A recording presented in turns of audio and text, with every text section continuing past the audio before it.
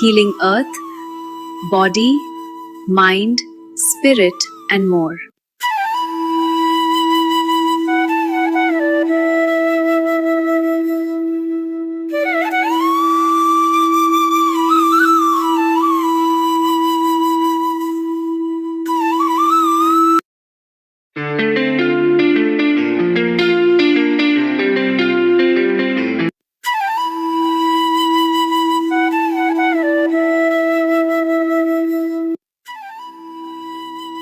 Namaste. Please join us on a free global online episode, Agnihotra Special, Healing Earth, Body, Mind, Spirit, and more.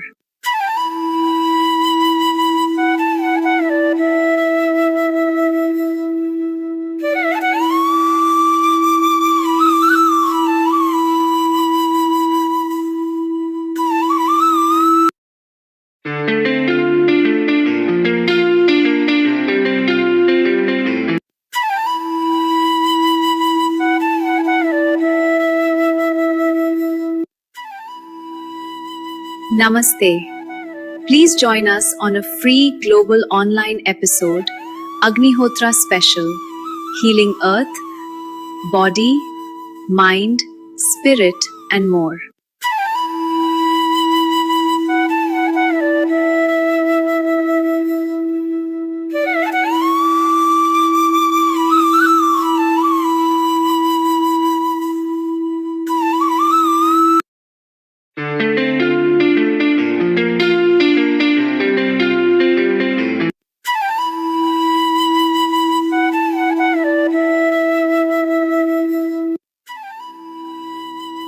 Namaste. Please join us on a free global online episode, Agnihotra Special, Healing Earth, Body, Mind, Spirit, and more.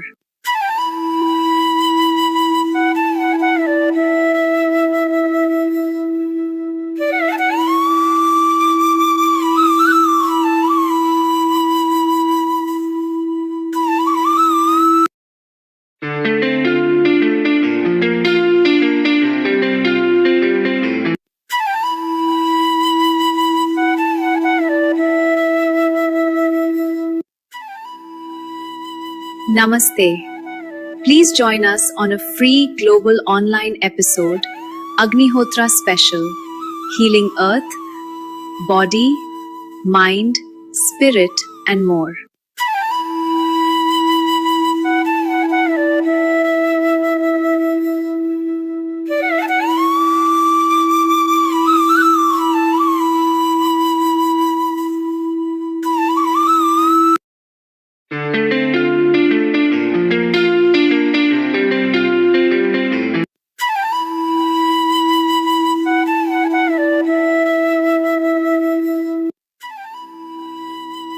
Namaste. Please join us on a free global online episode, Agnihotra Special, Healing Earth, Body, Mind, Spirit, and more.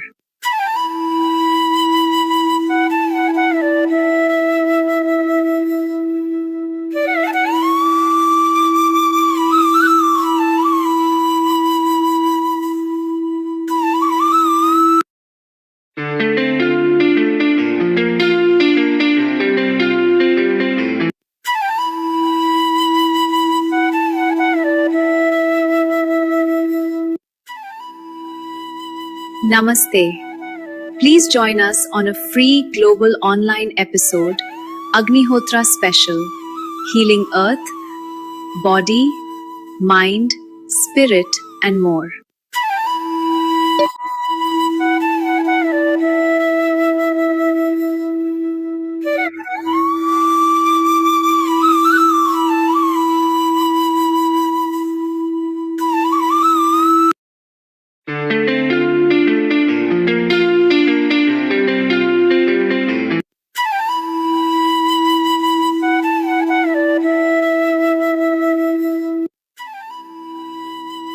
Namaste. Please join us on a free global online episode, Agnihotra Special, Healing Earth, Body, Mind, Spirit, and more.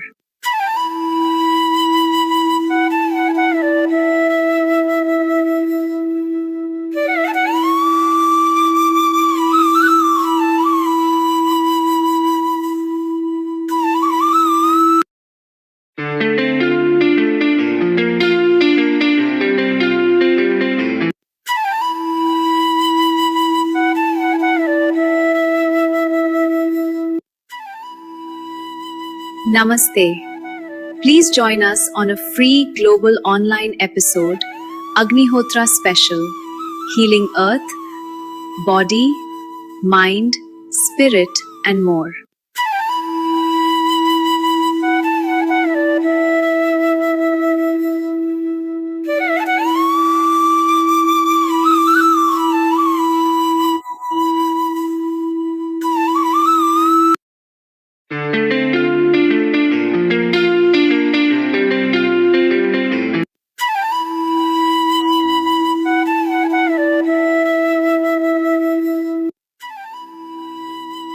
Namaste. Please join us on a free global online episode, Agnihotra Special, Healing Earth, Body, Mind, Spirit, and more.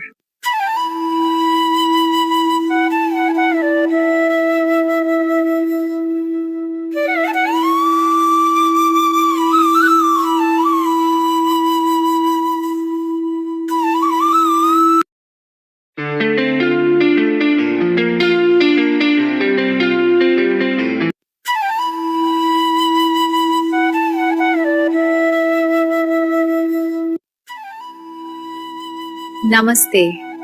Please join us on a free global online episode, Agnihotra Special, Healing Earth, Body, Mind, Spirit, and more.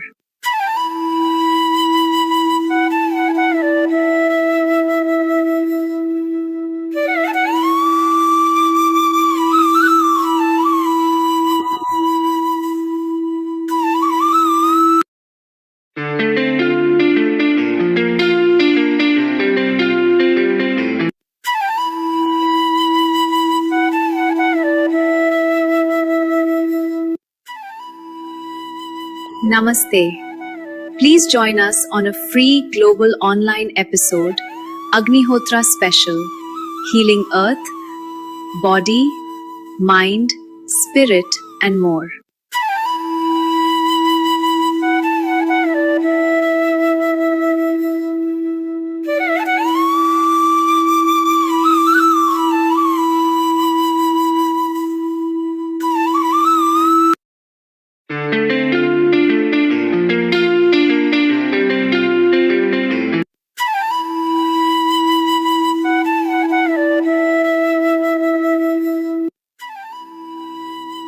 Namaste. Please join us on a free global online episode, Agnihotra Special, Healing Earth, Body, Mind, Spirit, and more.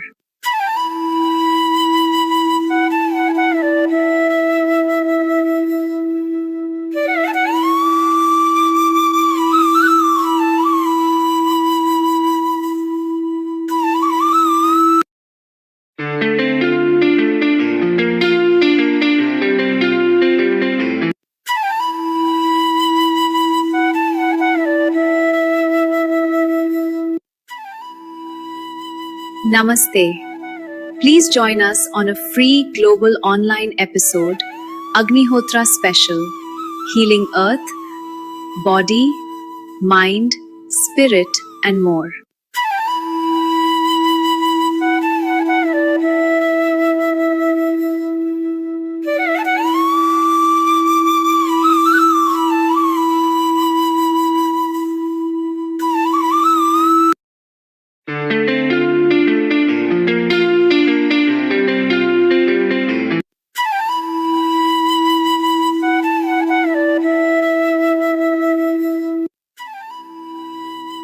Namaste. Please join us on a free global online episode, Agnihotra Special, Healing Earth, Body, Mind, Spirit, and more.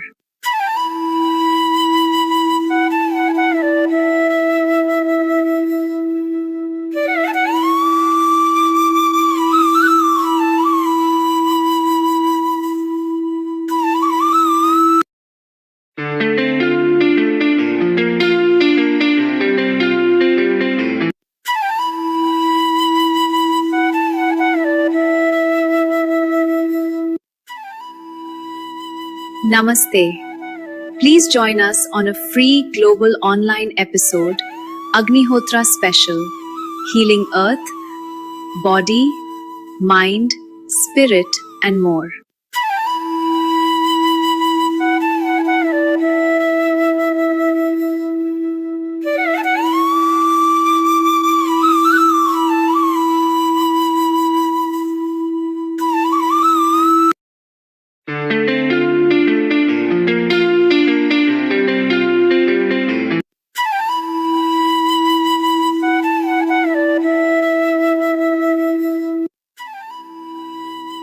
Namaste. Please join us on a free global online episode, Agnihotra Special, Healing Earth, Body, Mind, Spirit, and more.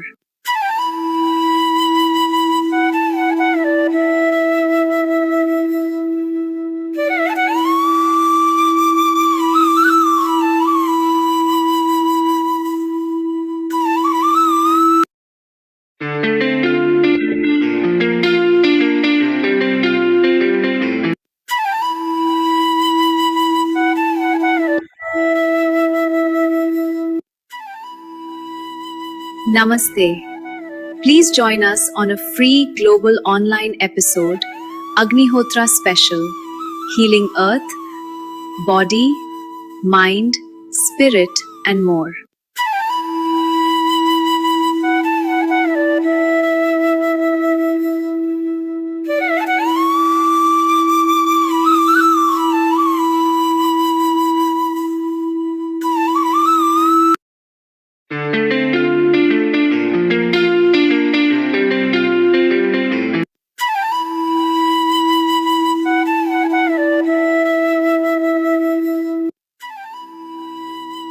Namaste. Please join us on a free global online episode, Agnihotra Special, Healing Earth, Body, Mind, Spirit, and more.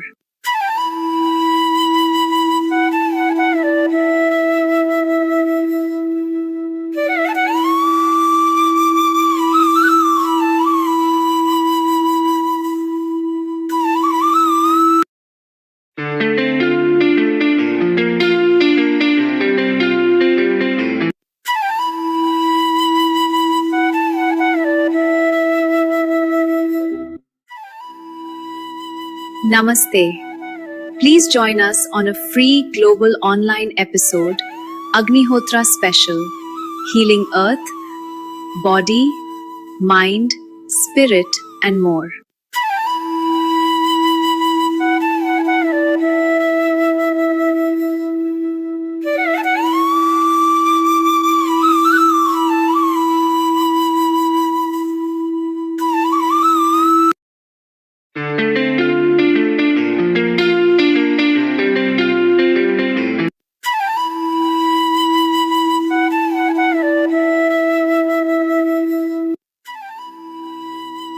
Namaste. Please join us on a free global online episode, Agnihotra Special, Healing Earth, Body, Mind, Spirit, and more.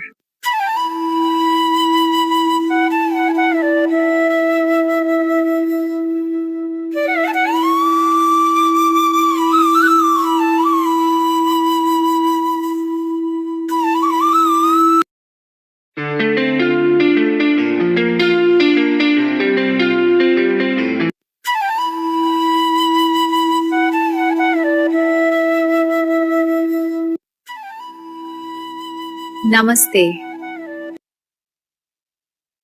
10, 9, 8, 7, 6, 5, 4, 3, 2, 1. Namaste. Good morning, good afternoon, and good evening. I'm your host, Amrita, and this episode we are broadcasting to you on specific subject of Agnihotra. But before we talk about Agnihotra, we would like to wish all our viewers a very happy Holi, the celebration of colors, of vibrance, of spring, of love, joy that we all nurture and nourish and also spread with our and share with our loved ones, making new and old memories revive and also praying for the colorful life of everyone. And that is why where today we are in such a big dilemma of a lot of things going on around the globe. Let's have a short Gayatri mantra and also pray for global peace. Joining our hands together with a calm mind, taking a deep breath inside as we all pray for peace and tranquility. Let's chant Om.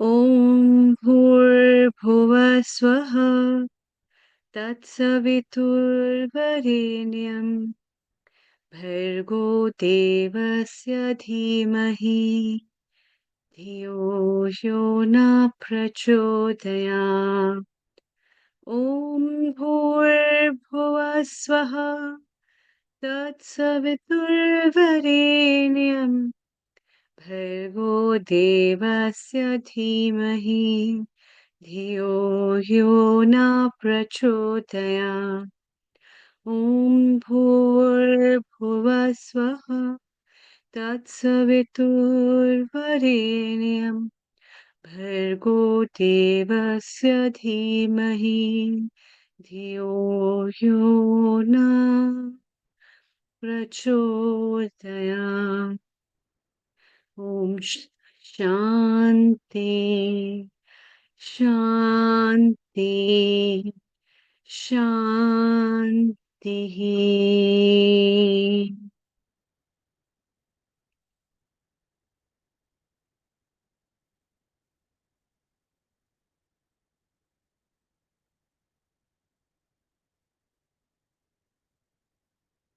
Welcome. Agnihotra or Homa therapy, one of the ancient traditional sciences that has been explored many years back, but still has its relevance in today's time. And it's pretty much relevant in many, many ways in today's time. And that's why for today's episode, I very warmly welcome the episode producer of this very Agnihotra episode, Dr. Ulrich Berg. Global Namaste, a very warm welcome and good evening. And along with me, I have our guest panelists who are our resident panelists, Dr. Anukul Goswamiji, as well as Dr. Kailash Parekh, who has joined us from United Kingdom. Very good afternoon and a very warm welcome as well. Global Namaste to everyone. Thank you. Well, namaste to everybody. Dr. Ulrich, you have been practicing Agnihotra in various ways. It is very useful. It's a talk of the town in many countries. People, especially at this time, also require a mental peace as well as a calm mind to be very mindful of what actions do they take. And I think it is very precise to talk about this kind of an episode where it's about some traditions, it's something about knowledge, it's about practices, as well as some wisdom orientation in terms of a wiseful life that we can lead in. So, two words of your wisdom before we take over. We also welcome our founder and director, Neil Kumar from London. Global Namaste and a very good afternoon. Global Namaste to you, Amrita, Anukul, Kailash, Lisa, Parvati, with a gang of people over there. Shortly, Ulrich will be inviting them. It's wonderful to have a nice entourage of people over here. And thanks to our producer for this episode, Professor Dr. Ulrich Berg. So wonderful to have you, the way you are connected with people and bringing this Agnihotra live. And so many people are connected to us on YouTube, Facebook, website, and other mediums in a partner channels there as well. thanks to our technical director as well, Nishit. Nishit, if you could bring your video on just for a moment, and we can say hello to you as well. So that will be nice. And yeah, that's Nishit over there. And he's also excited about this, which is beautiful. Oh, And holy background. Yes, I didn't realize I'm going to change my background in a second. Uh-huh. and it's your birthday, Nishit.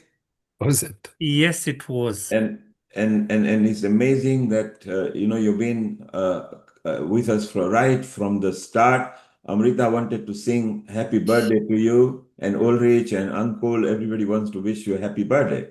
Yes. That is amazing. Birthday to you, happy birthday to you, happy birthday, dear Nishit Bhai, happy birthday to you. May your birthday be filled with a lot of sparkles in the life and with fun, laughter, joy, and health, with loads of wishes and love from all the Healing Our Earth family, as well as all the viewers who have joined us, who have been a part of this. Let's wish our technical director and a very wonderful soul a very happy birthday. Happy birthday. Thank you very much. That was a lovely surprise. I'm enjoying the program. This is something new for me. I'm looking forward to exploring what Agnihotra is all about. And not only will you learn what it's about, you will see how different people in a different country merge together to bring that energy. We were talking about energy with Evan and Lisa just earlier in a private room. Today, those who are connected to us will feel the energy. And Amrita, as you said, and we'll mention this again, is the holy time on Wednesday. It's a holy festival, which is a festival of colors that brings laughter and joy and a celebration of love. It's the start of a spring and a new beginning. It's a day to let go and play with colors, make memory with loved ones, and wishing everybody a vibrant and a happy Holi. And today, to start that Holi, we are going to have Agnihotra. So over to you, Professor Dr. Ulrich and Amrita and Lisa. It's all yours. So let's go, go, go. Thank you, Nil Kumar. And with this episode, I also very eagerly wait for Swindy to sing as Parvati and Swindy. Both of them make a very beautiful match, and the lyrics go very well. Written songs and the singing. I look forward to that because the ragas and the music and spirituality with Agnihotra goes hand in hand, isn't it, Dr. Ulrich? Yes. Although, as Neil Kumar said, I don't sing on Sundays, so that's such a pity. I can't join them. No, Otherwise, we I will would ask be. others to sing then. Okay, so maybe we start. Yes, So yes, please go ahead. I wanted to start with showing just a little bit of Agnihotra so that people who have not seen Agnihotra yet have an idea of what we are talking. And then we continue with the people from Pogorania Eco Village. And then Lisa takes over about the healing session. Okay? Yes, thank you.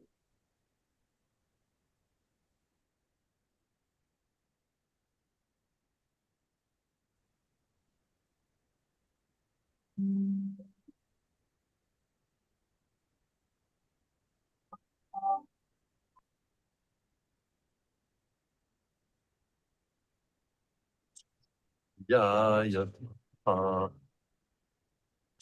Yaya Dam Namama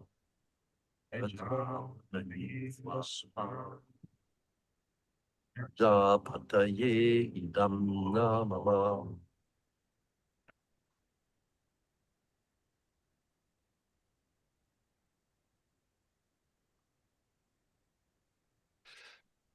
So now I invite the people from Pogo Aranya Eco Village to give short statements about how Agnihotra has had an impact on their lives.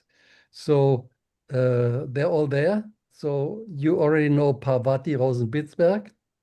Then next to her Namaste, everyone. is Suvindi Karina. Then Yes. in the background, it is Rory Maher, Jarek Bitzberg. We don't see her pretty well, only half. It is Asha Johanna Maher. And then in the front, we have Barry Ratner. We will hear more from him later on. So all these are together. It is an eco-village, the only Homa eco-village in Europe at least, exists since quite some time. And it's a wonderful place because they are performing the fires consequently since nearly 20 years, I think. And you feel that when you go there. And that is the these fires, that is what they keep together. And it's a growing community. Now we are building, because I'm part-time member also, we are building a center of light, a seminar center, so that more people can come, and hopefully that will be finished soon. So now, Wonderful. maybe just go in the sequence as you're sitting there. We planned a sequence. Okay, then go ahead. Hello everybody. My name is Suindi, and I've been living at Bruggeraranya for about 15 years now. And how has Agnihotra impacted my life? Well, it brought me here. And living here is fulfilling a lot of dreams of mine. It's giving me direction, a path, and it keeps me in a state of good action. And that's what I really appreciate about Agnihotra, sunrise and sunset, keeping me in a rhythm with the planet and keeping me in a state of good action, and also helping me to maintain a healthy mental state and emotional state. So it's a benefit to me, and it's a benefit to the earth, and that's how it's impacted my life. And Wonderful. I'm Parvati Rosenbitzberg, and I'm co-founder of, with Jarek, of Eco Village Bruggeraranya. And it started, we've been here 30 years. So, oh, there's no. Continue. Okay. Yeah, please. Please continue. Oh, okay. Wonderful. Please go ahead. You can still talk. You're still Okay. there. It's just Okay, it was confusing. Okay, so I started Agnihotra about 50 years ago. Oh, Yeah, I was wow. I was quite young, and I was I had suffered from chronic asthma, very, very serious asthma. I used to have to be put in the hospital and breathing treatments and shots, and always had to live in a building where I had friends so that they could take me to the hospital. So I started Agnihotra in Baltimore, Maryland, and I was working in a health food store, and it was my first day, and my boss said to me, "Oh,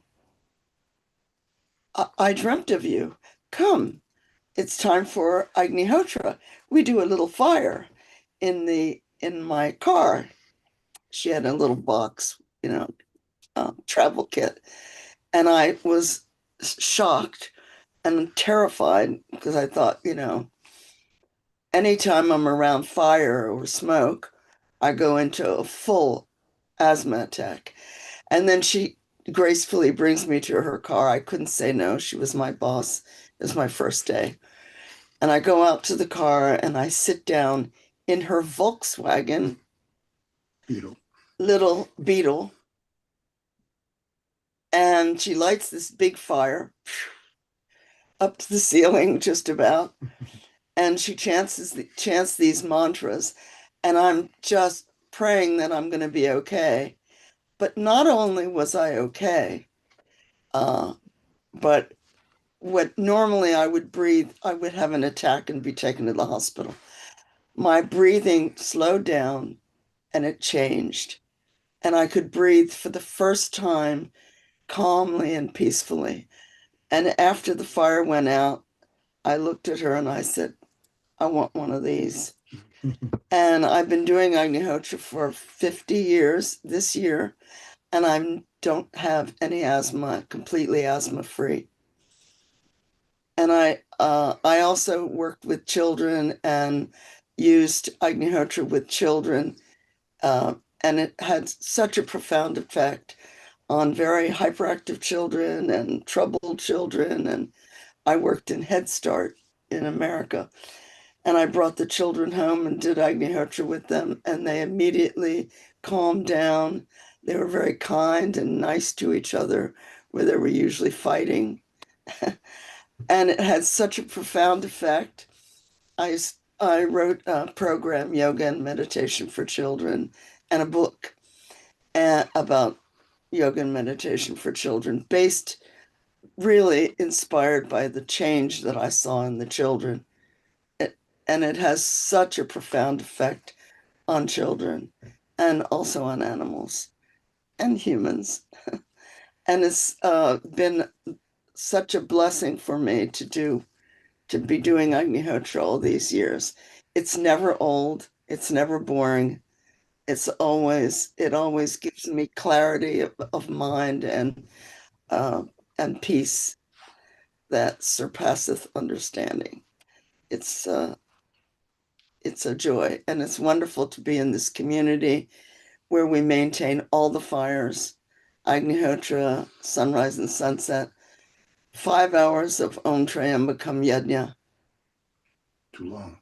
And Rudra Yajnas, etc. And the energy here is alive and healing. Come visit. Wonderful. Very good. Beautiful. Next. Hi. Yes. Hi, my Hi. name is Rory Ma. I've been living here 26 years and doing Agnihotra 27 years. So not quite as long, but you know, what can I say? It's, you know, as soon as I started Agnihotra, it was a massive radical change, especially within 2 weeks, let's say. It had an amazing effect on my mind more than anything. I was quite self-destructive before, and also a bit not really accomplishing much in my life. And Agnihotra gave me purpose. It gave me, it fulfilled my spirit, what I was searching for in life, some way to help the planet, some way to help myself. And there are many holistic practices that call themselves holistic, but nothing that I know of that actually heals the atmosphere, so that when you actually have some kind of therapy and stuff, you're living in the atmosphere all the time. You're not going out into pollution again and getting, you know, sick again. Here, you create the atmosphere with you, and you're living in that healing energy, and that has what has an amazing effect on my mind, on my body, on my health, and on my spirit. Yeah, that's my story. Thank you very much. I'm Jarek Bisberg, Parvati's husband and co-founder of this place, etc. And came across Agnihotra about the same time as Parvati, except I learned it in India from the Akalkot ashram, where it all started, Parama Sadguru Shri Gajana Maharaj's ashram. And then I was sent to Australia, so I continued experiencing various different New Age things which were of interest to me before, which is why I went to India in the first place. And I went to all kinds of New Age schools and New Age centers and festivals, etc. And what I found Agnihotra did for me was that it kept me focused deeply and connected with Mother Earth, with nature. and similar sort of thing as Rory experiencing the connection with nature. And what I found with the New Age groups, which is still continuing today, unfortunately, but changing more and more, is that they were focused more on themselves and completely unaware of the natural environment. And when I met people who were totally into ecology, like permaculture, etc., and I went to a few ecological meetings and festivals in Australia, it was always the ecologists would never connect with the New Age people. It was always the never the twain shall meet, for various reasons. And Agnihotra, what it does is it connects ecology and spirituality. It did for me, and it does for everyone in the whole world. And so even though I continue doing all these New Age things like yoga, meditation, Reiki, all these hundreds of different things that arrived in Australia from America, from California mostly, I still kept this deep connection with Mother Nature, thanks to sunrise and sunset, Agnihotra. And that is the most important thing. Of course, Agnihotra and yajnas are the first step of the fivefold path of the ancient Vedas. So it's a foundation for everything else that follows, which is all that New Age stuff. But without that foundation, I think people are kind of lost.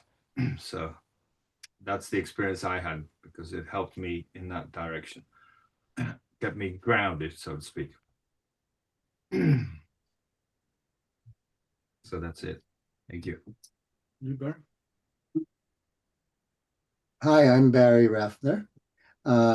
People always ask me why I moved to Poland 16 and a half years ago. And first thing I tell them is, well, I started Agnihotra in 1975 at the same time Parvati did. So I said, you know, wherever she goes, I go, even though it was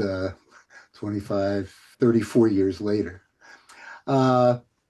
I learned Agnihotra from a psychologist, and I was actually in a therapy session, a 4.5-hour group therapy, 22 people. And the psychiatrist of the group announced, whoever wants to go into the next room with Ross Ford, the psychologist, there were 2 people running the group, can go and meditate for like that. 5 people out of the 22 went. I was one of them. After 5, 6, 7 minutes, after Agnihotra, the first one I ever saw, October of 75, I went back into the room. And I noticed that all of a sudden, I didn't feel like a patient anymore. And I felt this inclination to help people. So other people in the group would say this and that, and I would say this and that. Well, how many? 18 months later, I got my master's degree in counseling psychology, so I continue with the counseling thing. I went to India in 1979. My first trip, I stayed there for 6 years. And I was enrolled at the University of Pune in the psychology department, doing PhD study. And here I am. Amazing. Thank you. Thank you Wonderful. for our stories.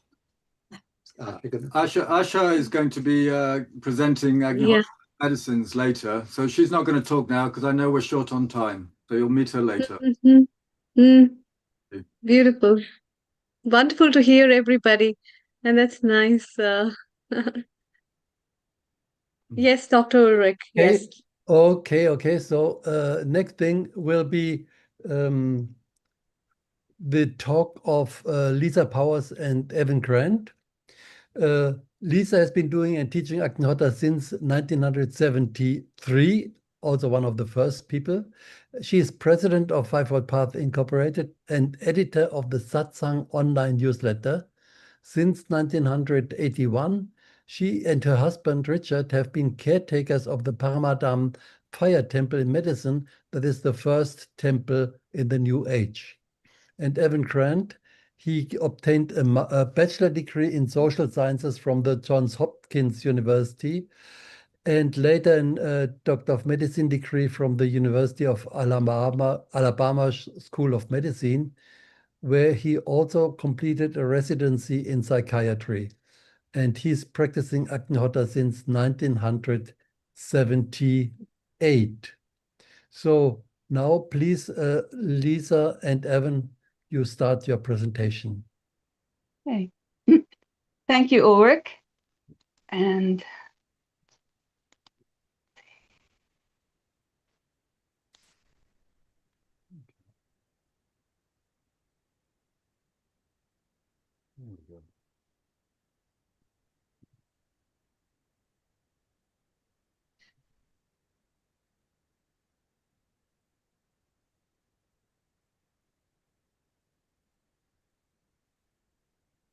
if someone can suggest to me how I get to full screen, I'm sorry, somehow I'm not seeing this.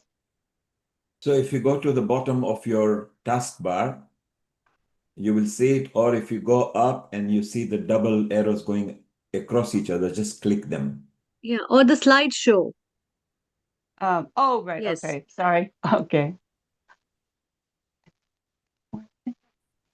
Perfect. Go ahead, please. Okay. Thank you. So in today's program, we'll be talking about Agnihotra. And when we say that, we're referring to a very specific method. There are many things called Agnihotra, but they're not all the same. So the scientific research and the wonderful results we'll be talking about were obtained using this very specific method. Agnihotra is the basic Homa. Homotherapy is the application of the healing effects of Homa. Heal the atmosphere, and the healed atmosphere heals you. That's the main idea in homotherapy. Homotherapy has many different aspects, and you'll be hearing about quite a few of them today. So using Agnihotra and Agnihotra ash home remedies for healing are aspects of homotherapy. We're not going to make any claims that Agnihotra or Agnihotra ash remedies will treat or cure any disease or malady. Everybody's different.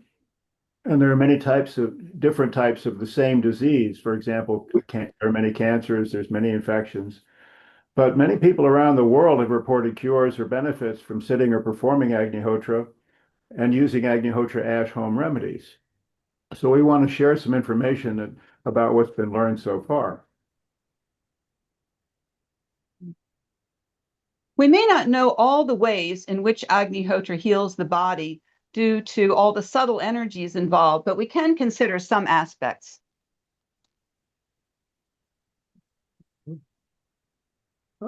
A number of experiments have shown that Agnihotra fumes will reduce bacteria in the atmosphere, and these photographs of medium plates are from such an experiment. Here they were exposed to the air. In each photo, we have a plate on the left that was exposed to the air, but then later not to Agnihotra. The plate on the right was exposed to Agnihotra, and you can see the big difference between them. And this is another experiment that was done at Fergusson College in Pune, India. And like the previous experiment, the medium plates were open in a room before and after Agnihotra and then incubated for 24 hours. The blue bar shows the colony count before Agnihotra, and the red shows it after. So we can see there's a big reduction.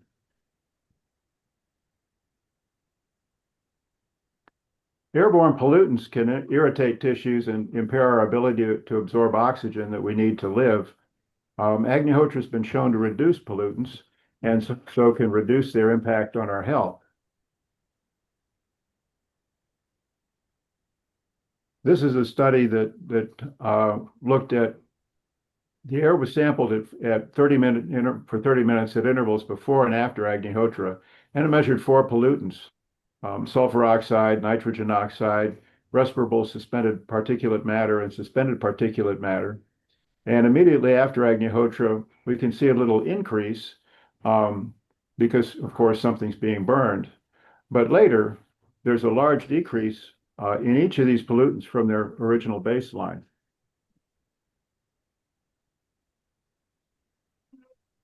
in heavily polluted cities, the concentration of oxygen can be inadequate, and this gets worse with heat waves and atmospheric stagnation when pollutants are trapped near the ground. And it's worst in cities with high population density and low vegetation and the heavy use of fossil fuels. And of course, pollution can lead to chronic health issues and fatigue and even reduced cognitive function.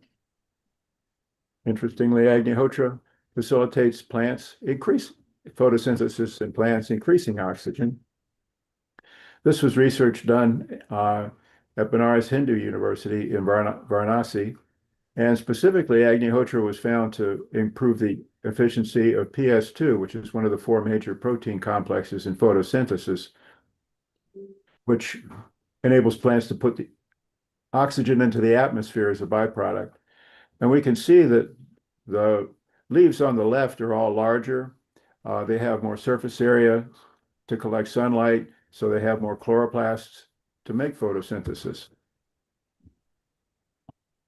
As we'll be referring to a number of different scientific studies, I wanted to mention that anyone who would like more documentation should get in touch with Dr. Ulrich Burke for this.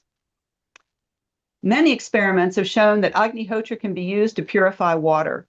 In this one, contaminated water became potable according to World Health Organization standards after treatment with Agnihotra ash. This is so important because according to the World Health Organization, 1 in 4 people globally still lack access to safe drinking water. So here is where this was published, and Dr. Ulrich Burke will be telling us more about this and other research later in today's program. Certainly, it's common knowledge today that stress affects the body. When we have stress, our stomach muscles may tighten, we may get headaches, our sleep may be impaired, and so on. In upcoming portions of this program, you'll be hearing about how Agnihotra reduces tension on the mind. And I love this photo. It was taken in an inner city Baltimore neighborhood, which can be a very high stress environment. And look how calm and peaceful these children are while sitting for Agnihotra.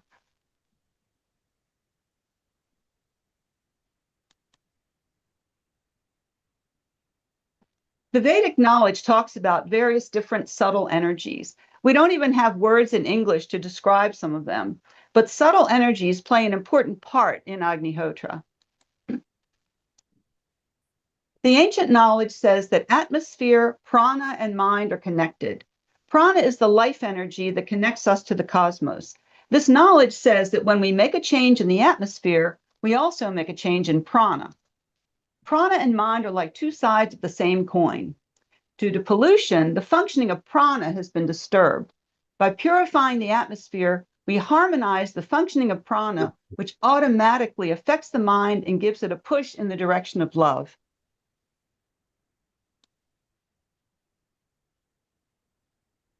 This diagram shows wonderfully what's going on at Agnihotra time. The solar energy and the subtle energies from the sun are captured at the Agnihotra pyramid and then react with the mantra and the fire. And energy is thrust into the atmosphere, clearing a channel that can reach up to 12 kilometers or 8 miles. And then prana is drawn down this channel. And then from the pyramid, it's dispersed to the entire vicinity so it can benefit water resources and plants and animals and people.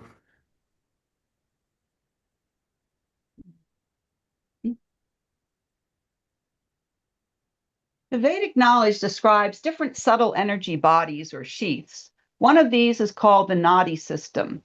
The nadi system is said to correspond to and interpenetrate the nervous system. And the nadi system is affected by our breathing. We're not always breathing in the same way. Sometimes we breathe through the left nostril, sometimes the right, or sometimes both. The Vedic knowledge says that the way we breathe affects our health. For example, if we have a cold, it's recommended to lie on your right side, so you'll be breathing through the left nostril, and this speeds up healing. If you've eaten a heavy meal, it's recommended to lie on your left side to aid digestion. If we are up at sunrise to do Agnihotra, our breathing will automatically be adjusted, which helps the nadi system. This is said to lead to better health. And this might be one reason people find that their health improves after they start doing Agnihotra. Agnihotra can reduce or help reduce a number of common risk factors for illness. Environmental factors, we've already talked about air pollution and how it can help purify water. But there are reports that it can help to ameliorate the effects of radiation and reduce recorded radiation levels. And of course, it can help with chronic inflammation and chronic stress and anxiety.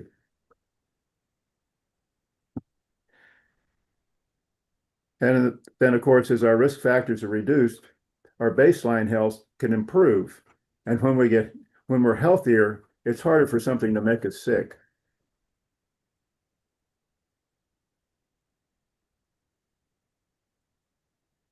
A really wonderful study on HIV virus was done in India some years ago at a home for HIV positive children. And in the study, each child performed his or her own Agnihotra. After some time, the children's viral load decreased significantly. CD4 cells are lymphocytes. With Agnihotra, the CD4 cell count increased. Normally, CD4 cell count decreases in HIV patients. The general health of all the children improved very noticeably, showing that their immune system had improved. This is an experiment that Dr. Ulrich Burke supervised, and he said that there was a doctor who used to treat these patients, these children, and he was often called out in the middle of the night. A child would come down with a fever or some infection. But after the children had been doing Agnihotra for a while, the times he was called out for those late night calls started decreasing. And the other thing that was noticeable was the children's energy level. Normally, these HIV positive children are lethargic, but after some time of doing Agnihotra, they became more energetic. They were running up and down the stairs. So significant healing had taken place. According to traditional knowledge, Agnihotra and homotherapy can bring all of nature back into harmony. And when we practice Agnihotra regularly, we can see and experience this for ourselves.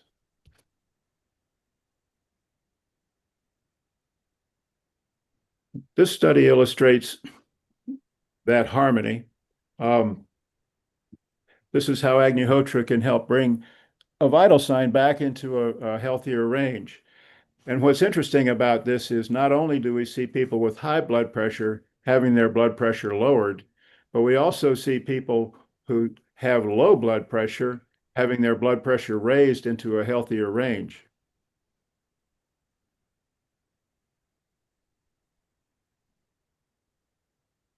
A very interesting study on live blood analysis will now be presented, the slideshow done by Lee Ringma. Lee and her husband Fritz are certified homotherapy teachers trained by Sri Vasant Paranjape.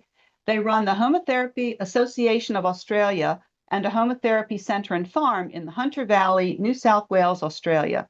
They've been sharing Agnihotra throughout the Australasian region for about 30 years. This is one of the few centers in the world that manufactures Agnihotra copper pyramids and equipment on site and provides information and equipment through their website, www.agnihotra.com.au. Actually, this presentation was slated to come a little later in the program. I'm just alerting in case people are were looking for it later. Hi, I'd like to share with you how rapidly healing can take place just by sitting for Agnihotra, and how rapidly one can heal just by consuming Agnihotra ash in water, that is, or by itself. I've had many experiences over the 35 years of performing Agnihotra of instant healing of discomfort, instant healing of pain. Live blood analysis with dark field microscopy is actually showing these instant results as detected in the blood. So here is a slide of sticky blood. So sticky blood is clumping blood cells clumping red blood cells. So they're not free flowing. And that means they cannot transport the oxygen and nutrients easily because they're not free flowing.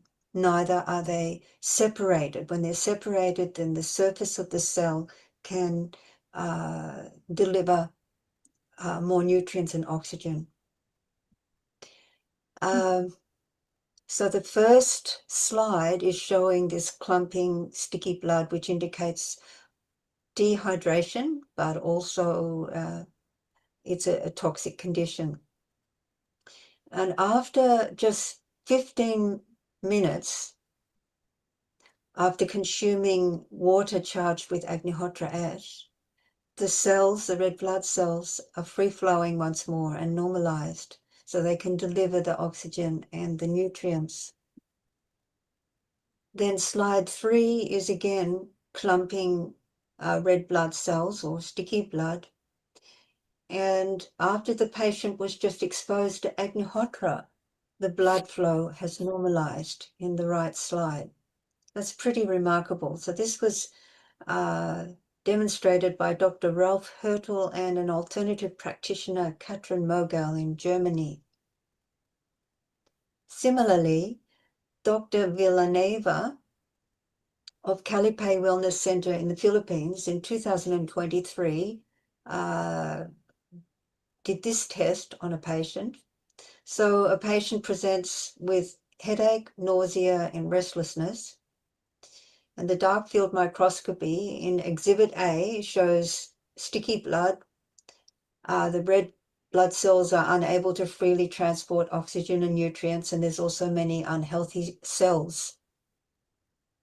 15 minutes after a glass of purified water, so just a glass of water, the blood hydrates and is more normalized, but 75% of the blood cells have a bullseye. You can see those bullseyes.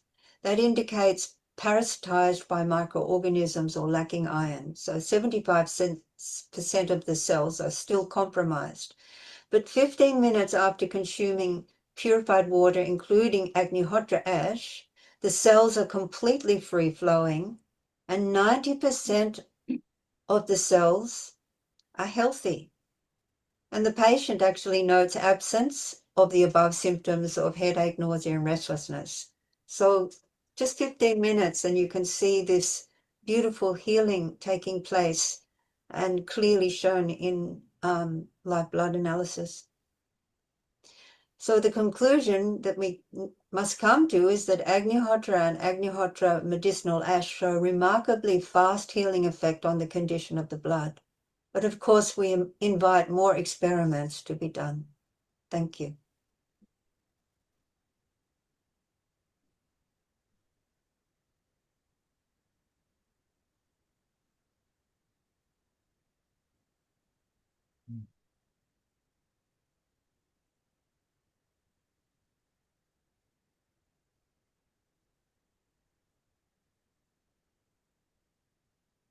I wanted to call your attention to the homahealth.com website.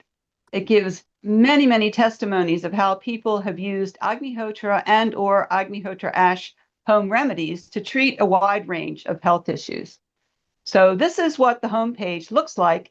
And then down here on the right on that page is this list of various ailments, health conditions, and people have posted their experiences using Agnihotra and these ash preparations. I mean, so you will simply click on one of these, any that you're interested in, and then you'll see however many reports people have submitted for that. I mean, I think this is a really amazing list. What a range of health conditions people have successfully treated with Agnihotra and or Agnihotra ash.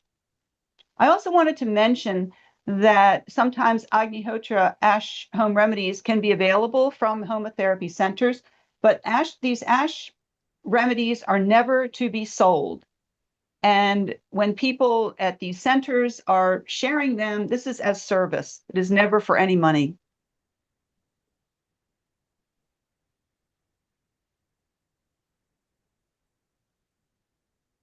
I wanted to share one of my favorite experiences that I saw of a person healing using Agnihotra. Last summer, I met this lady. She was visiting her son in my neighborhood and overheard some people who were talking about Agnihotra.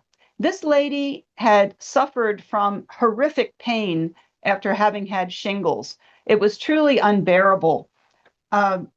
She, as you can see from what's on the slide, she saw 18 different doctors. She tried countless alternative treatments. She tried prescribed medications. She tried over-the-counter, just everything imaginable. I can't even think how much time, energy, and money she must have spent trying to get relief for such horrible pain. And she told me that for the previous 7 months before I met her, she just vegetated. She just barely survived because the pain was so severe. She didn't want to take some of the stronger meds, on an ongoing basis because they just left her so doped up, then she wouldn't do anything anyway. To get a little relief, she would walk. That somewhat reduced the pain. And she would even at 3 a.m. go and walk her dogs just to reduce the pain a little bit. So she spent her nights walking and unable to sleep. So she overheard someone at her son's house talking about Agnihotra, and she said she wanted to learn about this. So that day, they contacted me, and I met with her. And at evening Agnihotra, we each did a fire, and I told her, we'll just sit as long as it's comfortable. I mean, this lady is in horrific pain. I don't know how long she can sit. So we did our fires, and we sat quietly for a few minutes. And she told me that for part of that time, she was pain-free. So naturally, she really wanted to pursue this. So after 2 weeks of either doing Agnihotra herself or sitting for Agnihotra when someone else was doing it, the pain went from what she called a level 10 down to a level 3 or 4, which for her is bearable. She's a very active lady, and she credits Agnihotra with giving her her life back.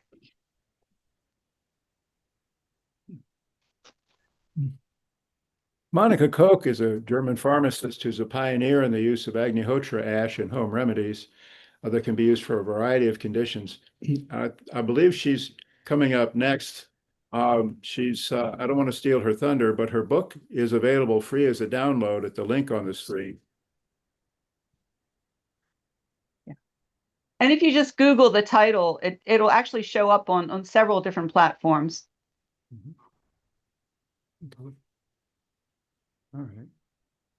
So Agnihotra is homotherapy, of which Agnihotra is the foundation, is truly holistic. It benefits not only our minds and bodies, but the life and environment around us. We've got a lot yet to be learned about it and about the science behind it.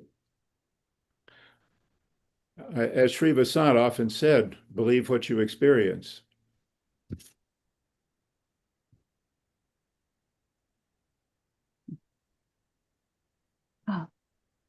Okay, next, as Evan mentioned, we'll have Monica Koch, and she's a German pharmacist who learned Agnihotra in 1974 from Sri Vasant Paranjape.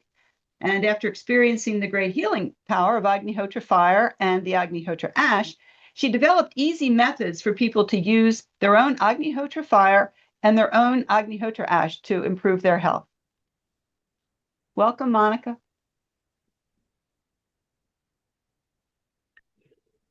Please unmute yourself.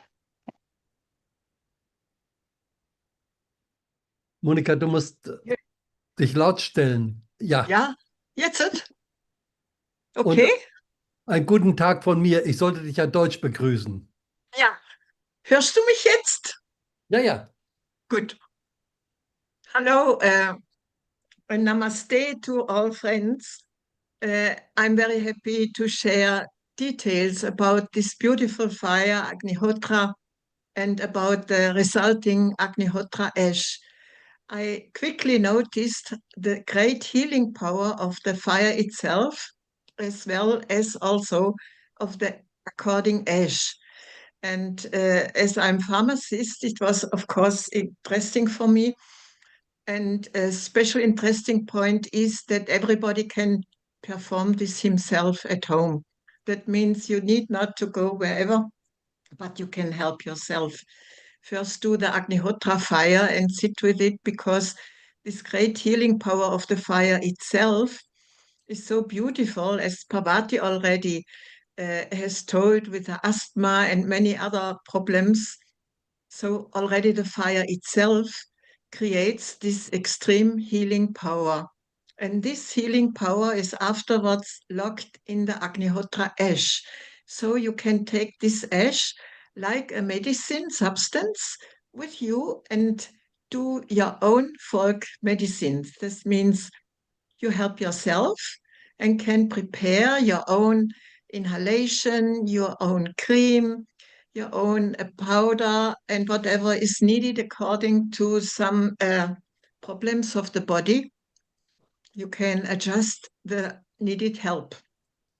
So the really beauty of this Agnihotra and the Agnihotra ash is you have not to go anywhere, you have not to ask anybody. You only perform and can help yourself. We afterwards will see, Ashia, how you can manage it yourself, how to do the different folk medicines.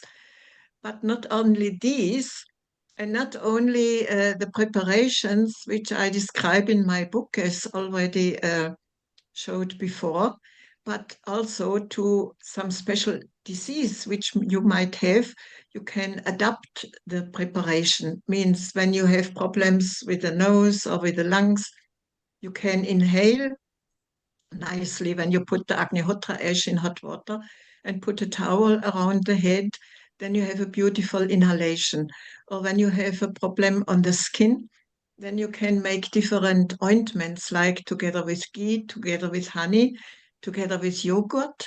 You always can adapt the needed preparation to the problem which you have already. So the mentioned medicines, which Ashia will show you and which also are described in my book, are only proposals which you can try, but you can also invent your own preparation, how you can use it for your own special problem.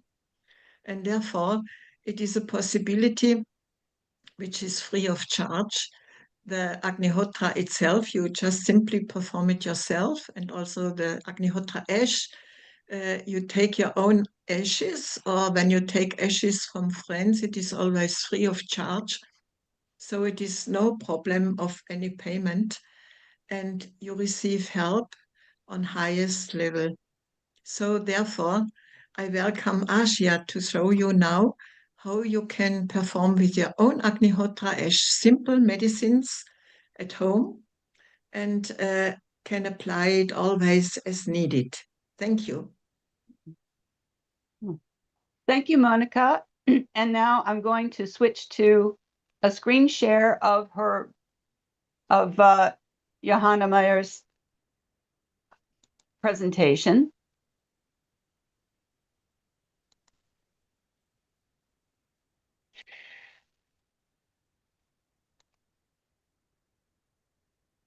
Hi, my name is Joanna Maher. I live in Poland in Eco Village Brugorania and Homa Center.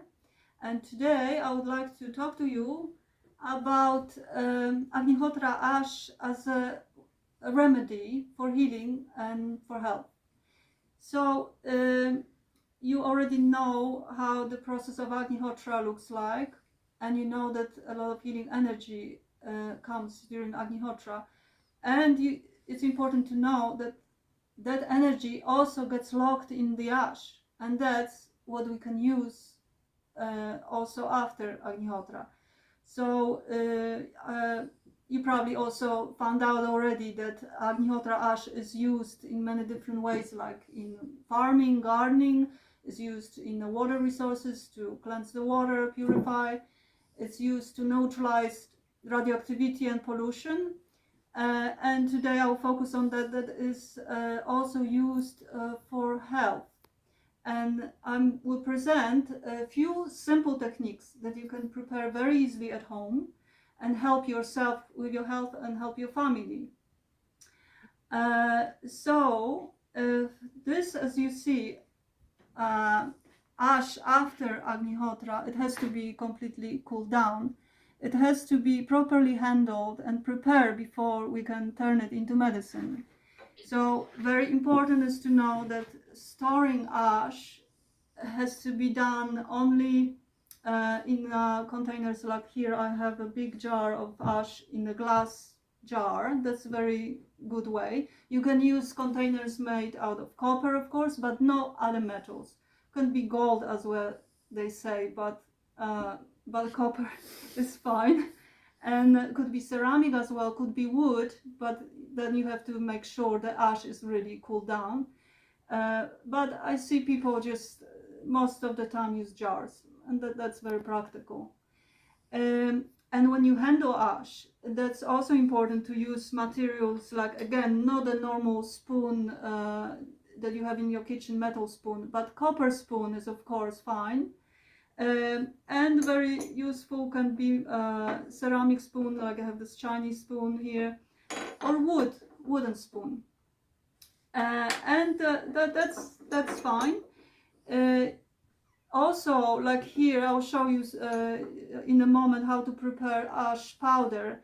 Here I'm using a plastic tool, which is okay when you're handling it just as a tool, when you're working with it, but storing in a plastic, like a plastic container, I wouldn't recommend it. It's maybe only if there is no other way, but plastic is not the healthiest thing, so we're trying to avoid it. If I would have a copper sieve, then I would use a copper sieve, but that's quite rare, I think. So before we can use this ash in any preparations, we have to turn it into very fine powder, because here we still have sometimes unburned pieces or pieces of rice that are kind of hard. So what we do, we just put it through the sieve. And like you see, it turns into very, very fine powder, very delicate.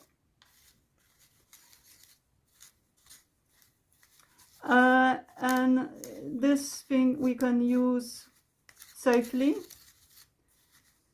What's left behind on the sieve also can be used. For example, you can put it in your compost pile if you have a garden. You can still put it in a river that maybe is nearby you, and you help the river. So don't throw away anything. It's all useful. So let's say this is our ash. And what do we do with that?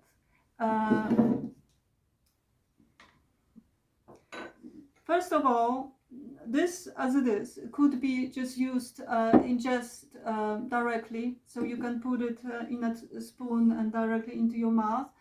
But often people have a bit trouble because it's very dusty, so it can go down your throat and you start coughing. So easier way is actually putting it in the water. So if we have a jug of water, I'm going to prepare Agnihotra ash water, that's what we call it. So per 1 liter of water, it's enough.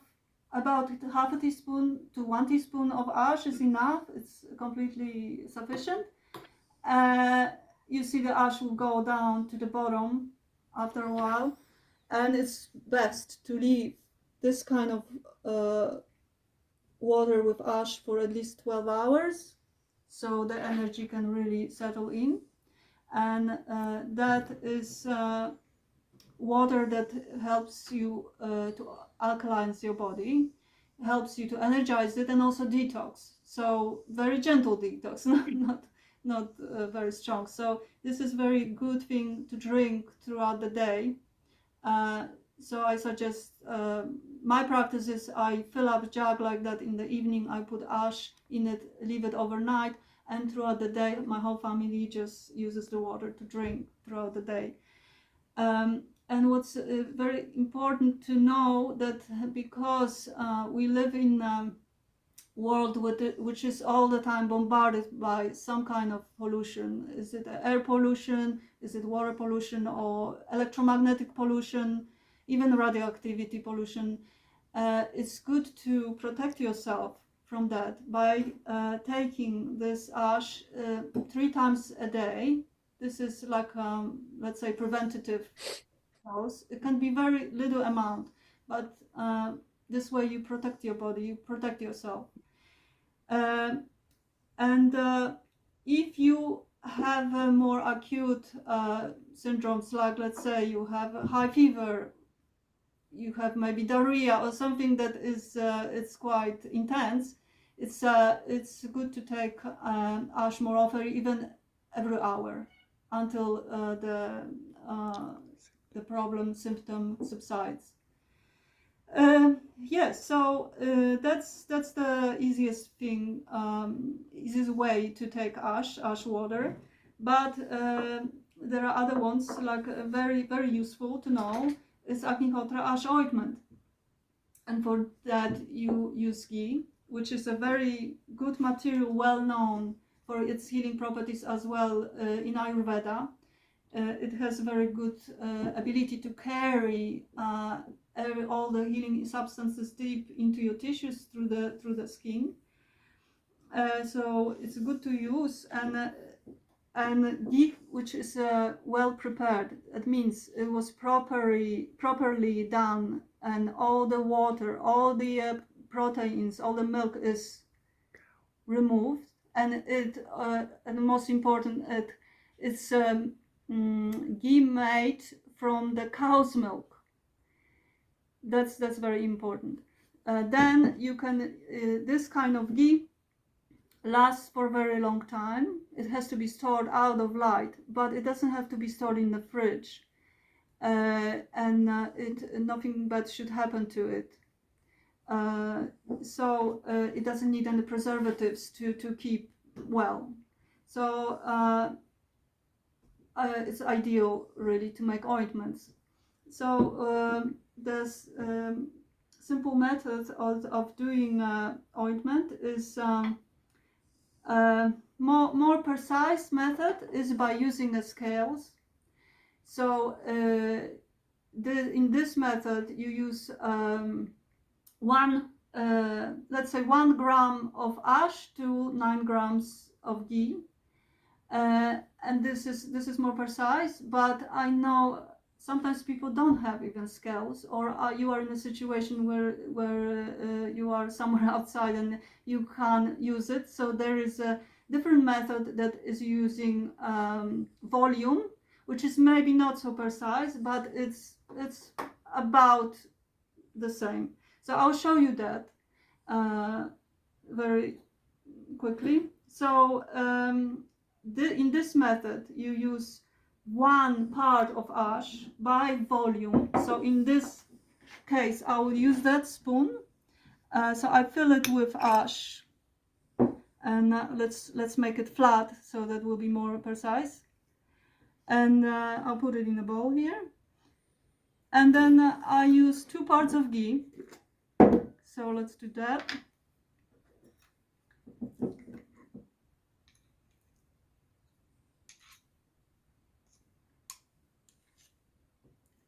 I'm trying to be as exact as possible, but that will be roughly similar. So that's 1. And the second one.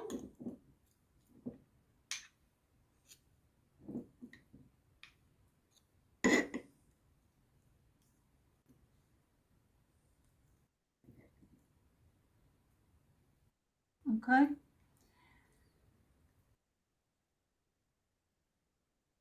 And what's left is to just simply mix it.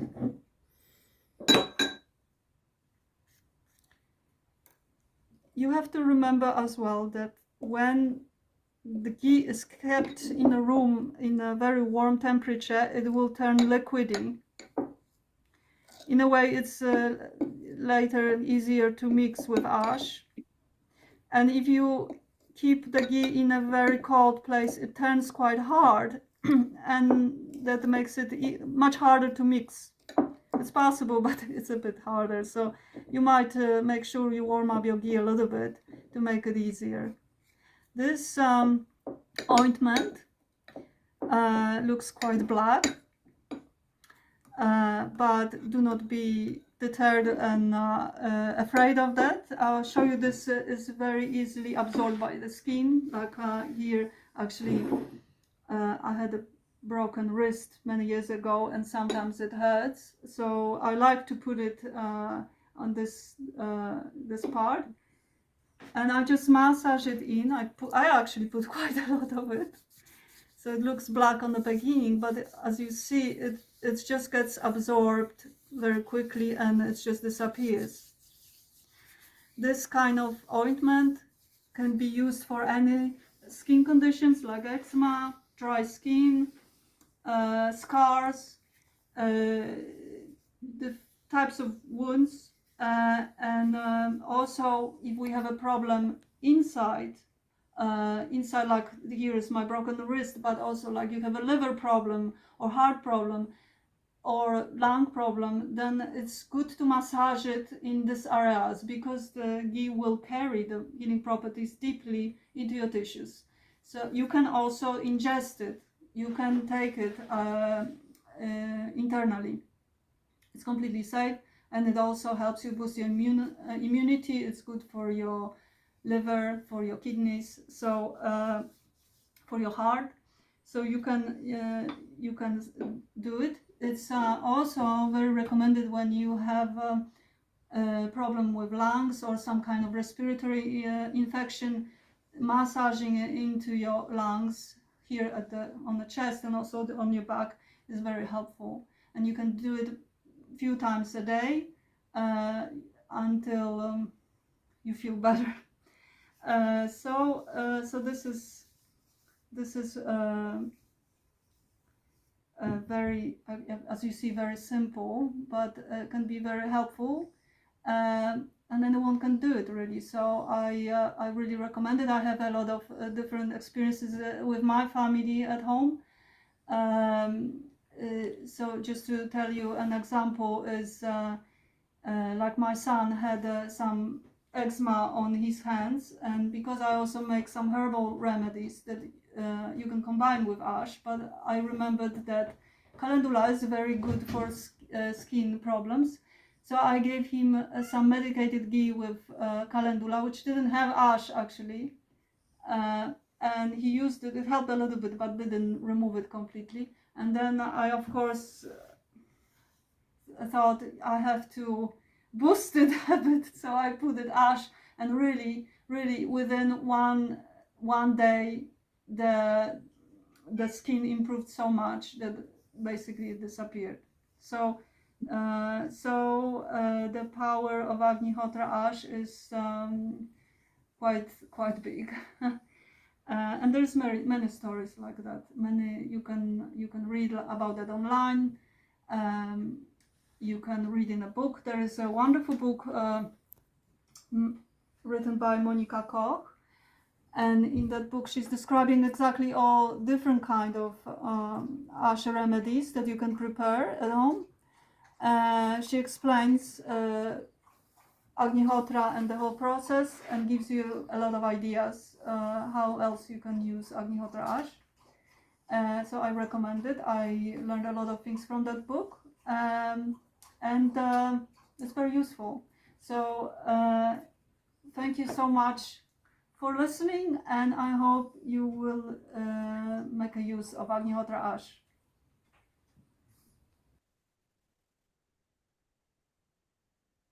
Thank you, Johanna. Very nice. Johanna resides at Eco Village Brugorania, and she's a member of Homotherapy Foundation Poland. She and her husband Rory manage the community vegetable gardens and specialize in growing medicinal herbs.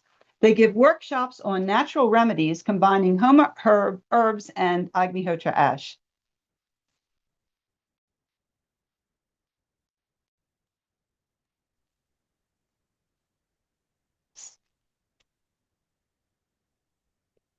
That was wonderful. I think we got so much insight on there. Some things that even I didn't know. Let's ask our resident panelist, Surgeon Anukul, if he has got any comments. And before we move on, Lisa. Anukul, so far, Eco Village, Monica, Lisa, Evan bringing psychotherapy, so much to learn and so much to explore with people. Your comments, please. Absolutely. I think the more I hear about Agnihotra, the more amazed I get with how much effect it has. We don't even know exactly how it really works.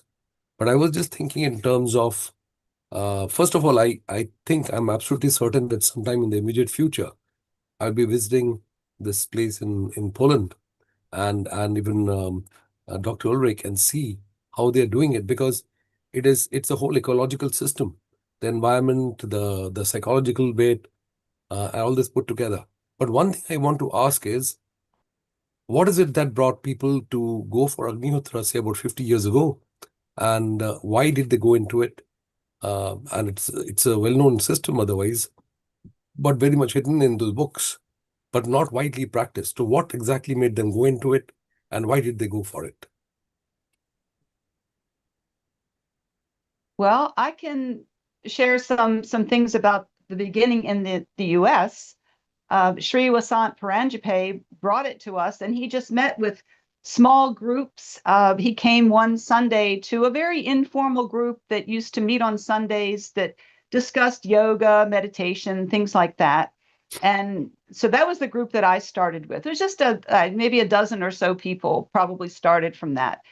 But when people started, and he met with church groups and I don't know, yoga groups, whatever, anyone who would listen, and it just kind of spread. When people experienced it, that was really the key. It was what people felt when they sat for it, because back then we had no brochures, we had no literature, there was no internet, the websites or anything like that. You know, he just came, told us, taught us, and that was it. There was nothing available like now we can share information so easily. Another thing was, back in those early days, a number of the people who first became interested in Agnihotra were recovering from serious drug addiction. There was certainly a handful of those people as well. And that has been shown down through the years that Agnihotra is a wonderful tool for helping people get out of this terrible clutches of alcoholism and drug addiction.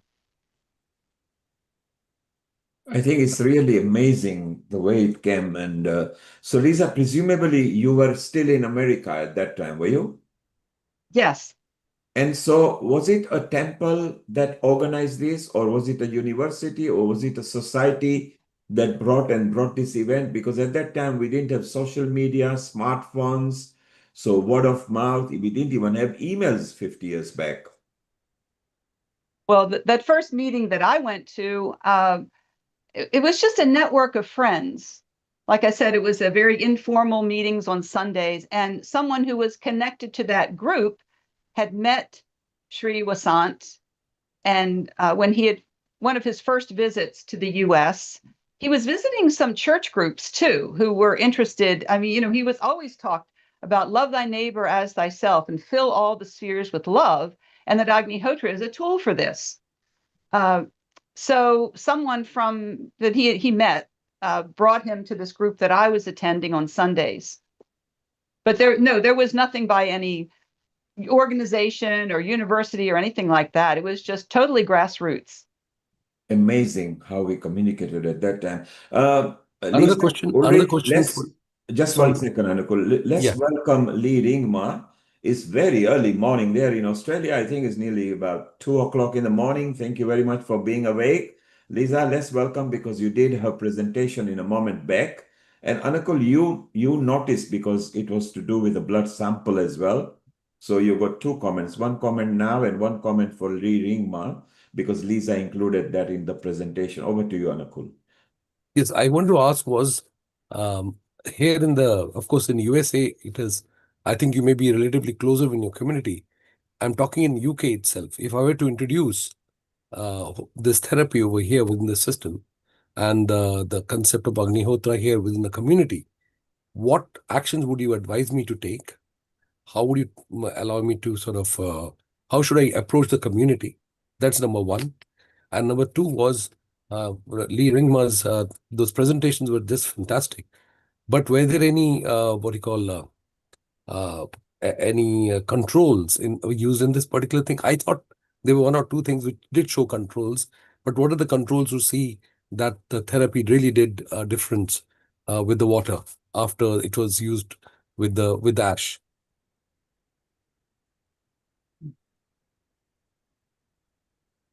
Lisa, are Okay. you answering first? Okay, well, since he asked first the question about introducing it in UK, well, people actually go at this so many different ways. A lot of times we might start by contacting organizations that maybe, you know, alternative healing people or people interested in yoga, meditations, who might be somewhat, you know, like-minded, aware of things like prana and energy, and that might be one way. But really, any opportunity for people to experience it. The most powerful teacher for Agnihotra is when we can show it and people sit for it and they feel it. You know, there's so many times when I've taught Agnihotra and I might give it, you know, a discussion, a talk, but what really matters is what the people feel. They can forget what they hear, but they're going to remember what they felt.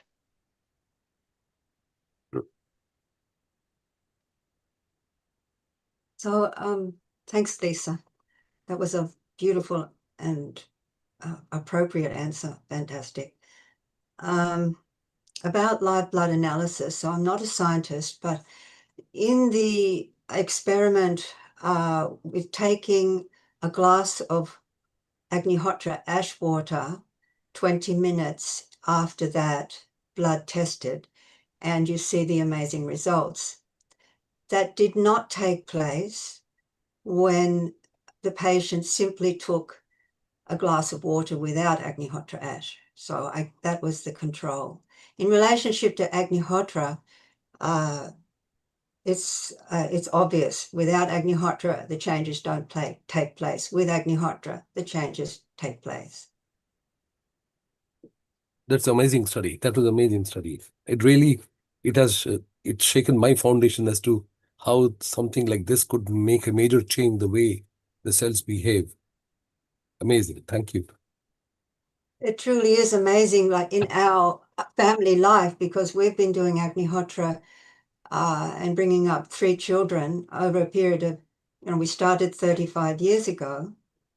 And the only medicine that we took was Agnihotra ash medicine. And the only medicine we gave our children was Agnihotra ash medicine, plus herbal medicine from the garden. But the garden was potentized with Agnihotra atmosphere and Agnihotra ash, which is shown to potentize the properties, the nutritional value of the food and the medicinal properties of herbs, for example.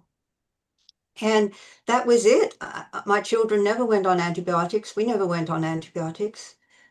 Agnihotra ash was the immediate remedy. And especially with pain, we found that pain often just disappeared almost immediately by rubbing ash and ghee over a painful area or taking the ash water. Even headaches disappearing, taking ash water. Not all the time, but a lot of the time, a very significant amount of time that it took place.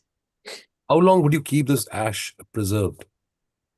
I have quite a few of this. I've saved quite a bit of it. But if I'm to use it anytime future, can it be used anytime? Or should it be used soon after it has It can be been? used anytime. It doesn't lose its potency. It needs to be stored in a proper vessel, not in stainless steel, for example, or not in plastic. It needs to be stored either in copper or glass or ceramic, and with a lid. Mm-hmm. And basically that ash will be potent forever.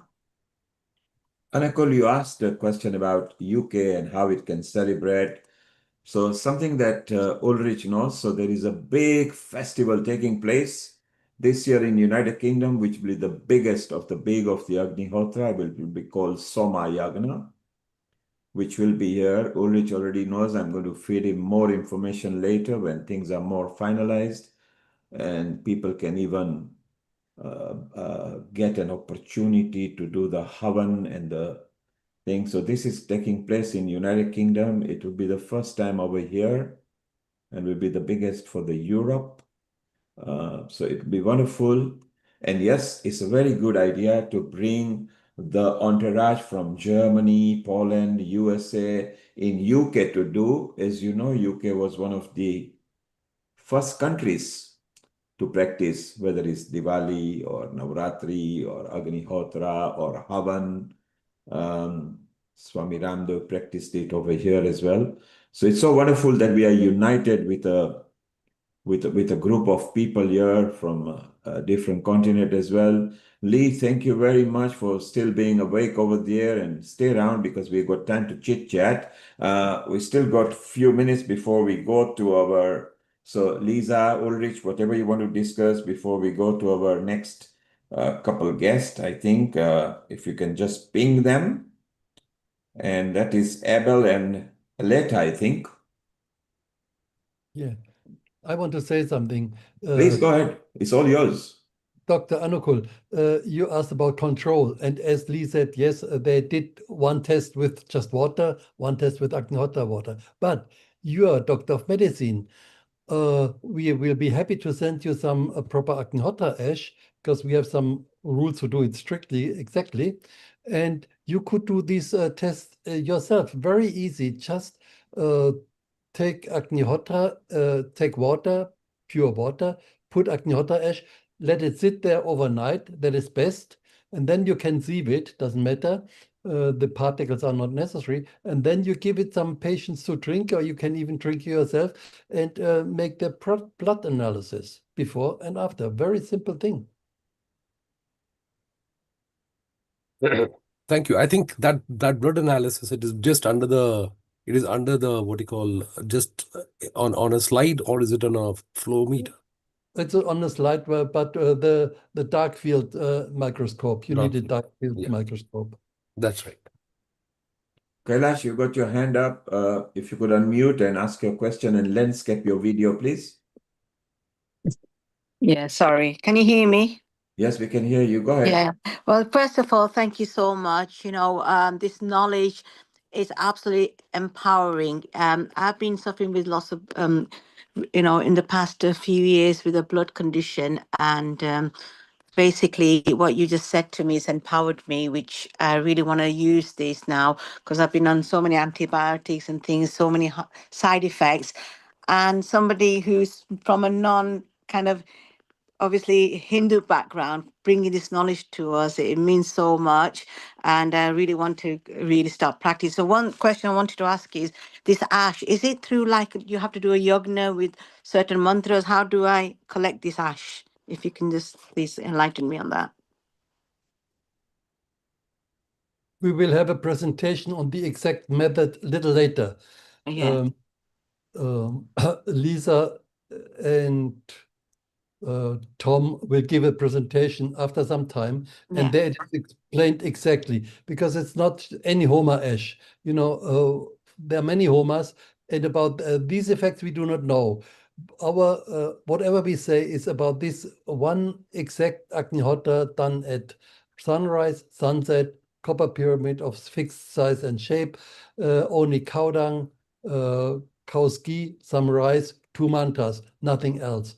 So that has to be exact. This is why, but just wait a little bit. After, I think, 1 hour or so, we will have this presentation, and then Lisa and Tom will explain exactly how it is done, okay?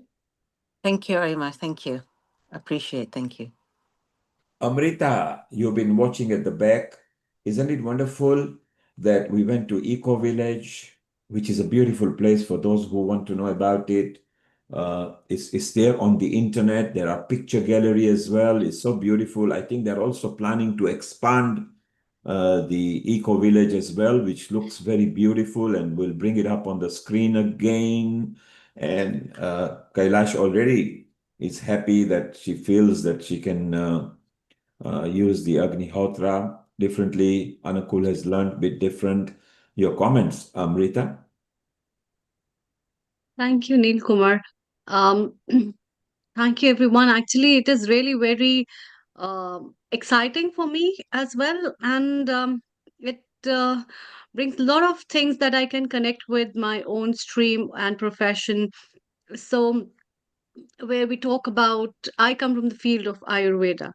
And from the field of Ayurveda, there had been a lot of uh, textual narrative references where Homa is one of the treatment modalities for many diseases. And this homotherapy, how do we do it? In what way it is performed? The role of mantras with the Agni, as well as the use of different kind of woods and the trees that have been recommended, apart from just the dung or the cow ghee, and how to work on the sustainable things, has got a complete domain of where we can explore so many things. And I rather feel very happy that Dr. Ulrich has already taken it to such a vast potential where so much of research is going on and people are now getting aware about all these things, because this kind of treatment modalities are not just personalized treatment modalities. This is, first of all, a non-pharmacological thing which is not with any side effects. Secondly, it is ecologically very stable. So, on the basis of sustainability, environment sustenance, mental ground sustenance, physical treatment, as well as spiritual enhancement, these kind of treatments are specially categorized under Deva Vyapashra Chikitsa, which means that a treatment that is done with the help of blessings and seeking some blessings from the superior power, which increases the sattva, which is a part of that increases the purity of mind. And purity of mind is very much related with the cognition and the cognitive skill enhancement, in which mindfulness, your clarity, your purity, is a very big ground to increase the oja and the prana of an individual. And this is how the treatment were lined up at that time by the people who were working in these naturopathies and therapies worldwide. And I think this kind of homotherapies is not just from an Indian ground. It existed in so many culture, and it's still existing in so many tribal places where people practice these things in social way, in cultural way, as well as in personal way. That's my comment. Thank you. So, Yes, Dr. Anukul. I have a very interesting point to put on, secondary to what Dr. Amrita just said. There are a few terms over here, I'll just use them. One, something called routine. We just tend to get up and do certain things routinely. They're just a part of the sequence of events that we through. Like we get up in the morning, brush our teeth, or take a shower. These are part of routine work. But the next part is what we call as a habit. We just do things unknowingly just because they're part of our life. We just do the things by habit. But one of the third things is called ritual. That is spirit plus a ritualistic part, in which you tend to focus your attention on whatever you're doing. That focused activity is something which is certainly connected to Agnihotra. Now, when it comes to Agnihotra, as opposed to what you call the Agni as a way of doing things like using different wood, Agnihotra is so specific to a specific time of the day, in the morning and in the evening. It raises quite a few interesting points about how you're focusing your energy at a given time of the day. So it is something worth looking into in much bigger detail, which I was not aware of until I came in contact with Dr. Ulrich's paper. And just to let Dr. Kailash Parekh know that when we'll be meeting sometime very soon, we'll be discussing this very issue and how to implement this within our area itself. It's a part of my activity that I want to expand on, because I do it myself and I can give her the ashram here itself. Wonderful. That's very nice, Dr. Anukul. And I would like to add on this. So the dinacharya and the daily routines are not just the part of making up your routines and the habits, but making these kind ritualistic, which has also a very key role in neuroplasticity. Neuroplasticity is a stage where new neurons are built up in the brain. And apart from that, Dr. Anukul, have you noticed all the people who have joined us for Agnihotra, they have a glow on their face. Did you notice that? And all of them are so senior citizens in their country, but I don't find them to be senior citizens virtually. And I find their glows much more better than the youngsters of today's generation. And that's the fact. And now see, this is what is one of the essence, and which is called as the prabha. the Tej. Yes. The Tej means the illuminance. The illuminance that you see that comes naturally due to a sustainable lifestyle and due to a practices that people just follow in a particular way. And that doesn't need any proof or evidence. Yes, exactly. You see this thing.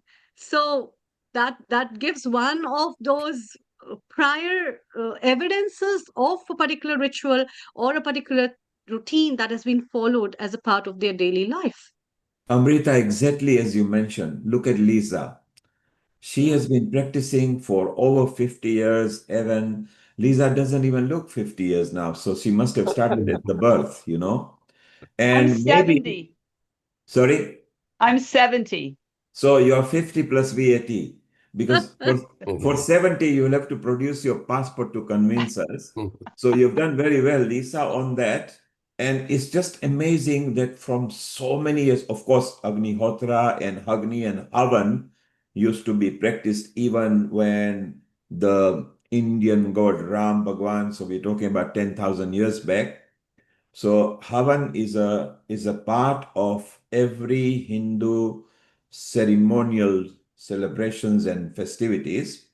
But you see, because us being Indians and it was naturally there, we never went to study in depth or never practiced every day.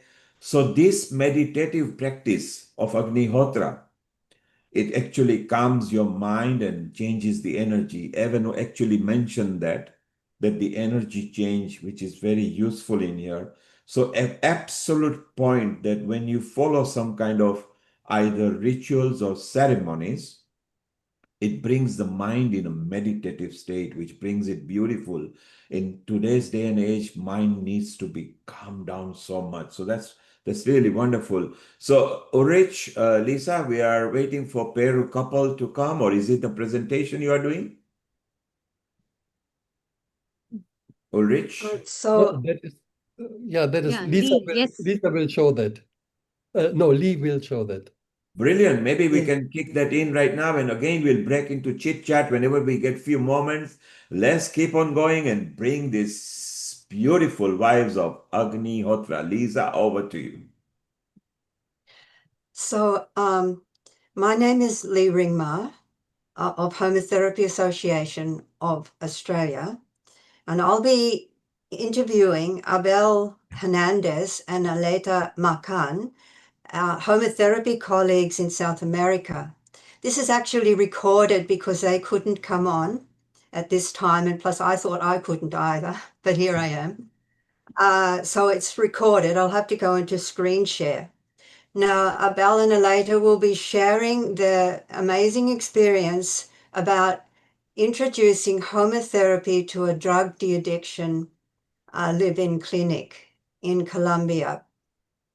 So I'll go into screen share now and That would be show you beautiful. this video. Yes, please go ahead. And of course, I think they're both residing into Peru, which is good. So we've got South America people with us as well. So we've covered every continent except Africa on this episode. Go ahead, please keep on sharing. I'm just talking. Yes, beautiful. Hello, everyone. My name is Lee Ringmar. Hello, Lee. And beside me is Abel Hernandez and Aleta Macan. And Abel and Aleta are homotherapy teachers in South America. They also teach abroad, and they're absolutely prolific in spreading Agnihotra and homotherapy through South America. I would say they've just about created a revolution there, with so many people performing Agnihotra and homotherapy for their well-being. And in particular, this tonight's subject is healing the mind. And Abel and Aleta have an amazing experience of helping heavy-duty drug addicts in a drug addiction rehabilitation center in Colombia called Phoenix. This program went on for 2 months with tremendous results. In fact, the the people who ran the center, they said it would take at least a year to see minimal results, minimal changes. But in 2 months with homotherapy, massive changes took place in so many participants and including family members. Okay, so the subject is healing the mind with Homa lifestyle. And then we're going to show the extreme situations, how even drug de-addiction can be healed. So what is Homa lifestyle? So Homa lifestyle is performing Agnihotra twice daily, at least 1 hour Om Triambakam Homa daily, if possible. Taking Agnihotra ash medicine throughout the day. Working in nature is important for grounding the high energies of Homa. And optional, there's 15-minute Homas at intervals throughout the day. So I believe all of these things were in the program. So how does Homa heal? Well, environmentally, Agnihotra sunrise and sunset creates a healthy atmosphere, and a healthy atmosphere impacts our minds in a healthy way. And for personal well-being, Agnihotra really facilitates meditation, clarity, equanimity, and healing, transformation. Environmentally, when we add Om Triambakam Homa, this Homa fortifies the atmosphere created by Agnihotra, which is full of life force. It creates more peace, more vitality. And for personal well-being, many people perform Om Triambakam Homa as a great aid in transforming the issues, in purifying the mind. Everybody needs to perform Agnihotra. This is basically enough. But if things are more problematic, or the environment is in a difficult situation, or your life is stressful, adding Om Triambakam Homa is a great help. And then consuming Agnihotra ash medicine throughout the day helps detoxify and balance the body. It even influences the mind to be more balanced. And then working in nature helps with grounding and integration of the high energies. And if possible, regular Homas through the day, it helps to be more balanced and more attuned, more centered. So a powerful demonstration of healing the mind is in drug de-addiction. How did the Phoenix Rehabilitation Center come to allow you both to conduct the Homa drug de-addiction program there? Well, we must say, since we travel continuously, in one of the trips that we have in Colombia, 2 families came to us and inquired about the benefits, the possible benefits of Homa therapy in drug addiction cases. And we say, it is possible, we have that can be done. And they say they have relatives who have been into drugs, and they have been going in and out of rehabilitation centers. And it seems like it's a quite challenging problem. So they say, we would like to try out Homa therapy, but they're very difficult cases. We will do anything that you require. So we say the best will be to have these people residing with us, staying with us, because at the beginning it is very important to have a keep close supervision of the process. So they arranged they found a rehabilitation center. They have psychologists, they have all the experience of years and so on. But as we said before, normally they manage to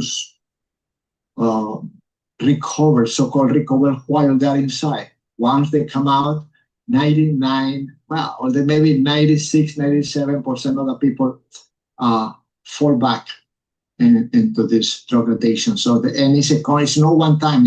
There was a person, that will have been 22 times in and out of rehabilitation centers. So you can see how difficult that is. When you first went there, I remember you telling me the story about performing Agnihotra with all the participants. Please tell us what happened in that situation. We went to talk to them and have a practice with the Agnihotra.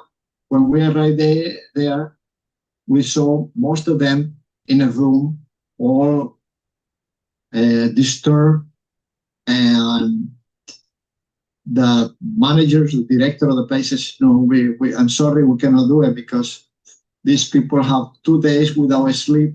And we tell the people, well, there is nothing to lose, we'll do Agnihotra. There was such a change in the expression of the face of the people because they were like in panic and anger and all these mixed emotions, negative emotions. And all of a sudden it was blissful. It was just another atmosphere. That was the very first experience. So that was definitely, they wanted to know more about how that happened because that brought peace to them. That's incredible, Abel. So just one Agnihotra and you saw this tremendous change in people and they felt it.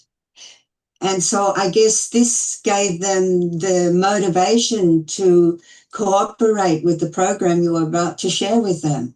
That's correct. That's what happened. Could you just quickly reiterate what the daily program involved? Homotherapy is the base and it's everything, really. Everything is based on the fires, on taking Agnihotra ash several times a day. These people got every water they drank was mixed with Agnihotra ash. Put even Agnihotra ash in the water where they took showers and everything. So it was completely cooking. Everything was with Agnihotra ash. Agnihotra, like you mentioned, 2 times a day, morning and evening, and always showered with clean clothes. The Riambakam was performed by each of the participants at least 30 minutes. Yeah, so we got to several hours a day. Yeah, and they were not alone doing Trambakam. They were always accompanied by a Homa volunteer. There was daily yoga program, which was very important for the structure of the physical strength, because many have physical problems. And for the calming down the mind was pranaya. Day by day there were changes. From 3 to 5 usually, 3 o'clock meditation and Verite Homa. And then for 2 hours, the mind trainings program with Abel. Artistic expressions was very important. Was also an important bit of art. It was at least 1 hour in the afternoon where we did drawings, we did mandalas, we did murals with flowers, with everything we could find in the area. And you could see how with the days passing by, how the people got open. They really formed like families. They're so expressive, so creative. They're very loving to each other. In the beginning, it was not like this, but very, very quickly, the whole atmosphere changed. It just changed. There was so much love in the air. And there was also the hug therapist that that was after the evening with Agnihotra, man with man, woman with woman. That was also very important because many of them feel completely excluded. They don't feel even sometimes like human beings. So that was very important also. The other thing was also very important was the work, the physical work, because it does also expel toxins, from the body when the people sweat and do things. And we created a garden from nothing. There was just a meadow. And it had to be taken out. It was a beautiful mandala garden. The gardening work, I assume you included homotherapy principles like putting Agnihotra ash in the soil and preparing the seeds with Agnihotra ash water. Yeah, it was also very joyful and very funny because how they got the cow's urine, the fresh cow dung, that was part of the work also to make, because we needed a lot of cow dung cookies for the constant fires. But when you mentioned cow urine, that the cow urine is utilized in soaking the seeds. So the seeds are soaked in cow urine with a bit of Agnihotra ash as well. And this fortifies the seeds, reduces the possibility of any fungal disease transferring from the seed into the soil and into the plant. So it strengthens the plants. And then, of course, you're talking about the cow dung, and the cow dung has to be patted out and dried for the humus. So they were also involved in that. Wrapping the large seeds for planting in cow dung balls, that's also part of home organic farming. One thing got really stuck in my mind was a young man who had a family. He said he bought some food for his children and for his family. He gave it to his children, the fruits. He was very happy that he could give it to them. That was before. And then suddenly Stroll syndrome became so strong that he practically took the fruits out of the children's hands. He packed it up again and he went to sell it on the street, So strong is this addiction, The children cried and that has changed completely. I mean, homotherapy is such a game changer. It really does lift the vibrations, and the highest vibration is love, and we could just experience that. So it was so beautiful to be with them. It sounds like an incredible comprehensive program. Everything was covered, and it's very clear that the atmosphere changed. How quickly would you say that the atmosphere changed? We saw big shifts every day, all the time. There's gradual changes, but the changes were there all the time. Remember, most of these people, they can feel some relief and they fall back. However, we could see that in the atmosphere, in the Homa atmosphere, this anxiety that goes with this withdrawal of the drugs started to decrease. The frequency of this anxiety decreases to a point, and when it was very hard, they already knew what to do. Triambakam, chant with Triambakam, Agnihotra, ash with water comes down. So what you're saying is that when people did have issues come up, when they were feeling anxious or cravings or going through withdrawals or just freaking out a bit inside, immediately they knew to turn to Om Trambakam Homa. So they would start performing Om Trambakam Homa and taking the ash medicine. Everybody's constitution, physical and mind constitution, is different. So in some people, the effect with one Agnihotra can have an effect for several months, just one Agnihotra. Some other people, it might much more. You create a discipline, and the discipline, as it is performed, the effect is more visible. First, we saw that the expression in the face changes, changes the expression, and then the way it moves, the person, and then the way it talks. Gradually, is a modification, is a transformation, is an alchemy. I would like to go back into share screen because I have a testimonial from one of the participants, which will highlight what you and Aleta have been talking about. So this is Carlos Andres, and he was 28, and he'd been involved in homotherapy for 22 days.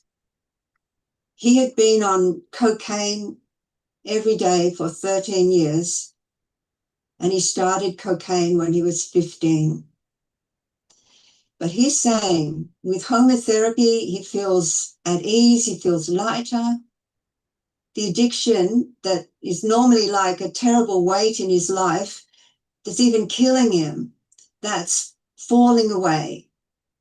And with homotherapy, he feels extremely calm, and his anxiety is gone, and he doesn't feel the need to consume drugs. So this is only after 22 days, which is extraordinary. And then Carlos continues. So this is what he did. He participates in all the homas through the day. Agnihotra, Viruti Homa at 10 o'clock, Viruti Homa with Gayatri at 12 noon, Agnihotra sunset, Triambakam Homa at 9 o'clock at night, and 30 minutes of personal Om Trambakam Homa. And he says we keep ourselves busy with other activities which are later outlined. And he had difficulty sleeping normally. He would only sleep normally for 2 to 3 hours and he'd wake up depressed. But now, after 22 days of homotherapy, he has a very peaceful sleep until he gets up for sunrise Agnihotra. And he also takes a half a teaspoon of Agnihotra ash after each Homa, so that's 6 times a day. That's important for detoxifying the body. And he also said that taking the ash medicine helped his mind. It helped him to clear the anxiety and the obsessive thoughts of the drug. And he says, look, I feel so good about myself that I think I can go out into the world and not fall again back into drug addiction. And he says that he's so happy that he can do Agnihotra with his own kit and Om Trambakam Homa. And sometimes till late at night, he performs Om Trambakam Homa on just because he wants to, because it helps him, and with great enthusiasm. Yeah, I would just like to say that sometimes, these are very beautiful souls, very, very creative souls, very sensitive people, some of them. And you can see how the society can really block the people out, really put them in schemes, put them in drawers where they cannot escape, And that is also a dilemma because what we need in this world is more humanity. It is really more respect of others, how they are, what they can express. And the highest thing is just love, It is love, and many times they have not received that from nobody. But once they get that, and it's in the air, and it's palpable, and so these people change completely. They are really, they can communicate, they can express, they can work together. It is just a real life, a life like you think it, like it should be, But only with this aspect that the atmosphere is different and supplies all this. And of course, they received love from everybody. Every problem was. We must say that the following. You see, when it comes to love, everybody knows that mother's love is unique. The love of the mother is unique. However, some of these people, some of these patients came to us. I have been in such a situation, I have been doing so many things that not even my mother wants to know about me. Yeah. They have, so it can get to a point that the person will do anything, even hurt the mother, hurt anybody, do anything out of craziness. And the idea of having or supporting somebody like that is out of, they have to be expelled out and throw out and something like that because they can't. So this idea of love is there, but when it happens spontaneously with this process, bioenergetic process, that it awakens the love within. We always hear this: love the neighbor as you love thyself. If you don't love the self, you don't love anybody. Yes. Okay, you can talk about love and God and all that. So this process, this indirectly, it can touch the mind and the heart, and it can awaken this love, and the love that you start feeling toward the self start expressing toward others. Anyway, this is just some perspectives. I would like to reiterate, it's so very true what you are both saying. So our Agnihotra teacher, Sri Vasant, he would also always say, heal the atmosphere with Agnihotra and homotherapy. Heal the atmosphere and the atmosphere will heal us. So this is what's being offered to the world. The atmosphere is in an extremely polluted and distorted and disturbed condition now on our planet. And that impacts all of us, and especially the mind. So if we transform the atmosphere with Agnihotra and Om Trambakam Homa, then we have this atmosphere that automatically is conducive to happiness, to a centered mind. And once the mind is centered, the heart is more available to just be what it is, which is love. So here we have a method, homotherapy, mainly Agnihotra, sunrise, sunset, that transforms the atmosphere, which in turn transforms consciousness. But not only that, it transforms the environment. So it's helpful for growing healthy food because the environment fills with life force. So it's dealing with the inner transformation, the mind, and the outer transformation, which is our physical planet, which needs so much help. And as you can see with drug addiction, if these people can go through such transformation in just 20 days, and if they can then have the fortitude and the strength and the willpower to continue Agnihotra and Onchambakam in their homes, in their life afterwards, then they continue with this, remaining in this healthy state, and they contribute to that for their family members and their communities. And then when all these homobiospheres join up around the world, we have a healthy planet. All right, we have to wrap up now, but I want to express my tremendous gratitude to you both. And to you. You're a beautiful interviewer. Thank you so much. Well, God bless you, and let's keep the fires burning.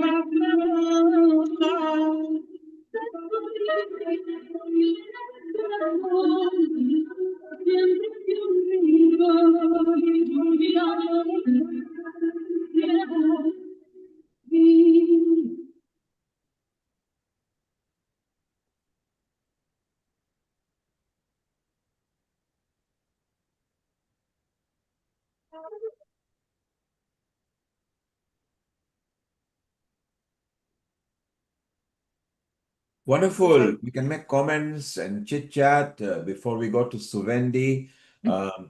So nice of Lee to get that interview done and be here at this very early, for her, a very early hours.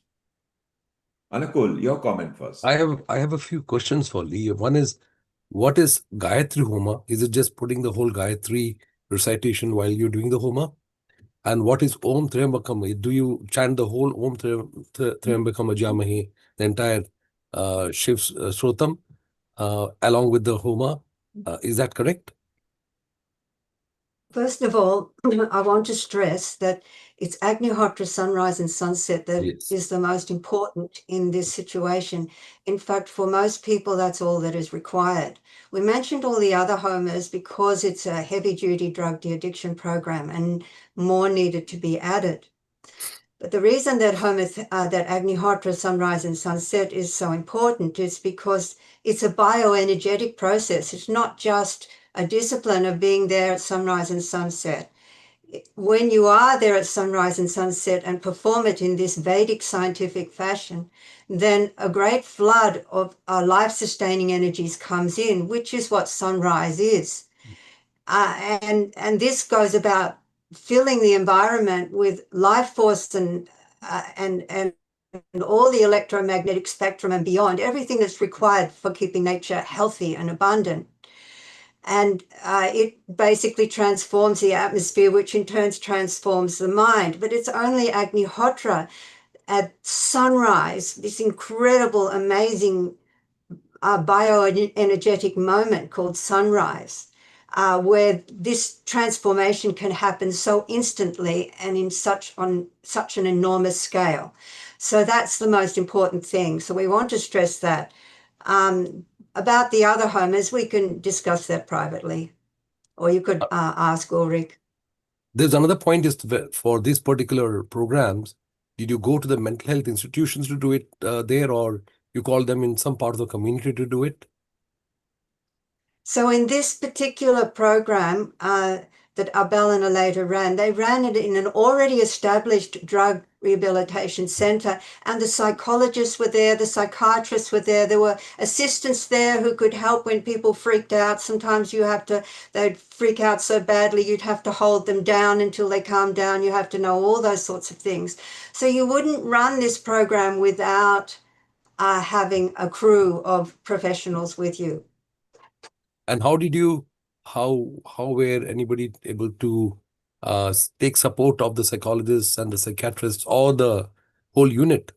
Did you make prior presentation? Were they aware of it?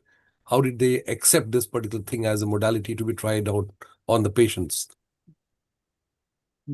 Well, as Abel explained initially, two families came to Abel and Aleta and said, look, we have family members who are heavy-duty drug addicts and they've been in and out of rehabilitation centers.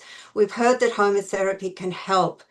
If we find an already existing drug rehabilitation center who would agree to allow you to conduct this program alongside them, would you go ahead and do it? And they said, Abel and Aleta said, yes, of course. So the family did find this center, and then they went to them and they presented the program to them and they performed Agnihotra. And that was a clinch moment when they performed, because everybody was they hadn't slept for 2 days because a lot of disruption had been taking place. Some people had been freaking out. And for 2 days, staff and patients, nobody had slept. They were all in fearful states. And they weren't actually going to allow Agnihotra to take place because they were inviting a priest to come and do some blessings to try and help everybody, because in South America it's Catholic, right? The priest didn't turn up. So that's when Abel said, let's do Agnihotra. What have we got to lose? So they performed Agnihotra, and instantly everybody calmed down. Everybody became peaceful. And of course, this was the perfect introduction and the perfect motivation for the staff, the directors, etc., to accept that HOMA program. Also, in my own experience, South America has been a very open place for introducing Agnihotra. That the medical establishment there has been far more open than like here in the US and other countries. There is a place, I believe it's called Tiriasu Clinic. It's a 5-story hospital. And in the courtyard, Agnihotra has been performed there for years. And the patients, and this is something, Abel and Aleta this is one of their projects, of introducing it there. And so the patients would come and their symptoms were reduced. It helped their recovery. So it's just a different situation in the society. I actually joined Abel and Aleta some years ago and was assisting for a little while in teaching. Well, we had a parenting program, so I was kind of introducing that. But certainly the openness in the society there is very different than in some countries. I must say that I have a specific interest in this particular field, not only because as a surgeon, of course, I come across many patients who have these kind of issues. But the place where I live, I won't tell the name of the place directly, but the incidence of alcoholism and mental disorders as well as drug addiction is much higher than the rest of the UK. And it's some of the things I recently found in the last few months while I was exploring the various data. And it's something worth exploring where I can go out to a place like Colombia or Poland and see how these things have brought about changes and how we can influence the local authorities to implement this. And maybe I will take help of Dr. Kailash Parekh. Then we can approach various people and see how we can get the right type of place where we can do this gardening and things like that, get them involved in much more proactive activities, and of course, start initiate Agnihotras and all. We'll have to see how it works out. It's worth seeing. Thank you very much for wonderful presentations.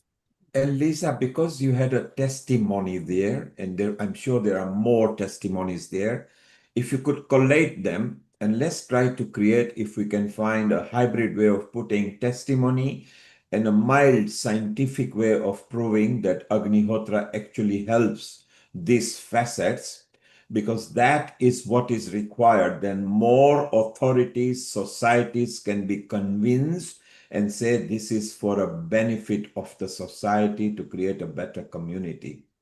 So do keep in touch with the team, Lisa, because it's and Lee. Lee. Please do keep in touch. And if you are awake at this hour, that means Agnihotra works for you as well, and you are keeping fit and smiling like Lisa and Ulrich, where it's coming in the evening time. So it's so beautiful. So let's move on, Ulrich, shall we? Now we are a little longer than I had expected. The people in Pugarania, how much time left till evening Agnihotra? Because we wanted to show evening Agnihotra over there. It is within maybe 8 or 10 minutes.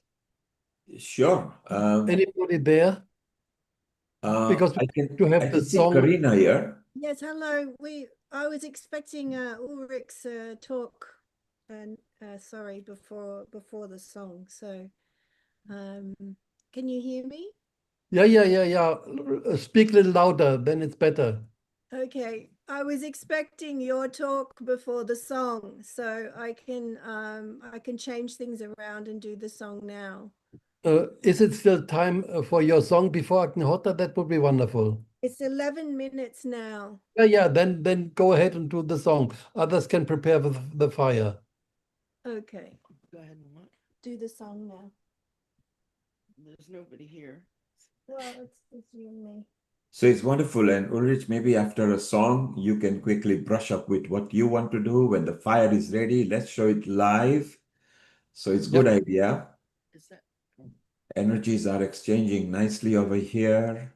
And while Suvendi is preparing for the song, Ulrich, what was your topic that you were going to talk about?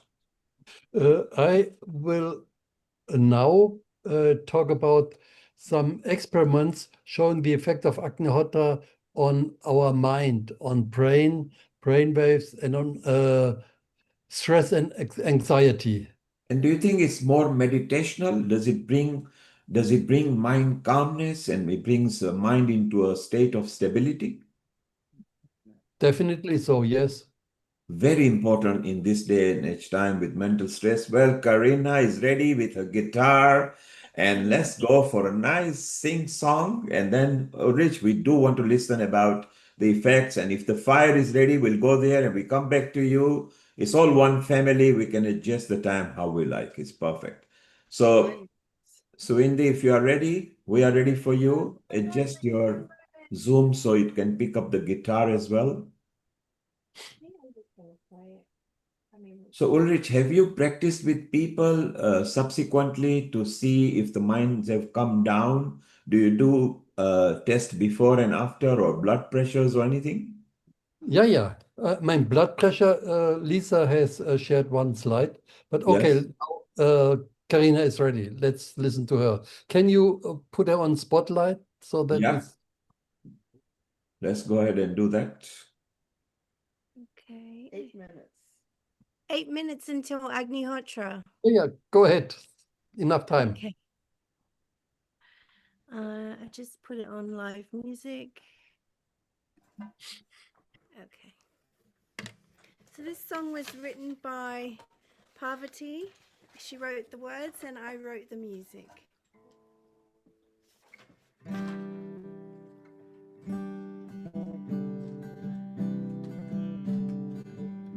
Can you hear that? Can you hear it okay? Yeah. Okay. Go ahead. All right.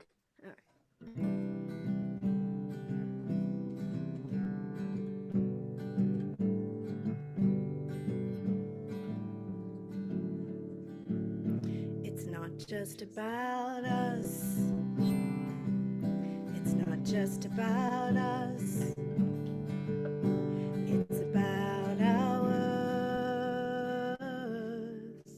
It's not about our fancy cars and movie stars, our wants, our needs, or our desires. It's about our planet's fate, our Mother Earth in dire straits. Rise up in prayer, rise up in prayer. Healing circles everywhere. We need to come together now as one. We need to come together now as one. We need to come together now as one. It's up to us. It's up to us to take a hand, to take a stand. It's not about our fancy cars and movie stars, our wants, our dreams, or our desires. Rise, sorry, rise up in, rise up in prayer, rise up in prayer. Healing circles everywhere. We need to come together now as one. We need to come together now as one. We need to come together now as one. Rise up in prayer, rise up in prayer. Healing circles everywhere. We need to come together now as one. We need to come together now as one. We need to come together now as one.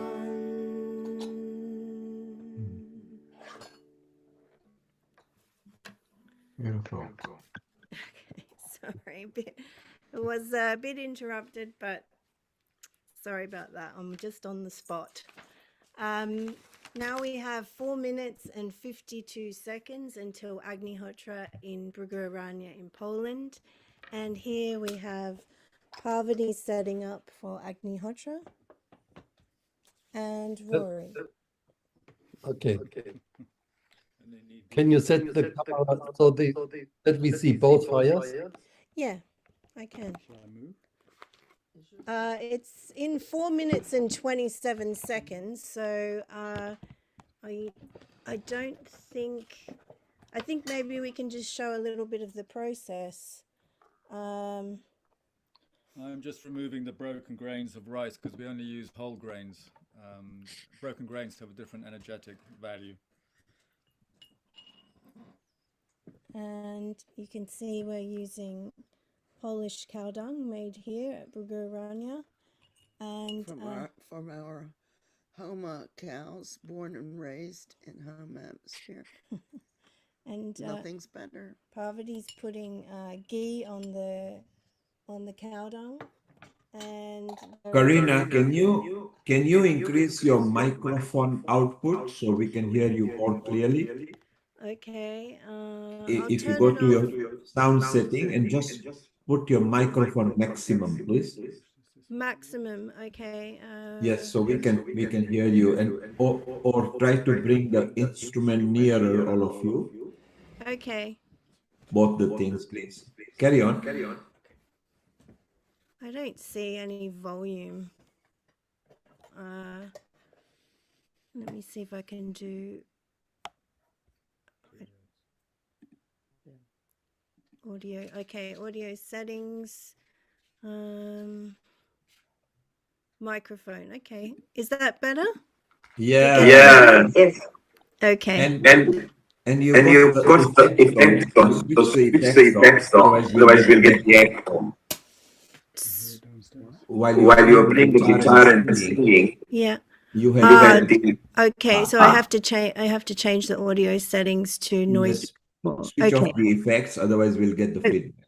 Okay, now now it should be normal. Loud and clear, much better. Go ahead. Okay, so now it is 2 minutes and 15 seconds until Agnihotra. So Rory started to light the fire and Parvati as well. Can you see both fires now? Yeah. Okay. So we've got a countdown now that we can see with oh, I can't really see. Okay. We have the Agnihotra Buddy app, which Ulrich can tell you about. And we've got 1 minute, 37 seconds. Are you in a cabin or is this a log cabin? Where are you? We're upstairs in the main foundation house where we teach Agnihotra. It's a log house. Wow, beautiful. So you also get some heat as well. Yeah. So at the exact time, we'll start singing the evening Agnihotra mantra, which is quite short. And then after that, we just stay a moment of silence while the fire burns, while the flames burn. Beautiful. Just 1 minute left now, is that right?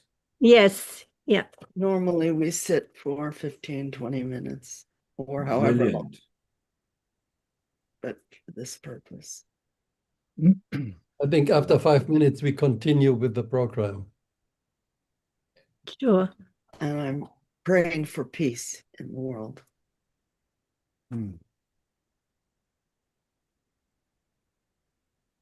One fire at a time.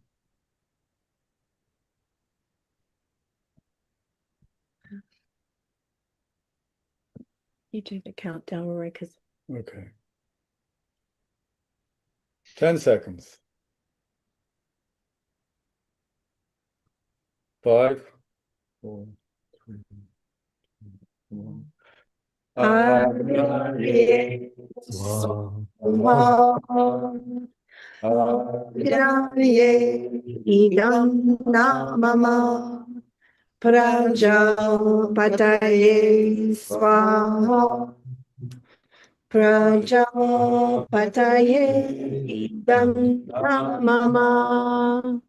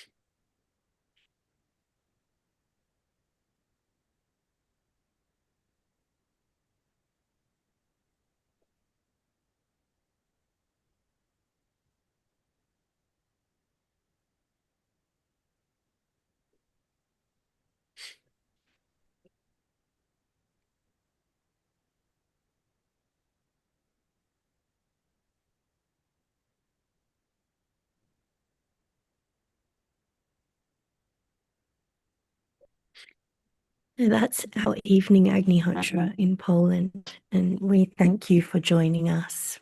Usually we meditate for, try to meditate for 10-15 minutes, but I'm sure that there's some more program to go on with. So, oh yeah, we also do Agnihotra here at the Eco Village in a shala in the garden, and also a temple, which is in the orchard, and all of our individual houses. So, And we also have the healing temple, Agnihotra healing temple. It's wonderful. We witnessed a live Agnihotra session over there.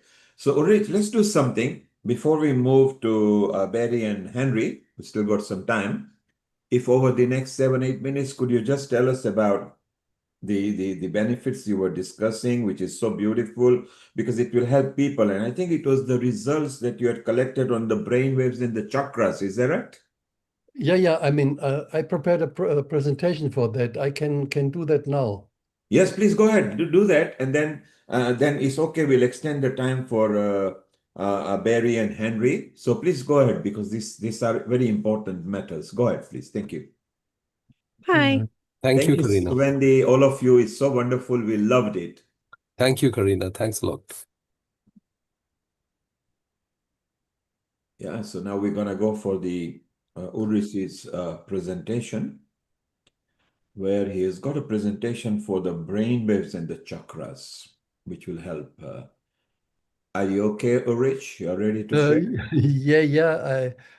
If you go to the bottom taskbar with the green button. No, that is not a problem. The problem is that I had my presentation. So no problem, Ulrich. Find it. We can go to Henry and Barry, and we do after that, whichever way suits you.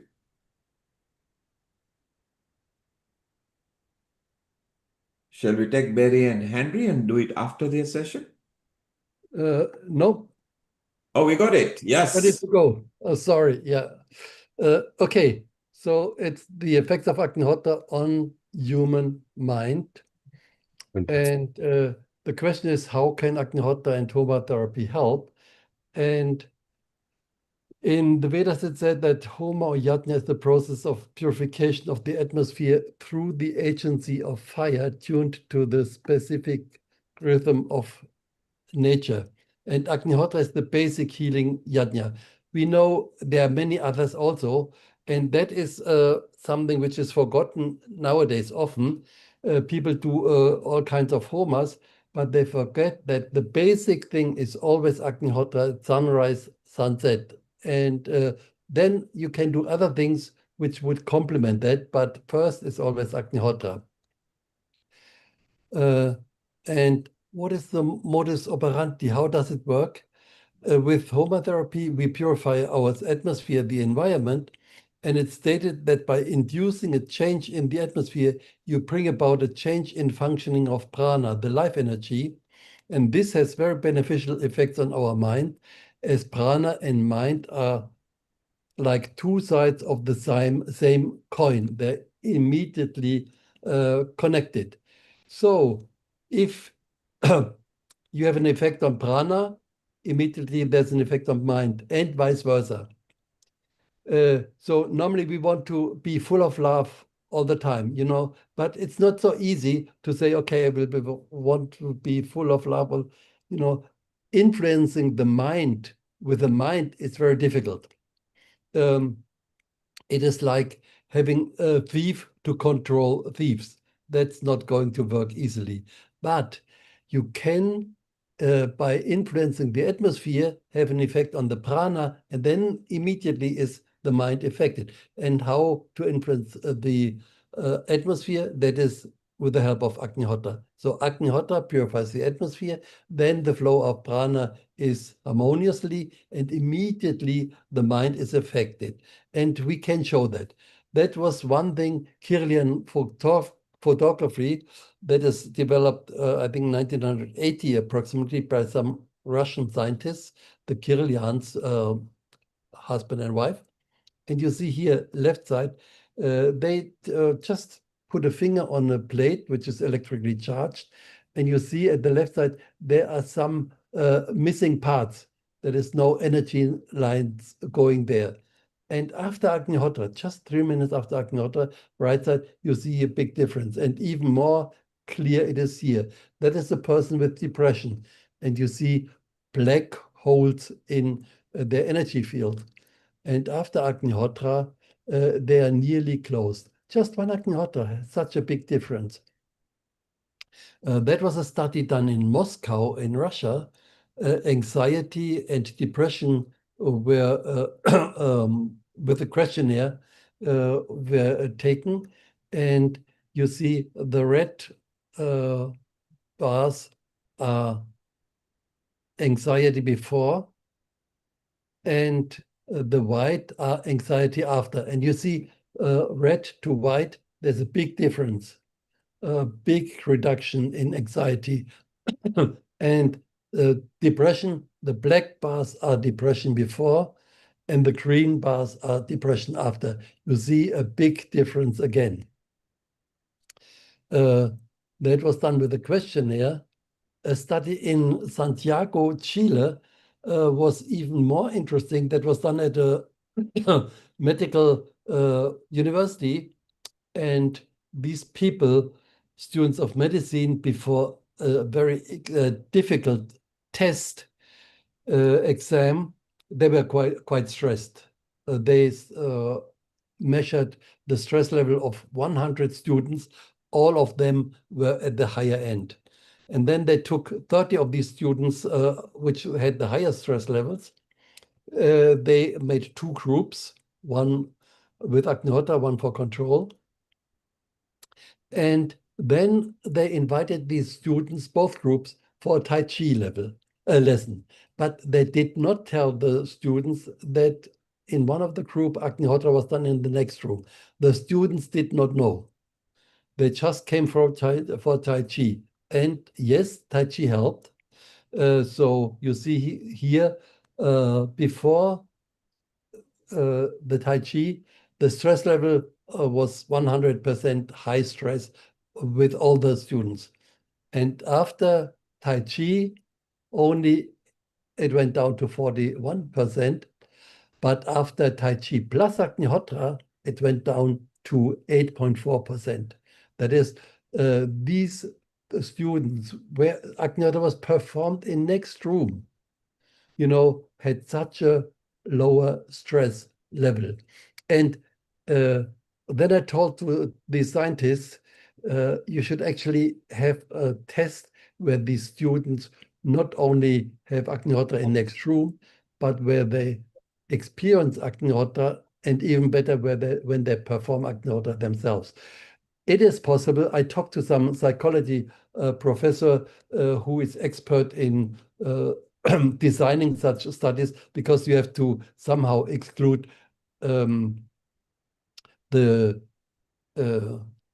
placebo effect. It is possible, but it has not been done yet. And here, the same thing, the stress level before and after, they tested the saliva. So the level of saliva was getting down from 30 to 22 with only Tai Chi, and from 29 to 17 with Tai Chi and Agnihotra. So another interesting experiment was done in Moscow again. Dr. Dmitry Yudin, he did an EEG of patients before and after Agnihotra. And you see, before Agnihotra, the brain waves were mainly in the beta range. Beta is there for activity and also for stress. Alpha, only 17.6%. And after Agnihotra, again, after only one Agnihotra, see, alpha went up to nearly 57%, and beta went down to 23%. So that is a very nice example of how Agnihotra helps to calm down the mind. Another thing is the chakras. That is a method developed by another Russian physicist, Professor Korotkov, you put in the fingers one by one into the machine, and this machine measures the energy field of the fingers. And as the tips of the fingers are related to the organs, you can then calculate the energy field of the person. And you can also see the chakras. And here you see that was one person, one woman, who did not perform Agnihotra. It was their first Agnihotra. So that was before Agnihotra. And then we did the same reading after Agnihotra. You see, the chakras are now nearly all in one line. Only the throat chakra is a little bit at the side, but it is also better. Here it touches the line, and here is some distance away. So all chakras are better, and nearly all are in a perfect situation. So that is only one Agnihotra. It has a big, big, big impact. We did a lot of measurements with people who perform Agnihotra, and those people, even before Agnihotra, normally the chakras are well aligned. So there's not such a big difference in before and after, because the chakras are normally already quite in a good situation. Okay, now, of course, that was already mentioned before. Agnihotra reduces stress, calms our mind, and that leads to more peaceful families, neighborhoods, and finally to a peaceful society. We start on an individual level, but if more and more people are doing that, then it has a big impact on all. Thank you.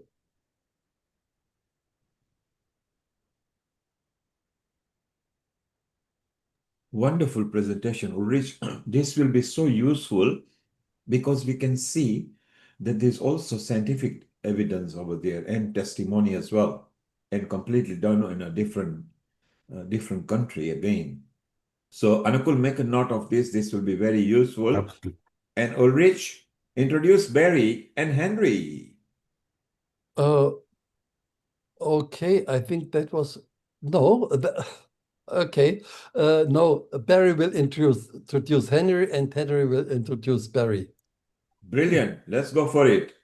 Barry, unmute yourself, and over to Barry and Henry for the next round. Thank you. Barry, you need to unmute. Yeah, that's perfect. Okay. So you saw me earlier when we were talking about Bhugu Aranya. Henry. Who is Henry?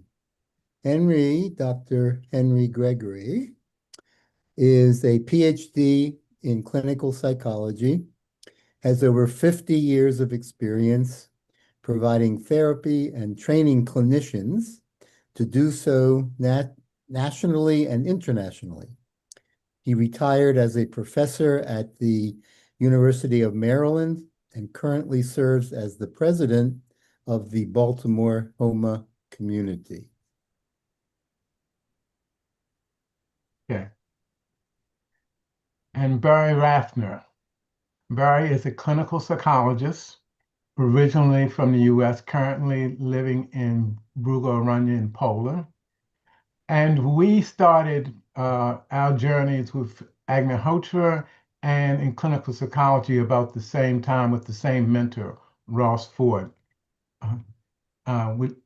I actually learned Agnihotra from him, and we did projects together, we did research together, wrote papers together, and are still continuing to document the work of Agnihotra. Some of this I'll share with you in a moment. Okay. So a place that I might want to start to follow up on Aleta and Aleta's piece on substance abuse. We did a study on Agnihotra here in the US in Baltimore about 4 years ago. It's called Agnihotra and Mental Wellness. And what we did, for the control group, we used a group that was already together, that was doing Qigong, Tai Chi, meditation. And we had about a dozen of them, small group, dozen of them. And then we had about 12 folks who were doing Agnihotra for 2 weeks. For 2 weeks. Many of the folks was doing Agnihotra. Some of them knew about it, but this was the first time they did it regularly. And we gave them two scales. One was the Beck's depression scale, and the other was a mental wellness scale that we developed. And what we found after we did the pre and post tests, that there was a significant difference in the Beck's depression scale for the people who did Agnihotra for those 2 weeks. The other folks, they're doing Tai Chi and Qigong and meditation, fine. But the ones that did Agnihotra, talking about lowering stress, calming the mind, they had a more significant difference. That study is actually published in academia for anybody who might be interested in it. So part of what Barry and I are going to go over real quickly is some of the components of homotherapy, homopsychotherapy. What do we focus on?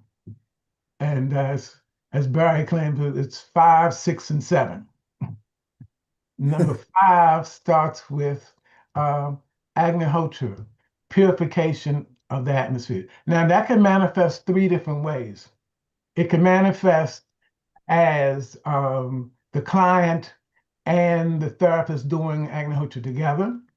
It can manifest as just the therapist doing Agnihotra, or it can manifest as the client coming to some place where Agnihotra is done regularly. I see a lot of clients privately in my home, and it's very rarely that somebody doesn't come in for the first time and comment on how peaceful it feels. Because there's going to be a shift in the atmosphere with Agnihotra. And we see purification as part of the main part of therapy. All crises are opportunities for cleansing, for purification, for us getting clear about what's working and what's not working, and doing some house cleaning like that. So number 1 is purification, preferably with Agnihotra in the fire. Number 2 is Dana. In the song, it says, nothing belongs to any of us. Nothing belongs, we are all caretakers. So when we can shift folks out of that material mindset of thinking external validation is what's important, to looking more internally and seeing that whatever assets one has, materially or otherwise, are to be shared in a responsible way. That helps to give the client a sense of purpose, a sense of value, to see deeper into his or her life than just assessing it or judging it by its material acquisition. The third one, Tapa is to me kind of the core. Any achievement in life requires some level of Tapa, self-discipline. Either you say you're going to study more and get up earlier, save money, not talk as much. It's going to require some discipline for any and every achievement that we make. And it's a science and it's an art. And as homotherapists, as we help people to calm mind, one of the things we want to do is help them to make some decisions about what habits they want to shift and begin that process. And the process works better if it's done gradually, because if you do it all at one time, it shifts back all at one time. Barry, you trying to get in? I can. I was going to wait till Swadhyaya, but I can come up with karma. To give a bit of an overview, we talk about the fivefold path. And what Henry has just enumerated are the first three steps of the fivefold path. Yajna, mainly Agnihotra, Dana, Tapa. And, sometimes people, they start Agnihotra, and after 2 weeks or 2 months or 2 years, they wonder why they haven't reached enlightenment yet, right? I've been wondering that myself for a while. Now, that's where the other four aspects of the fivefold path come in. I've heard it said, actually, that Agnihotra is 40% of the fivefold path, and that the other four are each 15%. So that still makes Agnihotra more than double in importance. But if you do Agnihotra, let's just say the doors are open to doing dana. You will be less attached to material things just by doing Agnihotra. Then tapa. A lot of us young people, well, I used to be young, when we started in the 70s, we weren't big on self-discipline. We were big on other things, some of which are legal now and were not legal then. Then there's karma, number 4, which is basically the law of you reap as you sow, okay?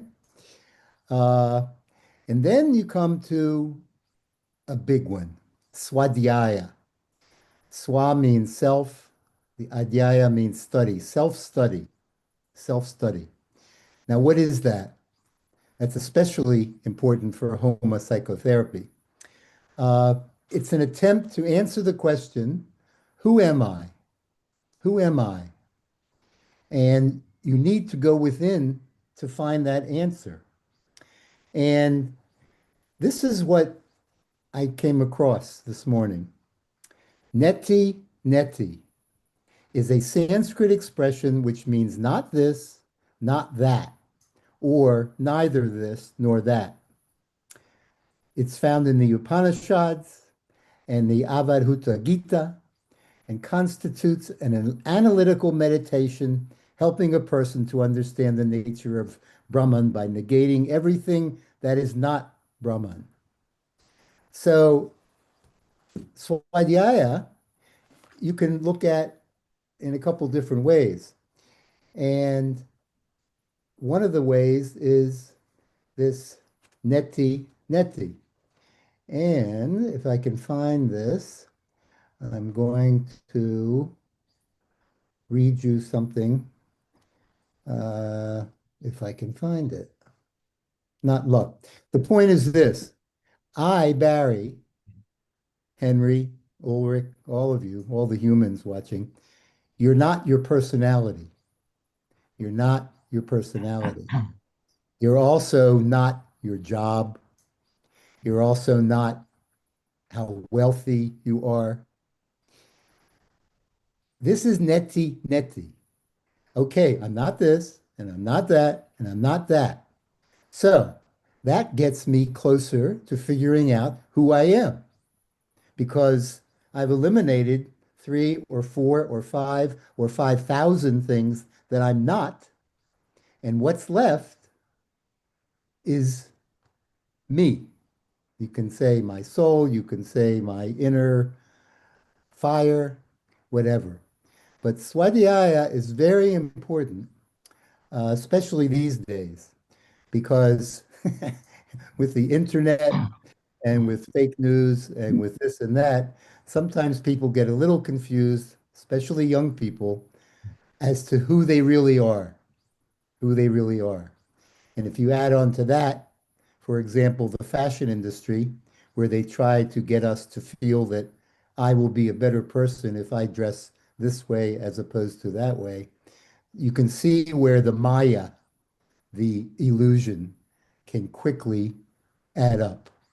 So that's the fivefold path. You do Agnihotra, do Dana, do Tapa, do Karma, do Swadhyaya.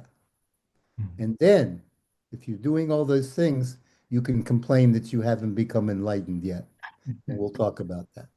If I could go back just for a second on karma, yeah, most of us have an understanding of karma, but when I work with clients, I like to take it to another place. Karma is a representation that everything in the universe is ordered. There's no such thing as accidents or coincidences. So part of the intention is to help clients to learn to listen to the universe, to read the universe and respond to it, to communicate with it. Because life through our karma is talking to us, trying to give us guidance, trying to support us all the time.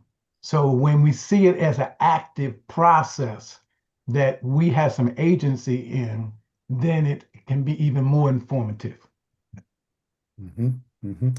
And by the way, the Swadhyaya number 5, we learned in the very beginning that Swadhyaya is a 24-hour process. You can do Swadhyaya every moment of your life, because depending on your point of view, there's something for you to learn, or there's something for you to unlearn, like this neti, I'm not this, I'm not that. And that's the fivefold path. And then Henry and I wanted to talk about what we also learned back in 1970s. 6 crocodiles. 6 crocodiles. Now, the 6 crocodiles are always like snapping at our minds and bodies, like a crocodile, right? And what are those 6 things? Attachment, greed, pride, envy, lust, and which one did I forget, Henry? Well, you started off anger, lust, greed, pride, envy, and attachment. Okay. And I don't think you can forget anger, because to me, anger is the most toxic energy on the planet. If you allow somebody to make you angry enough, long enough, no matter how righteous your anger, it's going to create self-destruction. It's going to create. So these are the challenges that all of us have to deal with one way or another. Yep. So our choice, and again, what you focus on is what you empower. So in a lot of traditional, how should I say, psychotherapy in the West, it's so much pathologically oriented. It's really looking at what's wrong with people. But from this homotherapy piece, although we want to be aware of what the challenges are to deal with them, what we want to focus on is what's right with you, what your strengths are, what your capabilities are. Because it starts with the assumption that everybody is born with what they need for their mission in life. So that takes us to what we call the 7 rules of thumb. The first one is single pointedness. Today they call it mindfulness, doing one thing at a time. As Barry was indicating, most of us are overstimulated in society today. And I don't know about all over the world, but in America, the research says the average person sees 4 to 10,000 commercials every day. 4 to 10,000 attempts to get in our heads, influence how we think, how we spend our time, energy, money, and all of that. So our job is to focus our minds. The minds can go deeper and get off the surface and get to the deeper, the deeper states of being if it's focused on one thing at a time. So like I say, now we call that mindfulness, but it's about helping people to be focused, to be present, and to be responsive rather than reactive. Reactive is being in the back of the brain. That's fight, flight, or freeze. That's on automatic. Mhm. But responsive is when I take a deep breath and when I settle and allow my energy to come up into the prefrontal cortex, then I can ask myself, what's the consequence? Do I really need to do this? Is this going to be helpful? I can really, that's where real thinking takes place. So there's a difference between being reactive and responsive. Then if we go to the second piece is that no fault finding. We're looking at what people's strengths are, capabilities, aspirations. We're looking at what makes them unique. I mean, part of what's happening in our society today is so much of it's about putting everybody in the box and judging everybody about how they fit in the box. But this starts with the assumption that everybody has something unique to contribute. Well, Henry just said a very important word, judging. This is a problem. Judging is connected with expectation, which is also a problem. But the way I always feel about that one, I have a very strong tolerance for misbehavior. One of the reasons is before I came to Poland in 2009, I worked for 10 years in the jails and prisons of Los Angeles County, California. And I've heard everything, seen half of the things, heard everything. And I also like the biblical quote of people who live in glass houses should not throw stones. So, throwing stones is judging. Throwing stones is judging. And I haven't met anyone yet who hasn't spent some time living in a glass house, who have their own. It's like this. I saw a poster once in India. It was an American poster, but it said this: if you're wondering whether your work here is finished on this planet, if you're here, it's not. If you're here, it's not finished. So, you know, I worked with depression and I worked with addiction also. And, you know, for example, in Alcoholics Anonymous, they have a no tolerance for alcohol. Zero. Zero. You stay clean. You haven't had any substance that affects the mind, alters the mind, you might say, like that. So they aren't perfect, but they strive for perfection. They strive for perfection. So, and this is connected closely, I think, with number 3, Henry, discrimination, freedom of choice. You want to wax on that? The only thing we really get on this planet as humans is freedom of choice. Not about what happens to us, but again, about how we respond. And a little earlier in the conversation, when I first got on, I could hear people talking about the heart and the mind. Real discrimination is not just being logical in your left brain. The right brain integrates stuff, and that doesn't do it all by itself. You gotta let the heart play. Gotta let the heart play. So it's, you know, you had the cognitive part, you have the emotional part. Sri Vasant used to say, emotions are messengers. And we do better when we receive the message and then we can release the emotions. You know, because if we don't deal with the emotions are going to deal with us one way or another. So it's the cognitive part, it's the affective part, and the gut, the intuition. All 3 of them moving together for our decision making. As our frequency rises, as we settle more, we may get more downloads. You know, don't know where it came from, but the voice, that still small voice within, will give us some direction.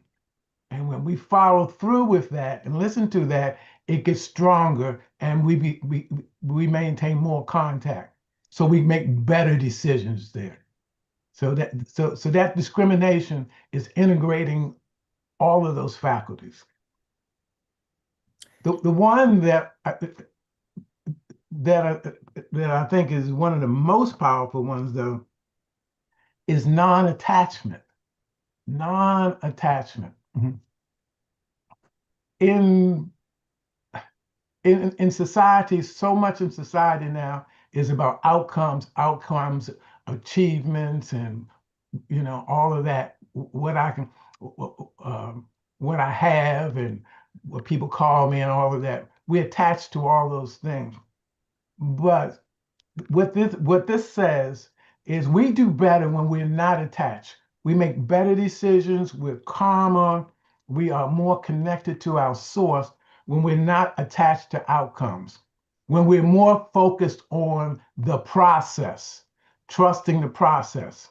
Yeah, we have our goal, but we do our best to live in our highest values, be the best versions of ourselves, and accept that whatever comes out of that is what is divine will. And idam namama, not my will, but thy will. Now, in case anybody's wondering, why should we go to all this trouble? You know, we've talked all day about how simple Agnihotra is, and it is, and it is, and it's like magic as far as I'm concerned. But these other things, Ulrich talked about prana and mind being like two sides of the same coin. Now, in the very beginning, Sri Vasant said, is anyone in this room happy all the time? And no one could say yes. Then the next question was, have you even heard of somebody who's happy all the time? Same answer, no. Now, training the mind to react with love under all circumstances is probably a key to being happy. Because as Aleta said in the de-addiction video before, if you're feeling love, I'm pretty sure you're not going to be angry, and you're not going to be attached, and you're not going to be full of pride. And lust shouldn't be a problem either, because we're talking love as in real love, as in divine love. And if we're really going to love thy neighbor as thyself, yes, we have to practice swadhyaya, self-study, and to try to be as positive as possible. And I'll read 5, 6, and 7, and then Henry can speak on them. Number 5 of these 7 thumbs, what are they called? Thumbs of what? 7 rules of thumb. 7 rules of thumb. Number 5 is think something good. Number 6 is say something good. And number 7 is do something good. I see that as an act of faith. Again, if we're focusing on what's wrong all the time and what's not happening, we are energizing that. But if we're focusing on what is good in our thoughts, in our speech, and in our actions, then we are raising the vibration. But let me go back just to one thing said too. Agnihotra will not do the work for you. It will provide the opportunity to do the work. As Sri Vasant said, it is a tool. It is a tool. But we still have to make informed decisions about how we focus, what we do, and what we don't do. And that's what the rest of this is about. And as homopsychotherapy, it's about not telling people what to do, but gently helping them on a road of self-discovery, because everybody has it inside of them, but helping them to listen to that voice inside, get clear about what their attributes are. I've been working in substance abuse 50 years, and I hear clients who just got out of jail and they and been addicted for years and whatever. And when you sit down with them and you start asking them, say, how did you survive all that? He said, huh? He said, so yeah, or what do you like about you? When you start to talk like that, it shifts the whole conversation because now you're saying, yeah, you've been to jail and you've been addicted, but you must have done something right in order that you're still breathing and you're sitting in front of me right now. So let's start unpacking that. And when we start unpacking that, that's when things shift. The other thing I just want to say about the addiction piece, it's my experience is that addictions are about trauma. Whether it's food, whether it's sex or drugs, it's about trauma. And trauma is not what happens to you all the time. It can also be what doesn't happen for you. If you don't have anybody saying, I love you, or supporting you, or nurturing you, that can be traumatic too. Now, but earlier I said people in glass houses shouldn't throw stones. I just want to say one more thing about glass. We have a choice, and we've alluded to it, but we haven't said it. Is your glass half full or half empty? Half full or half empty? You have got a glass in your hand and it's full of water and it's half. So somebody asks you, do you have enough water? You say, well, my glass is half empty. I need more. And somebody else says, my glass is half full. I don't need any more. So this is attitude. Now, we don't have too much more time, but I just wanted to make it clear that when I see patients, I see results. The video about addiction from Abel and Aleta spoke to this, but even with less dramatic cases, families that are in crisis. I was trained in what's called structural family therapy. And one essence of that is to go for the love. When you have the family in the room, go for the positive, go for the love. You don't want the mother sitting there saying, I don't like my teenage son because he does A, B, C, and D. We want her to say, I love you to her teenage son. And as simple as that sounds, it's profound. So I think we're at pretty much the half hour that was allotted to us. If any of you have questions and the time allows, we'd be happy to address them.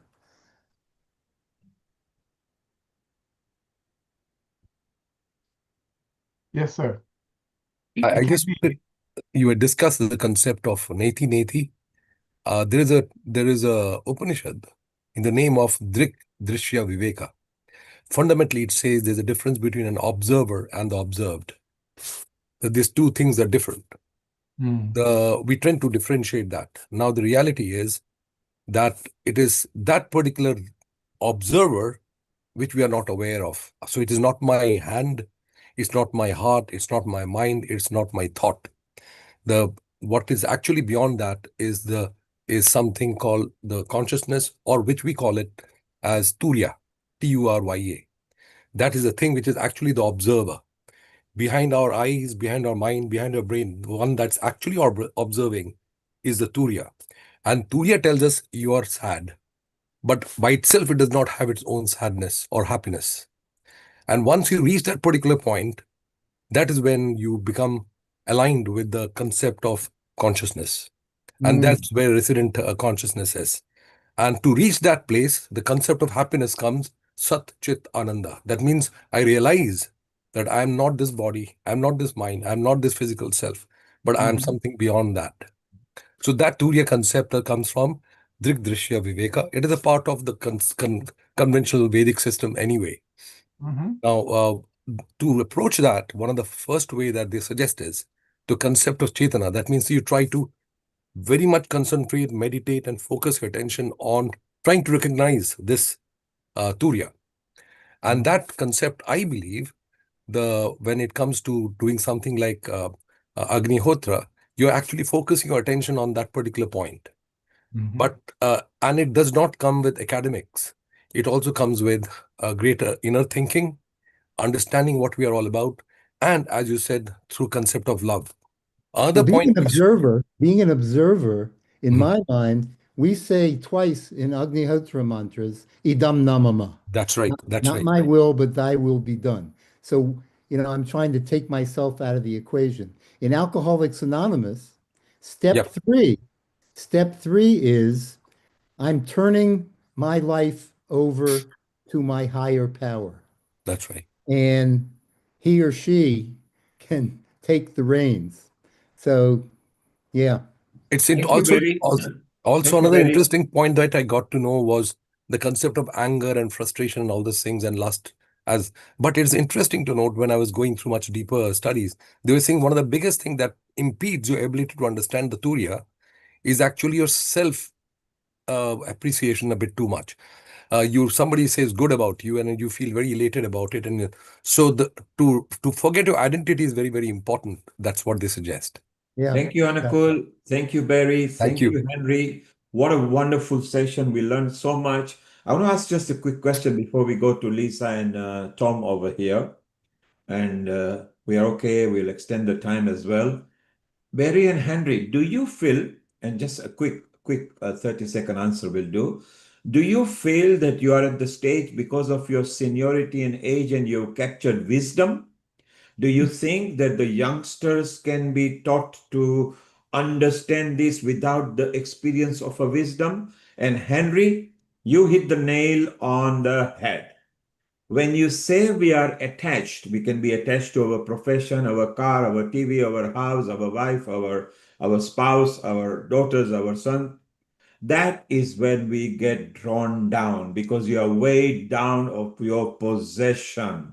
Once you are completely unattached, you are a very powerful soul that can fly higher than a kite and travel further than a butterfly, because butterfly can go up to 3.5 to 8,000 miles.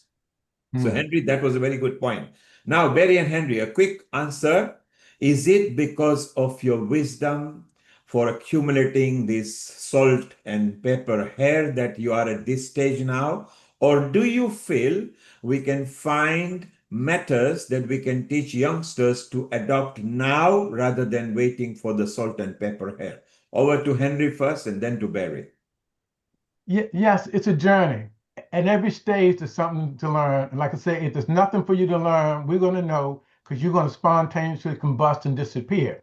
But yes, it makes a difference when we are exposing the young people to some of these concepts, when we're helping them to move through their traumas, when we're validating them by helping them understand what we see as their strengths and capabilities. It makes a difference. So everybody can be in a higher consciousness at whatever stage. Every stage has a different challenge and something else to learn, but everybody can maximize their stage with the right support. Thank you, Henry. Superb. Barry, your wisdom.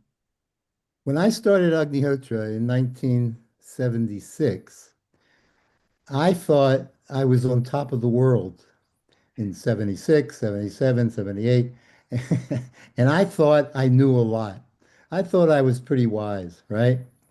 Well, 50 years later, I see that not only was I not as wise then as I might have thought I was, but I've still got a long way to go. Still got a long way to go. So my salt and pepper hair might remind me that I should not act like a teenager at least half the time. But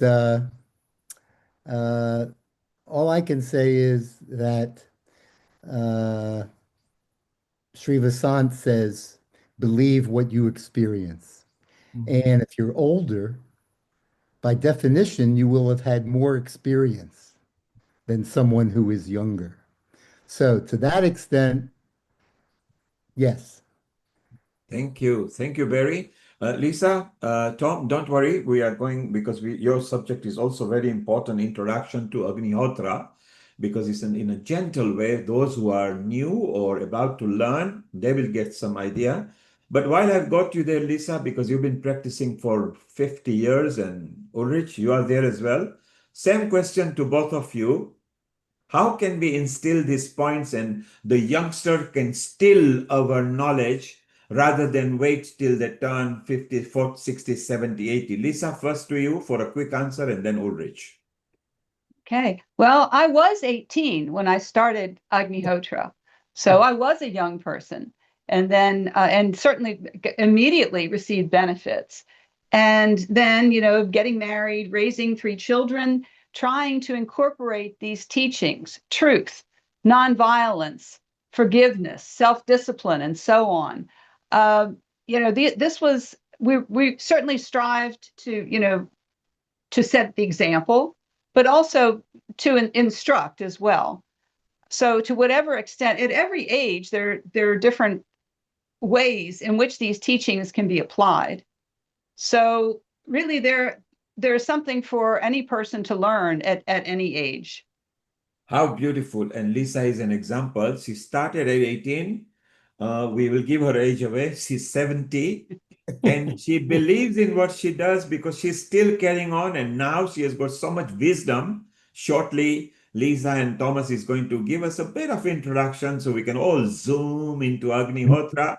Professor Dr. Ulrich, when did you start practicing? And ever since you started till now, what wisdom have you accumulated that we can steal from you? Over to you. Oh my God. Yeah, I was 30 years old, very young then.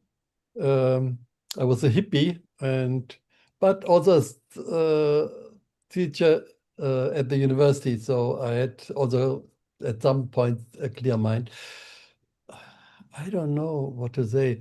But what I see is that young people, and I meet a lot of students because I go to so many conferences, and the young people are very much open for this kind of knowledge.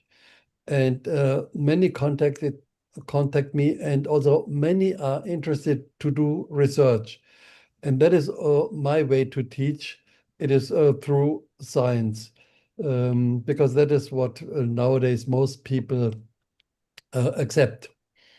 And there is, and that has changed the last 10 years. Definitely, it has changed a lot. So there's a lot of response which I get now in these conferences, in my talks, and so on. So that is quite positive. And yeah. Wow, superb. So let's take a pledge, all of us, both from the Sata and Healing Our Earth, that let us empower the youth of today to preserve the past and shape the future. And together we will bring and nurture them and create better, harmonious, loving, united community. Lisa, Thomas, welcome once again, and bring the introduction to Agnihotra in a nice, cool way. Thank you. Actually, Tom, I don't know that anybody introduced you earlier, so I'll introduce Tom. So he was introduced to Agnihotra in the early 1970s, and in 1977 he became a part of Agnihotra Press, which was a printing company back in the early days of Agnihotra spreading here in the U.S. That was a business that was set up to earn money to support the work. So since then, Tom has certainly been doing Agnihotra daily. He's a certified homotherapy teacher, and he has helped maintain a property in a suburb of Baltimore where Agnihotra and other homas have been done for more than 40 years. Thank you. And I also just wanted to contribute something about the young people. I think a lot of them come in with a lot more knowledge and wisdom than we did when we were young. So teaching them Agnihotra, I think, is a little bit easier because I think they're a little more evolved. And also today we have so many wonderful ways to spread this knowledge. The social media and so forth. It's a two-edged sword, but let's make the best use of these tools. Use them for good purpose. Okay. So as I mentioned earlier, when we say Agnihotra, we're referring to a very specific method because there are different things called Agnihotra. They're not all the same. The results that we'll be talking about and the scientific research was all based on this particular method.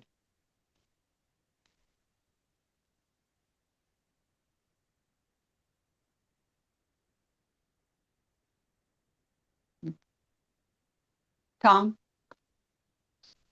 You want me to start? You want me to start with number one, or do you want me to start with the screen? I'm sorry, did you not hear me? I just did number one, so I'm sorry. With what's on the screen. People all over the world have experienced wonderful benefits from doing Agnihotra. It's being used to heal the environment and neutralize the effect of pollution. And you'll be hearing about scientific studies on this later in the program. Also, Agnihotra is used in a number of countries in organic gardening and farming. And as we've been hearing today, Agnihotra is used in many ways for personal healings. And as we said before, we make no claims or promises, but so many people around the world have successfully used Agnihotra to treat many different health issues, and home remedies can be made from the Agnihotra ash. It's been a common experience. I'm personally my own experience, and from people I've met from all over the world, that Agnihotra reduces stress and calms the mind. And it creates a peaceful atmosphere in the home or wherever it's done. This calming effect can be a great aid to meditation. And as we heard earlier, people have also used Agnihotra to help overcome alcoholism and drug addiction. Agnihotra is a process of purification of the atmosphere through a specially prepared fire performed at exactly sunrise and sunset. Agnihotra, as we observe it, comes from the Vedas, the most ancient knowledge known to man. Remnants of Vedic knowledge can be found all over the world. Virtually all ancient civilizations had some form of purification through fire. In the course of time, the science was lost, but due to conditions we are in today, this ancient knowledge is being revived to undo the effects of pollution and restore balance to the planet and its life forms.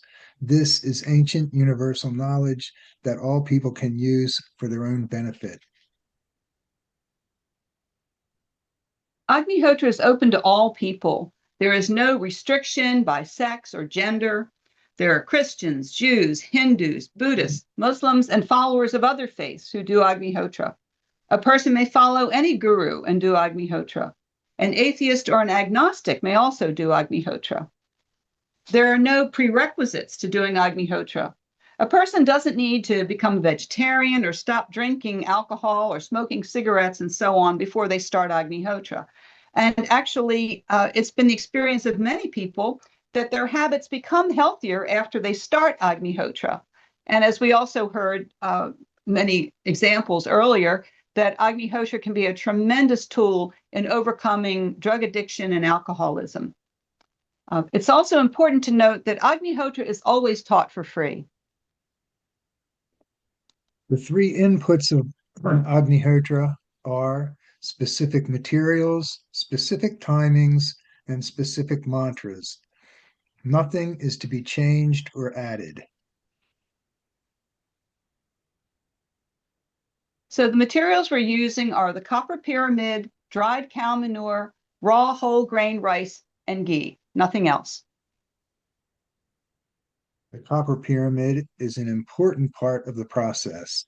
The Vedic knowledge states, just at morning Agnihotra time, all the electricities, energies, ethers are attracted to the pyramid in its shape.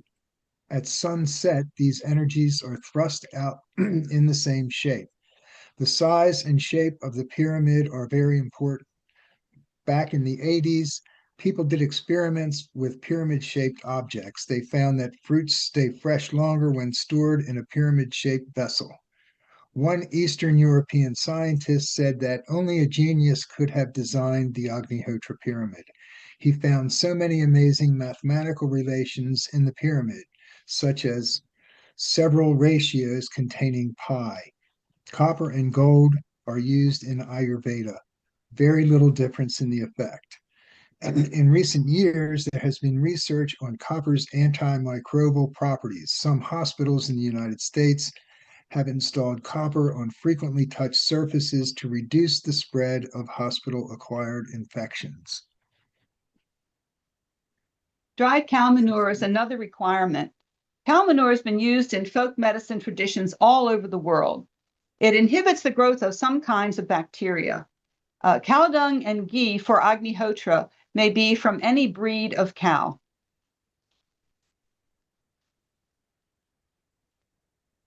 Whole grain, unpolished rice is another essential ingredient.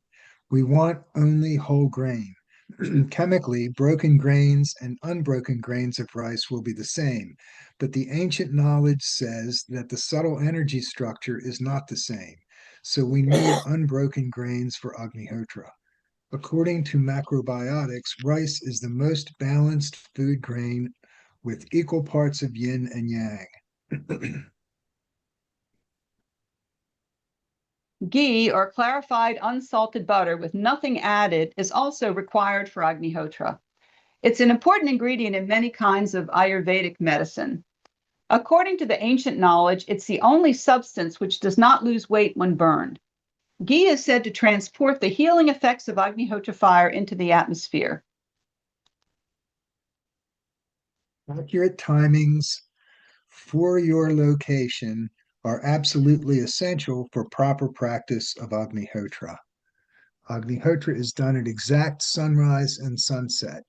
If the timing is missed, it is not Agnihotra, and all the beneficial effects will not be conferred. Agnihotra is done to the second.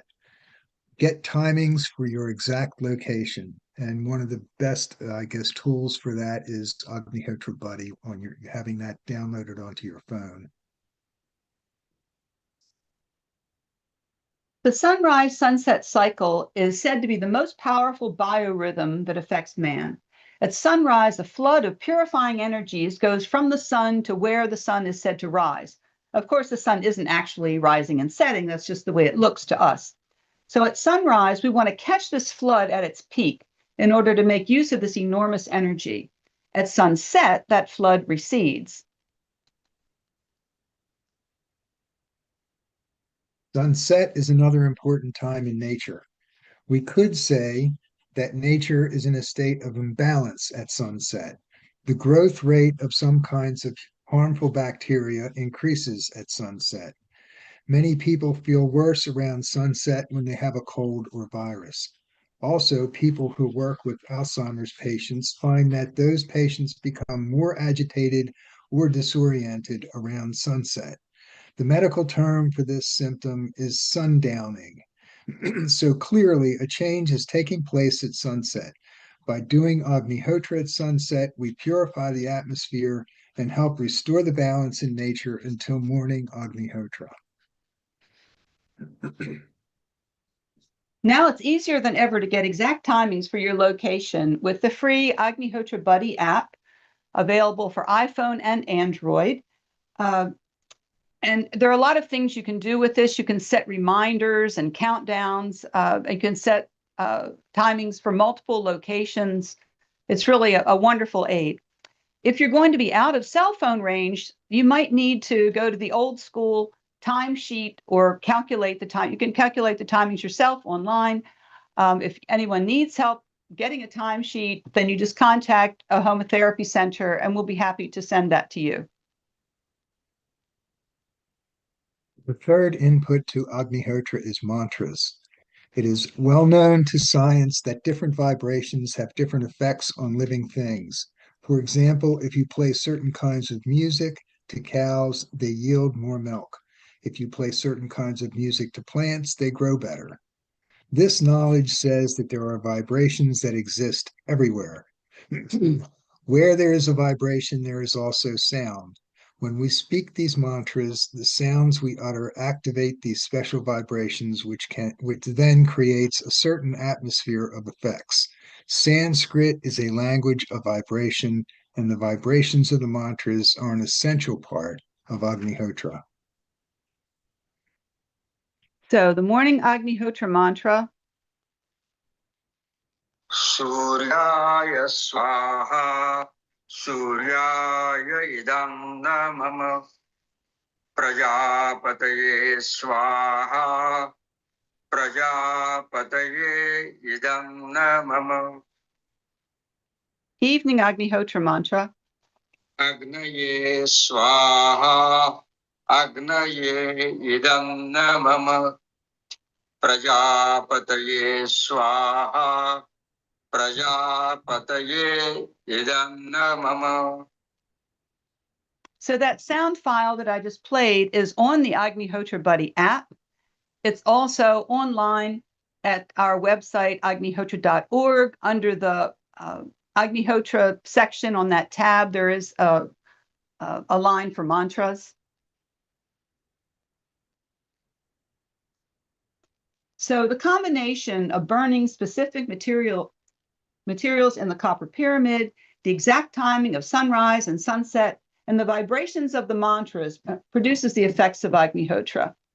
And I also want to mention, because we've seen a number of different images of Agnihotra fires today, in case anyone's wondering, it doesn't have to be a huge fire. It can be just enough so that these 2 pinches of rice and ghee burn quickly and completely.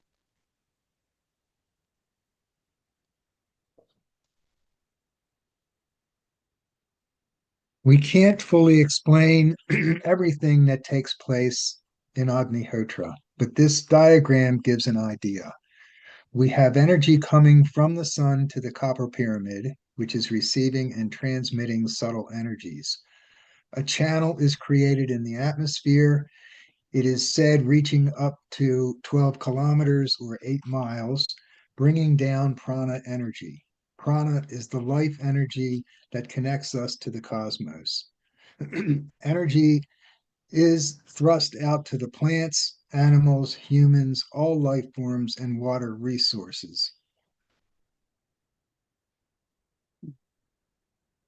We could say that all kingdoms of nature are represented in Agnihotra.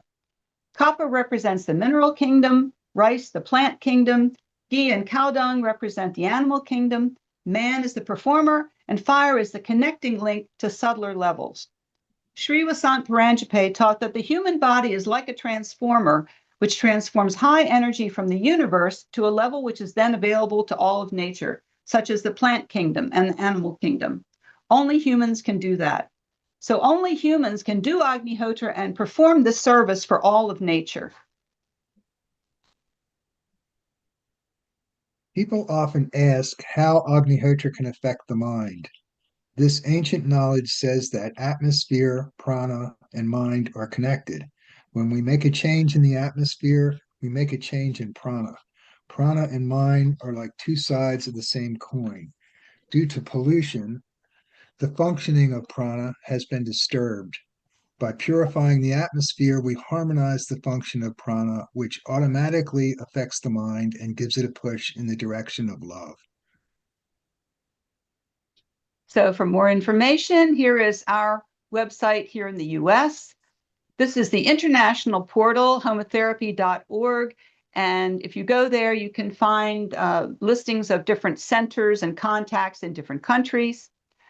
Earlier in the presentation we gave at the beginning of the program, I showed the homahealth.com website, which lists many different testimonies from people showing how they used Agnihotra and or Agnihotra ash home remedies to deal with different health problems. Homafarming.com gives many reports of how Homa farming has been used in organic agriculture to grow absolutely top produce, top quality and quantity. Agnihotra is the foundation of Homa farming. There's also an online WhatsApp Agnihotra community.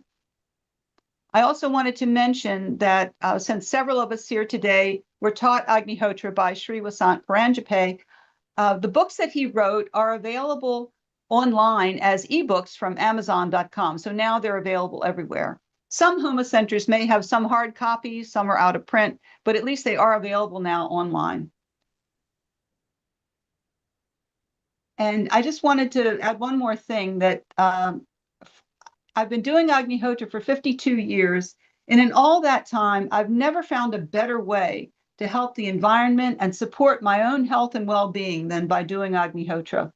So for me, this small investment of time and effort has yielded huge benefits. Thank you.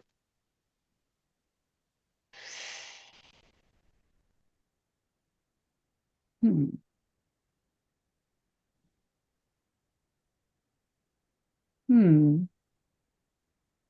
looking for the end share screen. Okay, here we go.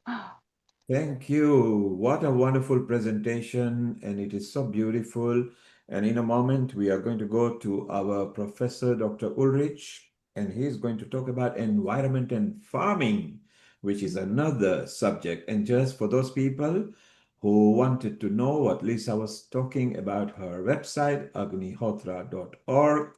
It's a beautiful website, and here it comes.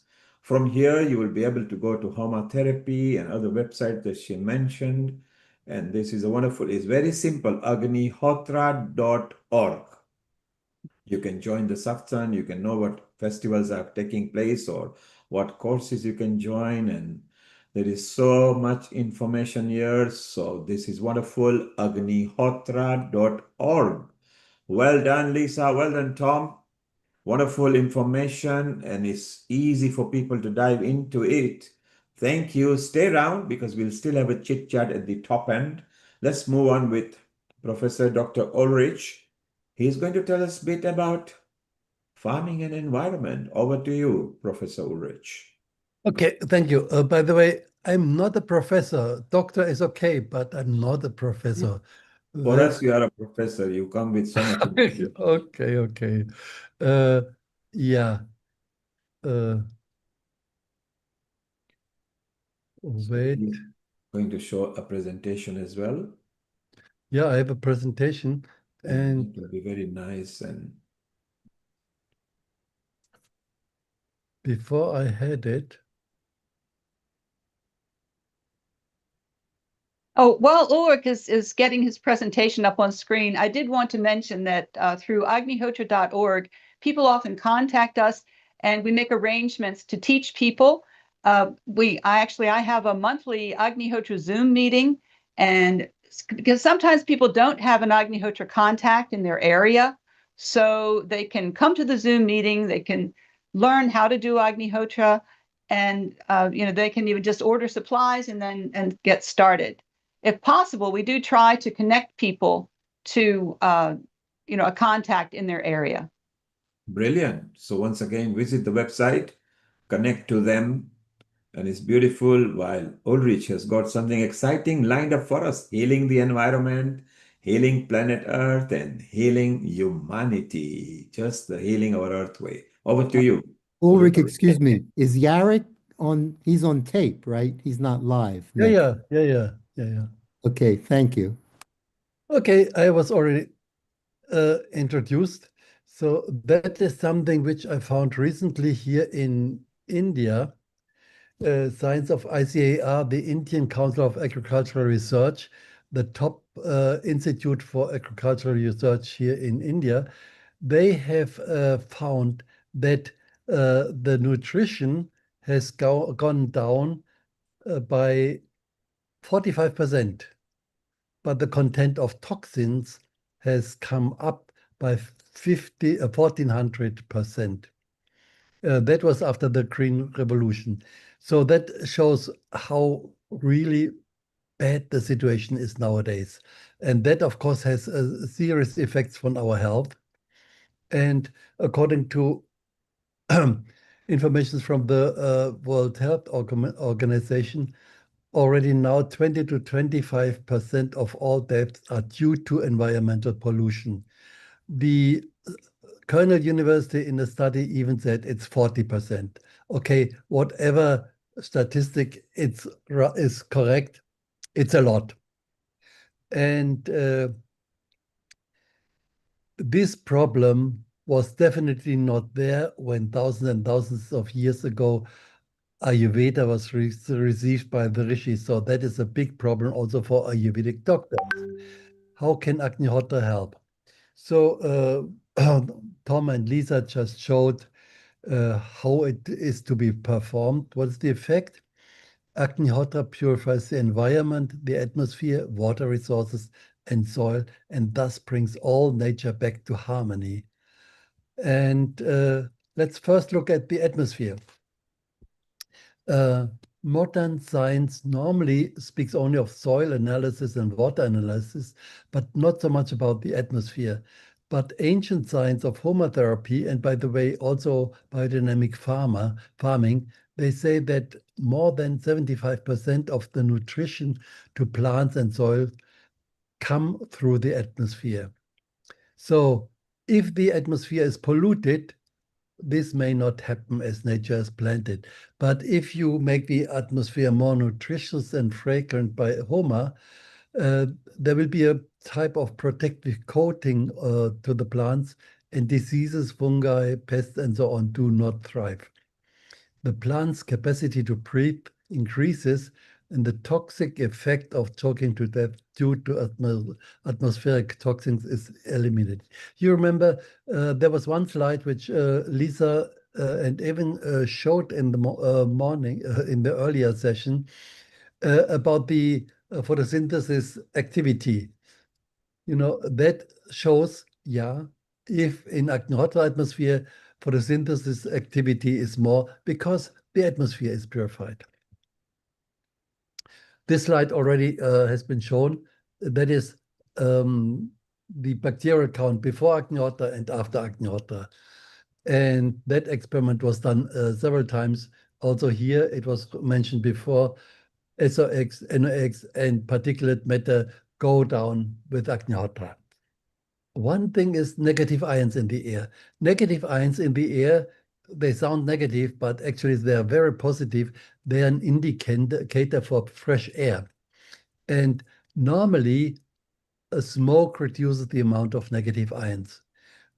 We had done 40 years ago an experiment in Germany. I went to the man who had the instrument to measure negative ions. And when I said, there's this fire, and he said, there's smoke. And I said, yes. He said, we don't have to measure. Any smoke reduces the number of negative ions. I said, okay, let's try. And to his utter surprise, there were more negative ions in the air. So now we have done some exact measurements recently in Germany. And you see at Agnihotra time, by performing Agnihotra, there were big peaks of negative ions by Agnihotra. And that may also explain why Agnihotra reduces the atmospheric pollution. Water resources. This experiment was done in Pune. The water from a river was taken. It went through some column of Agnihotra ash, and all parameters of Agnihotra of water quality improved, especially the bacterial count, less 93%, 98% less. So, but also big water bodies like the Narmada River, that is Agnihotra, that is our Agnihotra place in Maheshwar, and the Narmada is quite big at the time, and also that water quality improved. You see here, they tested the water quality upstream and downstream, and the second last row is Maheshwar Homotherapy Goshala, and there the water quality is much better, even fulfills the criteria of World Health Organization for drinking water. And you look, coliform count is 500, 600, or 700, but Maheshwar Homotherapy is 100, just within the range of what WHO says. Okay, effects on soil. One thing is, I want to read one quote more than 3,000 years old in Sanskrit written. Upon this handful of soil, our survival depends. Husband it, and it will grow our food, our fuel, and our shelter, and surround us with beauty. Abuse it, and the soil will collapse and die, taking humanity with it.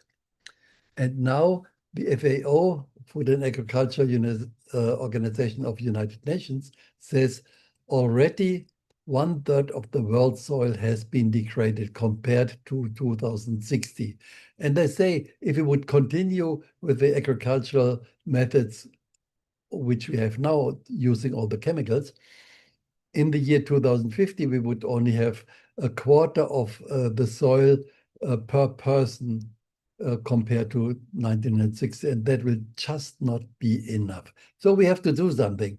We have to rejuvenate the soil with HOMA methods. The rejuvenation starts from the level of viruses, bacteria, fungi, algae. A healthy microflora and microfauna is created. And we've seen that. That was an experiment done more than 40 years ago in Denver, Colorado. They measured the quantity of water-soluble phosphorus. You know, normally phosphorus is one of the main nutrients. And normally there's enough phosphorus in the soil, but it's there in a not water-soluble form. If it's not water-soluble, plants can take it in. It doesn't help. And they measured, if they add Agnihotra ash to the soil, there was 3 times, 4 times more water-soluble phosphorus in the soil. Now, the question is, how come? And one hypothesis, well, it is because of the activity of some bacteria, and that has been confirmed. Some experiments showed if you add Agnihotra ash to the soil, these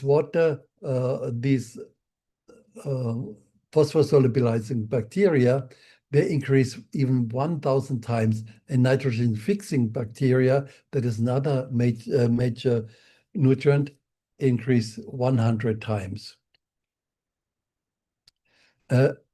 And on the other side, pathogenic microbes are controlled, as you can see here. And positive beneficial microbes, they thrive. Also, sodic alkaline soil comes back to normal, as well as acidic soil. And for that, we have the statement of our friend Jarek So Bisberg. in 1996, we started gardening here. Of course, the soil was extremely acidic, clay, stone, so we had to use compost. And in 2003, we took the soil to be sample tested at the agricultural laboratory in Krakow, and they told us that no way we can grow any vegetables in this kind of soil until we use 2.5 tons of lime, potassium, phosphorus, nitrogen, and then we can perhaps grow some vegetables.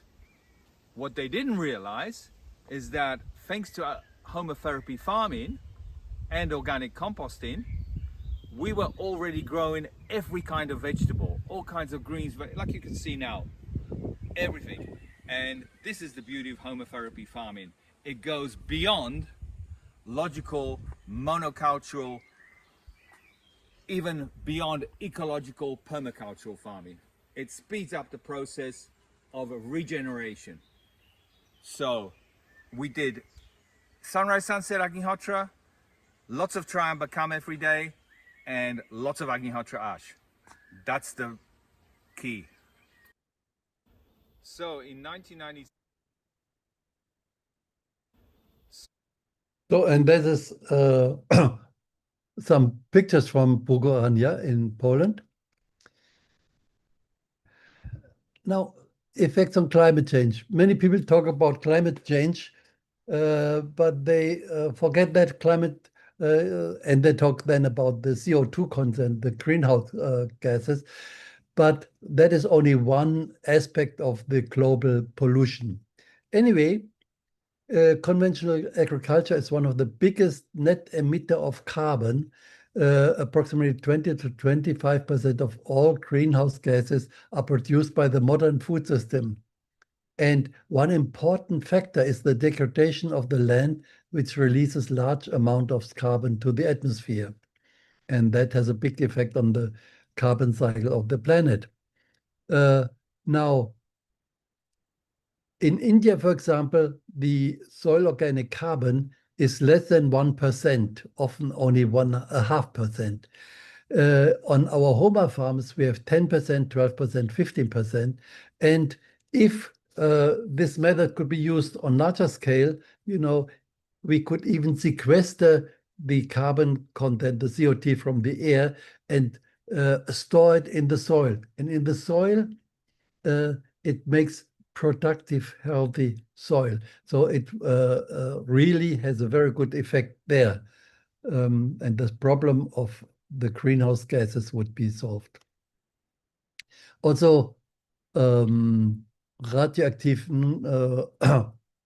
radiation can be reduced. That was after Chernobyl, one experience of our friend Karin Heschel from Austria. They had a farm products were measured, controlled for radioactivity by the officials. Only then they could sell something. And on their farm, there was no higher radioactivity as opposed to all other farms. And then later, after Fukushima, some scientists from Japan came to Kiev to the Academy of Sciences Institute of Physics, and I happened to be there at the time. And they brought radioactive rice from Fukushima because in Kiev they had developed a nice instrument to measure radioactivity. Okay, I said, nice. And I suggested, soak this rice in Agnihotra ash water. They did that, and within 1 week, the radiation came down to a normal background level. So all the radioactivity was wiped out by just soaking the rice in Agnihotra ash water. Here you see how they did it. So that was a great result. We had hoped that we could do some follow-up study, but that somehow did not work. And one example that is also quite, it was big. The biggest industrial disaster worldwide took place in Bhopal in 1984. MIC gas leaked, and it was a great catastrophe. Tens of thousands of people got sick, and thousands died. And those people where Agnihotra was performed in the house, nothing happened to them. It was in the middle of the night, so they couldn't perform Agnihotra, but they started, when they felt something is wrong, they started to perform Trambakam fire, and then they formed groups of people who came together, and these people got also healed. Then they prepared Agnihotra eye drops. That is one of the methods which Monica is describing in her books. And so that gave these people relief. None of the people where Agnihotra was performed regularly got even injured. Forget about dying. And so many people died. It was really terrible. Some time ago, I met one scientist on a conference, and she was from Bhopal. She was a child at that time. And she says, corpses, dead bodies were piled up in the streets because it was so many. They couldn't handle that. Home organic farming. We have one farmer in Karnataka in South India who has wonderful results. Like in the West, in the East too, in Karnataka, India, an organic farmer practicing Agnihotra is getting superlative results with Homa farming. I used to practice a lot in organic farming. After I started Homa therapy, I reduced the practice, a lot of things which I used to do earlier. It's only Homa therapy and is doing Agnihotra, and only water is given, that also very less water. But the wonderful part is the soil has improved a lot. So that is on farm level, but also in cities, you can do something, as we can see here. Like in the West, in the East too, in Karnataka. Like in the West. Nah.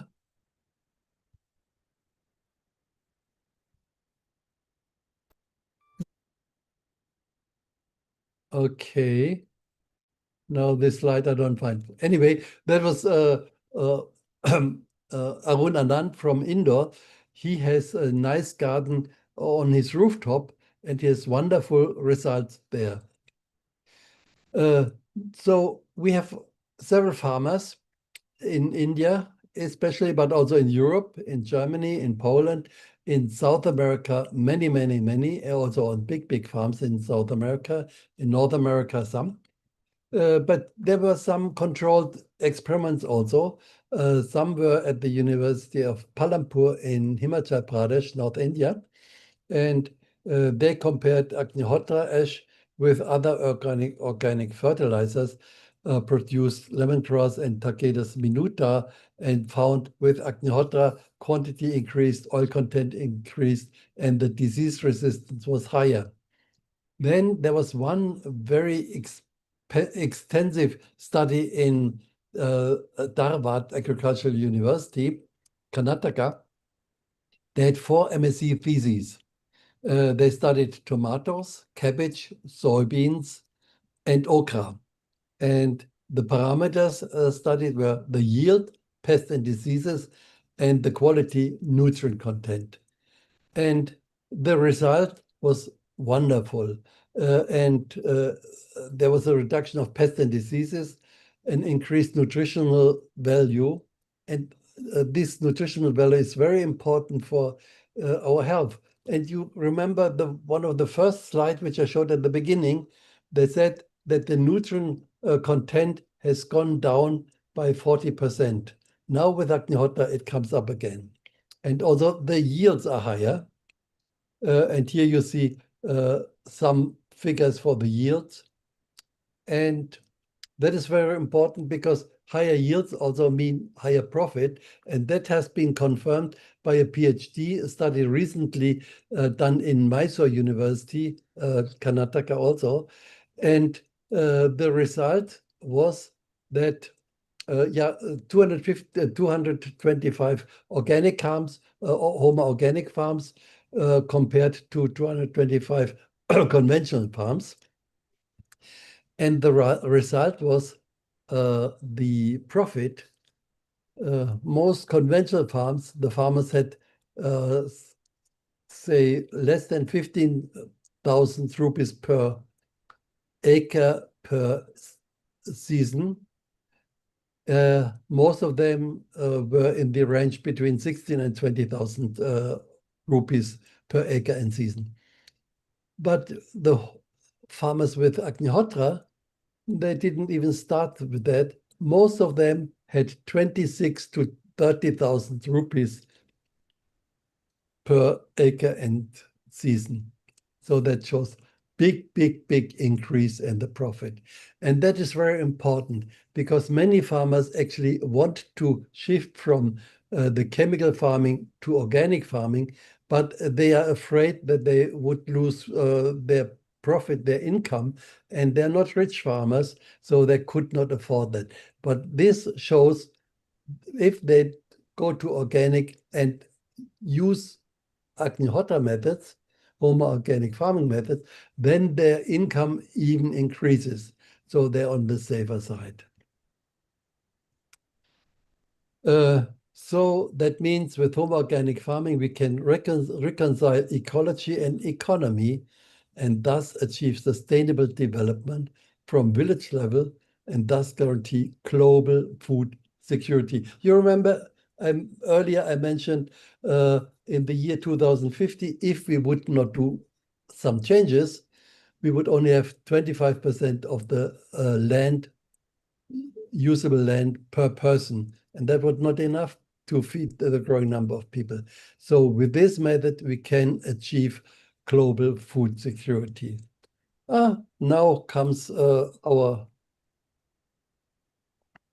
And Mr. Anand, a retired engineer from Indore, India, has a plush rooftop garden thanks to Agnihotra. I make Agnihotra ash water, which is sprayed on the plants, which gives them a special energy.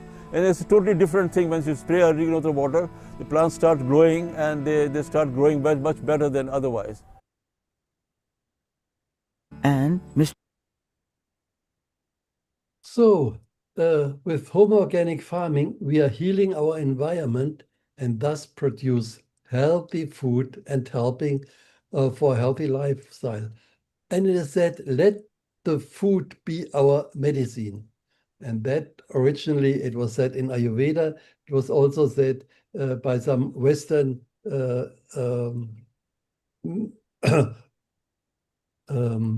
teachers of medicine.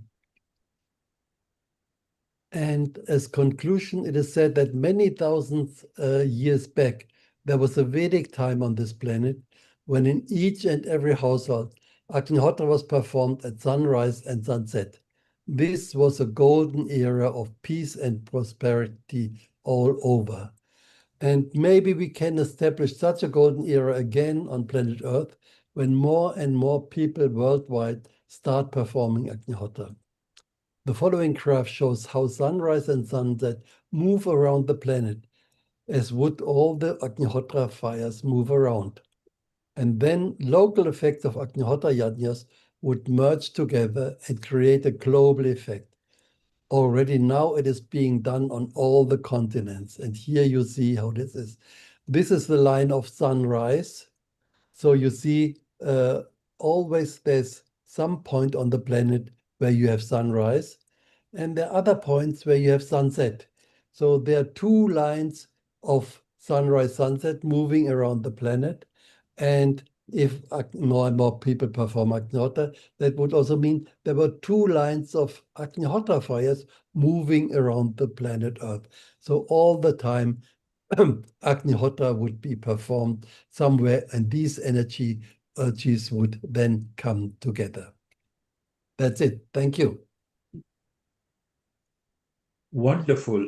Ulrich, you brought some insight to Agnihotra, some testimony and scientific proofs. Again, they will be so useful that we need to start publishing, adopting, and letting people know.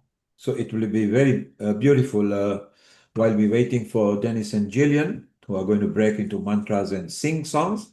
Let's have an open chit chat about Agnihotra and how it affects people's life. I like, Ulrich, you brought us stats that 45% of the nutrients are lost in the food. Yeah. And I feel it's more than that, but 45% is quite a lot because half of it is gone. Number one. Number two, and that's assuming that quite a few of them have retained even a half, some that have completely left with the modified and foods and all those things, particularly in the processed food where we're losing out. Then 1400% toxin increase. I mean, 1400% is phenomenal. Actually, the body, I don't know, I think maybe our body are also adapted to using it.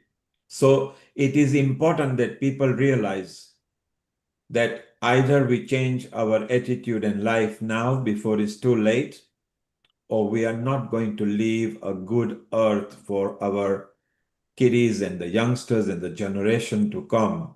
Anakul, you were listening very patiently, and it's nice because Ulrich is also part of the new association that's being set up. Some kind of information that we've always been waiting for because there are some research or studies. Time to take it to the next level where the authorities or societies or the community start listening to it, particularly the health organizations of each country. Anukul, your comment, please. I think what Dr. Ulrich has done is just phenomenal, collecting lots of data. But very interestingly, you talked about the toxins in India and the soil in India, how badly it has lost its productivity. The Green Revolution that started sometime in 1965 or 70s, that introduced quite a few interesting things. First of all, use of pesticides has been a major cause of problems cutting down the organic material in the soil. The Yeah. Indian soil normally had around somewhere like 18% to 20% organic material, because cattle and other things used to walk about in the field all the time and they used to do whatever they did. But now that thing has stopped. On top of that, they have used urea and various other kind of insecticides to kill the organisms, and that has resulted in significant loss of the organic matter. Some places which have got the highest level of organic matter in the Indian soil is still in Madhya Pradesh and parts of Uttarakhand, if I'm correct, with about 20, almost 18 to 20% organic matter, and the food that they make up over there is just fantastic. So that is one small comment. But I have one question to ask Dr. Ulrich, is about Lisa had told about that any kind of cow dung or honey or ghee would do the job. What I learned about, and I would like you to clarify that it is A2 ghee and Bos Indicus, what you call this cow dung, which is specifically used. I'm not very certain of that, mainly because possibly I'm still a part of the Indian product, so I know you knew as Bos Indicus cow dung, and it has interestingly Bos Indicus cow dung. Good amount of research has been done recently. It is one particular cow dung which does not absorb water. So if you take normal cow dung and mix it with water, it tends to sort of all mix up and become a big bundle. But in cow dung, if you dry it and keep it on top of a roof, then the water does not stay and it drains out. One of the factors why it has resulted in patenting of the Bos Indicus cow dung as well as the urine in USA is because of these characteristics. Yeah, that is a question which I get often in India, especially. Yeah. Yeah. And okay, one thing is these desi cows in India, the cows with a hump. I would say, yeah, they are better. They're more original, and the cow dung and the ghee also is preferable if you get it. But we have seen Agnihotra is practiced all over the world. And in Europe, we don't have these cows with a hump. In US, we don't have them, with very few exceptions. In South America, although normally we don't have them. But the most of the results in medicine, also in agriculture, come from these countries. And the Agnihotra and the Agnihotra ash also work. We asked our teacher, Srivasant, and he said, the dung from any cow can be used. It should be a cow. And even the dung of cows which live in Agnihotra atmosphere, this dung is better than if you have cows with hump which are not in Agnihotra atmosphere. But the thing is, if you have access to cow dung and cow's ghee from these desi cows, then yeah, go for it. And but the bigger problem, especially here in India, is, or maybe in general in Asia, is it is difficult to get pure cow dung and pure cow's ghee, because most farmers, they have both cows and buffaloes. And I think last year or 2 years ago, there was a big analysis of ghee in it was published in Times of India, I think, and they analyzed all the major brands, including the one very known brand from Haridwar. I don't want to mention name. And it showed, although, that label always says pure cow's ghee. None of them was pure. And also I understand it's not a bad intent of these people. It's nearly impossible because they don't have millions of cows. So that they collect the milk from many, many, many farmers. And they can't control that. It's not possible. So what we always tell people, go to a dairy farm where you are sure that they only have cows. Then you can be sure the cow dung is okay and the ghee will be okay. So that is a very important point.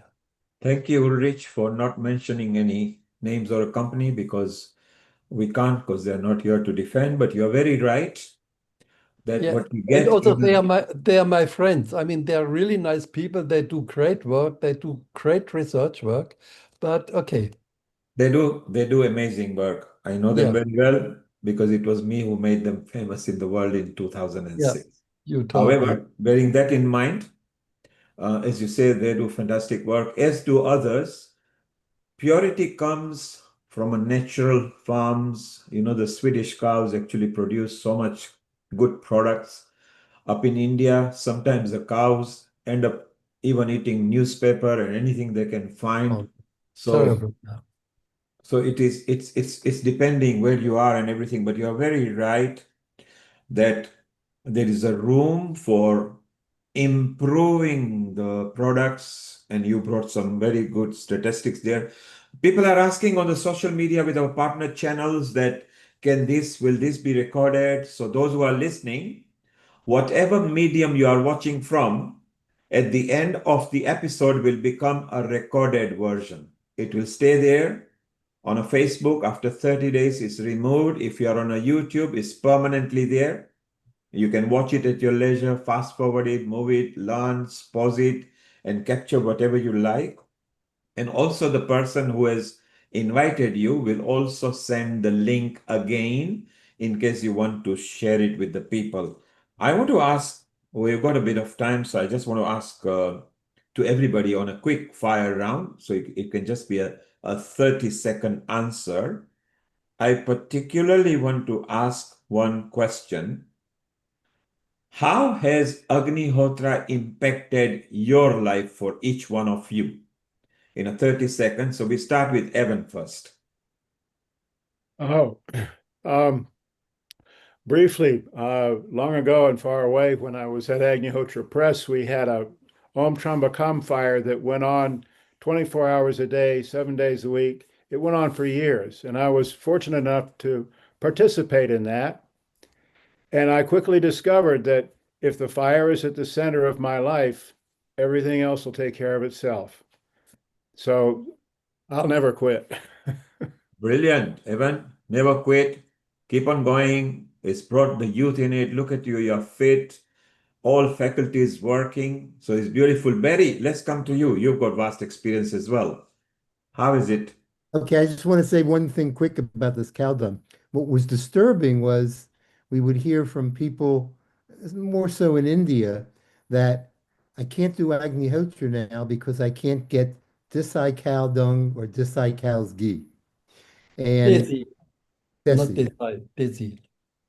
And we wanted to just tell them, as Ulrich pointed out, any cow dung will do. And one should not miss Agnihotra because they can't get ghee or dung from those particular cows.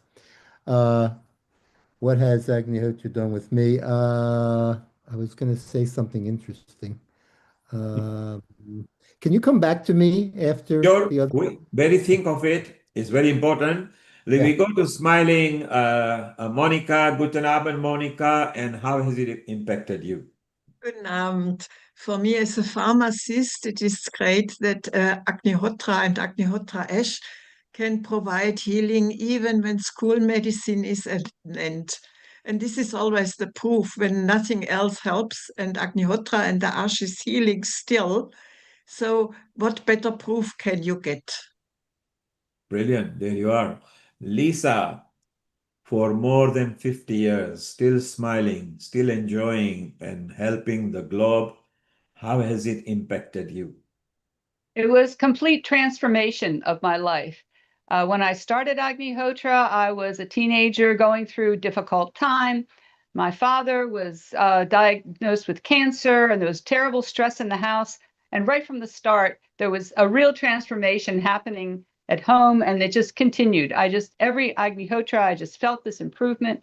All these years, I've been connected with the Agnihotra community locally and internationally, and it's just been such a journey of joy, personally, and meeting all the people, hearing everyone's experiences, and helping other people to experience such improvement in their lives. It's just been so fantastic. It's really divine grace. And therein lies the joy of Lisa. By helping and teaching others and guiding others, it brings smiles on her face because she has experienced the joy. So when you bring joy for others, it brings so much happiness in you. So Lisa, you're on the right track over there. Ulrich, how has it impacted you? Two things. One is when I started, I was teaching at the university at that time. And after 2 weeks, I realized one thing, that my life became clearer. The first thing actually which I realized, that for 2 weeks I had not been in a pub. Normally, I was still used to student life, working till 11, going to pub, later having a glass of beer, and going back at 1 o'clock. And then I realized suddenly, oh, I had not been to the pub for 2 weeks. And then I didn't miss it. And that also meant I didn't miss the beer, so I stopped that. And what I felt is that decisions were easier. Things become clear. What should I do next, and so on. So that was very good. So that was the thing which I immediately realized. And then, if you ask, how has my life? Yeah, as Lisa said, my life has totally changed. Actually, in science, you want a comparison. That would have been really interesting to have clone Ulrich at that time, and one Ulrich performs Agnihotra, and the other Ulrich continues the other way. I'm not sure whether the other Ulrich would still be alive. He would have done many, many crazy things, interesting but crazy things. And I think it would be probably a difficult life.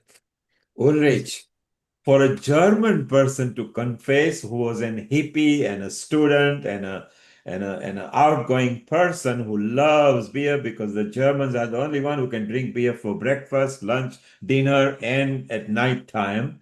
You have proven over here, and Lisa said you don't have to stop drinking or anything, but for those who are drinkers, why don't you try Agnihotra for a while? And maybe you will slow down on drinking or completely give up and have a different path of a direction. So Ulrich, that was fantastic. It was very nice that you mentioned what you did and things like that. Anakul, you today were dreaming and enjoying and learning Agnihotra. How has today's episode impacted you? I think ever since the time I came in contact with Dr. Ulrich, it has always been very fascinating. And every time I listen to Agnihotra, my mind sort of goes all over the place. There's so many branches of thoughts that go along from and various aspects of Vedic concepts. It's just amazing. But there's so much yet to learn and so much yet to do. And I think I must thank Dr. Ulrich for having done what he has done, and all those people who've been practicing Agnihotra for so many years. So much of important information. I really need to visit you all. I don't know when and how I'm going to do that. I desperately need to Right. be. Well, Thank you. You sure will be visiting them. Actually, virtually, we're visiting them regularly, and we'll do this more often because it brings better knowledge and better community building as well. Let's go to Barry, and then we'll go to next couple of questions while we are waiting for the Gillian and Dennis. Barry, You Yes. remembered. Sorry? You have remembered why. I have remembered. Yes. So, my work with addiction with patients doesn't come just from intellectually. Uh, I am a marijuana addict. And when I started Agnihotra, marijuana had brought me to my knees and it was life-threatening, literally. Uh, I started Agnihotra and I was clean for 17 years. And then, having reduced my swadhyaya and other things, I fell off the wagon and smoked marijuana for a while. Well, then I got back on the wagon and now I have 28 years clean. So, uh, without Agnihotra, uh, I would be probably living in Haight-Ashbury in San Francisco. And knowing me, I'd probably be on the corner, not in a house. So, as far as I'm concerned, people don't like when I say that Agnihotra kind of makes me high most of the time. People don't like when I say that, but maybe it's because they don't know what being high is like. But I do. And Agnihotra, it doesn't alter my mind, and like that, but it helps me stay off of marijuana. It helps me control food, which is a big problem if you smoked marijuana. And it's very easy for me, having gotten over the depression that I had when I started Agnihotra, to help people with addictions and depression. Brilliant, Barry. And it's okay to be high in spiritual form. Because when you are high in spiritual form, then you are connected to the Almighty or the Supreme or the God or even somebody you know, your mother. Because it is a mother who gives you a birth, and our affinity and close to mother is very simple. They are like God because they gave the birth to us. So to get high in a spiritual format is a moksha where you really want to be there, and it's beautiful. So Barry, for those, if they don't like what you are saying, get them getting high with you spiritually, and then they will realize you don't need drugs, you don't need alcohol, you just need that peace of mind spiritually, which you have found that. I want to ask another question. And Ulrich, you touched it because in, I think, one of your statistics, there was an addition to Tai Chi and Qigong and Agnihotra, and how together it benefited. So what I want to ask each one of you, that do you adopt any other form with Agnihotra to each one of you? Quick fire round question, okay? Evan, we go first with you. Well, long ago and far away, I learned a set of disciplines that has been described as Homa lifestyle, and I live that way. I get up early, I do yoga, I do Agnihotra, I do an hour of home Trambakam every day. I keep all the meditation times. I try and eat good food and sleep enough. It all adds up to good health. So Evan says that Agnihotra, good food, good sleep really helps. Monica, what do you combine your Agnihotra with? Oh, for me, it is the combination for a happy life and for a really balanced feeling in myself. Because since I do Agnihotra, I really feel why I am here on earth and what is my job and what is my future to look at. And this is very beautiful for me because I know my place where I am on earth and my work, what I have to do. Fantastic. Agnihotra gives Monica to find her purpose, why she is here. So that's beautiful over there. Lisa, do you combine anything with Agnihotra? Yes, well, actually, the disciplines that Evan referred to, we do certain meditation timings and fires throughout the day. And Yajna and the Om Trambakam Homa in our fire temple that my husband and I are responsible for. And I have, well, one field of interest that I find really complements. For 16 years at a small private school, I taught dances of universal peace. And whenever I have the opportunity to attend one of those dance sessions, I like that. And I became a dance leader also, and that's a very joyous experience. And on a few occasions, we have been able to perform the fire during a dance session, and I found it to be very powerful. Wow, I love that. Lisa, do you know Sharon Rose from Colorado, from the mountains? Do you know her? I don't. Okay, she's quite a big name there in America. She actually, just like you, she's 77 now, but just like you, 50 years back, she traveled to India and learned complete classical dancing, and she is now spiritual. Anakul, if you could take care to introduce Lisa to I will. Sharon, because they're both in America Mhm. and slightly away from each other from a time zone point of view. But it'll be very nice that you can combine, because Lisa is very right. Dance with spirituality, meditation, yoga, Agnihotra goes a long way. And that's why I want to know the combination. So, Anukul, if you could do that. I will. And then it's nice because at Healing Our Earth, we grow family and introduce each other. Barry, Yes, what combination? I walk 1 hour every day, and I do 1 hour Om Trambakam Yajna every day. It's easy to do that responsibly because we do 5 hours here every day at Brugoranya. So like there's pressure for me to do my 1 hour. And then you know, I teach Agnihotra, and that seems to be, well, through writing. I do a lot of writing. That seems to be close to my Vikarma, my allotted task. And then lately, I've been more engaged in fundraising for the Center of Light that we are constructing here at Brugoranya, a 12-bedroom research and conference center. And it's about time for us to raise enough money for the doors to open. So I try to help with that.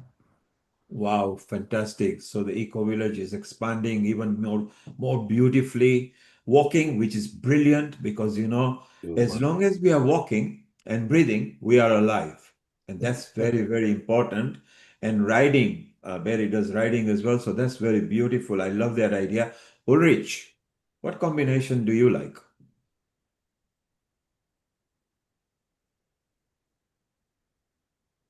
I mean, these things.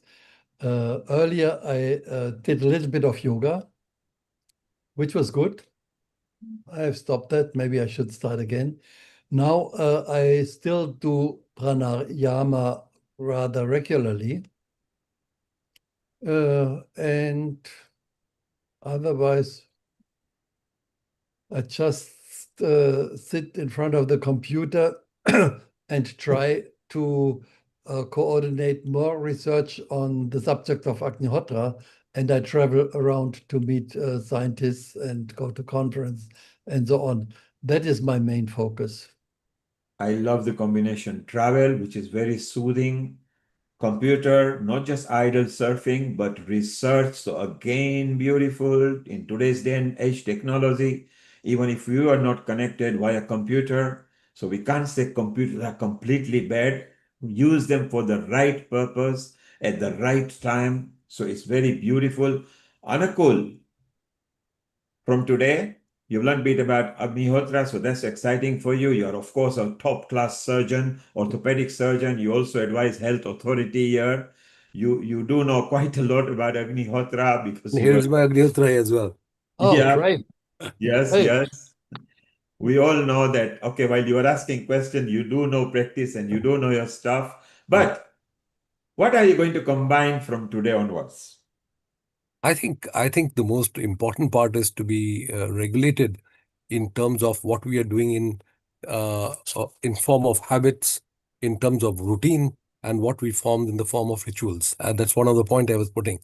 That deliberate action for every action that we do through the day is what actually makes you focus and puts all your energy in the right direction. And I think once we're able to take that into mind, our ability to perform our Agnihotra will also improve. But I've got one question to ask Barry about is those patients who had undergone treatment under you with Agnihotra, were they still continuing with the medications, or were they told to stop the medications at any given time? Oh, gee. Mostly we find that, well, let me say this. For example, Alcoholics Anonymous is the most successful program in the world for addiction for alcoholism. How successful is it? 20%. Yeah. 20% only. So, we don't usually advise people to get off of medication. They would do it on their own and substitute Agnihotra ash and doing Agnihotra. Now, all of my clients don't do Agnihotra. I don't even tell all of them about it if they come from a family that's, wouldn't understand a little bit, But the ones who start doing Agnihotra, they don't need medication, and they are much more in control of their addiction, like their therapist, me. So I want to ask next question. In order to adopt Agnihotra in different countries, today we discussed what is required, how probably it can be done. You've seen a lot of different Westerners moved into Poland, and they're not polished necessarily, and they love it down there. What if some people want to practice and they don't have the cow dung? They don't know what ghee is, or maybe the ghee is not available from the village or something, although ghee is quite wild now, widely available. Do you feel that there is an alternative and yet practice the Agnihotra? Let's start with Lisa.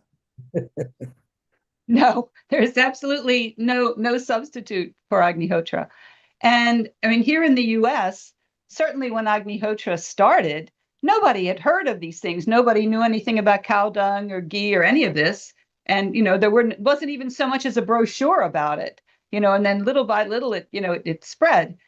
And there are a number of sources for obtaining the supplies.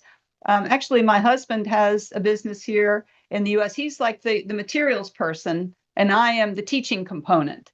So, between the two of us, we can get people started on Agnihotra, answer inquiries. I can even meet with people one-on-one on Zoom, or if possible in person, or we connect them to someone if there is a teacher or a very experienced Agnihotra practitioner in their area. But there's just no substitute. No. So Lisa is very adamant that better go and find your cows. And if you don't know how to find them, go to your local farmer or go to your local area where they milk the cows, and maybe you will find it. As for ghee, try to find an Indian person and they will definitely have it at home. And Indians are all over the world. Oh, but we teach people how to make ghee, and because here it's not hard to buy. You can get organic, unsalted butter and make it yourself. It's cheaper than buying it, and you can buy the cow dung online. As I said, we sell it here, but we're not the only supplier. And actually, I'm grateful to the other people. There are some other reliable sources who sell cow dung in this country, and it was a real challenge years ago to try to keep everybody in supply. I mean, we're in Virginia. We can have winter and cold and rain and all those things for half the year. So really in the warmer months, we can dry it here. But now there are a number of different sources. So anyone in the US who wants to do Agnihotra, we can certainly facilitate them getting started. So whichever country you're listening from, there is no excuse. You can either make the ghee from home, just look up on the internet, and lots of recipes are available there. You can order the cow dung as well. So don't make any excuses. Try to practice Homa and Agnihotra the right way. I know some of you are saying that you have bonfire and you close your mind and go into meditation. Very good. That's the first step. Go to the second step now. And Lisa says there is no excuse for that at all.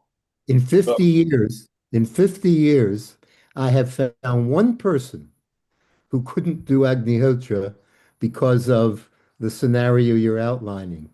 She lived on an island between Africa and I guess Indian India, Ocean. somewhere. And there was no post. They got shipments every 4 months through a boat that came. And the only milk they could get was UHT, which Yes. you can't make ghee from. So she's the only one. I mean, she could have looked ahead and bought enough stuff for 4 months, I guess. But she was the only one who had an excuse that I actually said, hmm. Well, yes, and maybe in today's day and age, more things are more available. Ulrich, are Jillian and Dennis coming to sing some? No. I will show a video. Okay, let's go for it because it'll be nice to have a bit of chanting and stuff. Go ahead, Ulrich, over to you. I'm sorry, the format is small, but the voice is good. Okay. Okay, yes, please go ahead. Hello, everybody. This is Julian. I am Dennis. And What happened? I tried before and the voice was okay. Now there's a. Yes, the voice is a bit funny. Maybe if you, Ulrich, off the line, stop the screen share and mute the sound. Play it on your computer once so it's buffered and then it may be okay. Meanwhile, we'll just chit chat over here. So if you could mute the sound when it's playing, let the whole full thing play so it's buffered at your end, okay? And that'll be fine. So Monica, you are a chemist, are you? You are a pharmacist? Pharmacist. Wow. I worked in the pharmacy. Yes. And do you practice or do you believe in homeopathy and Ayurveda products? Well, there are some results, but my experience is really that the healing power of Agnihotra is going beyond all the other methods which I came to know in the meantime. Because, for example, I was invited to go to Kazakhstan, and there they had more than 400 atom bombs in the 90s as a test area for the Soviet Union. And therefore, the complete country has too high radioactivity. And the physicians there say most of the people have wounds on the body and they only can take care for the wounds, but they are not able by no possibility that these wounds go to heal. And this is a big problem there, for example, because of this high radioactivity.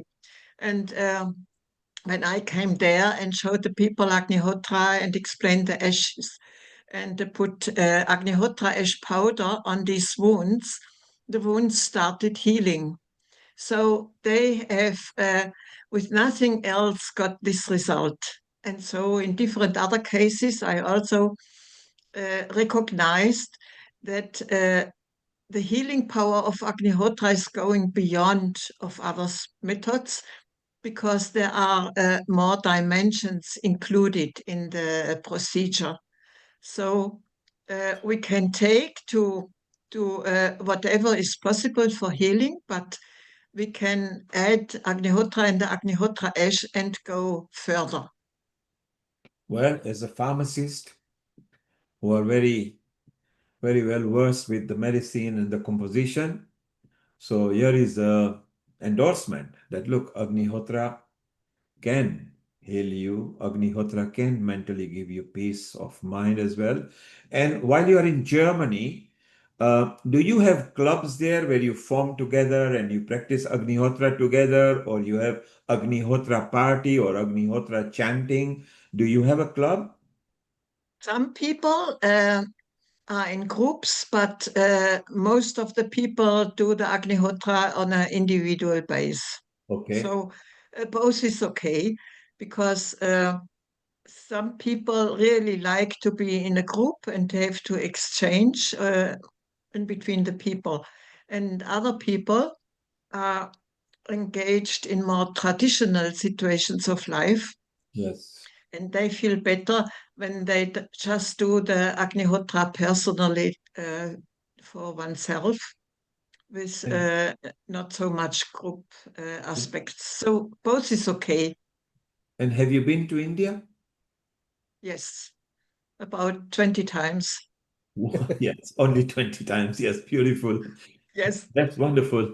Berry, you visit India nowadays more often? No, I most time visited it together with Srivasant Paranjape.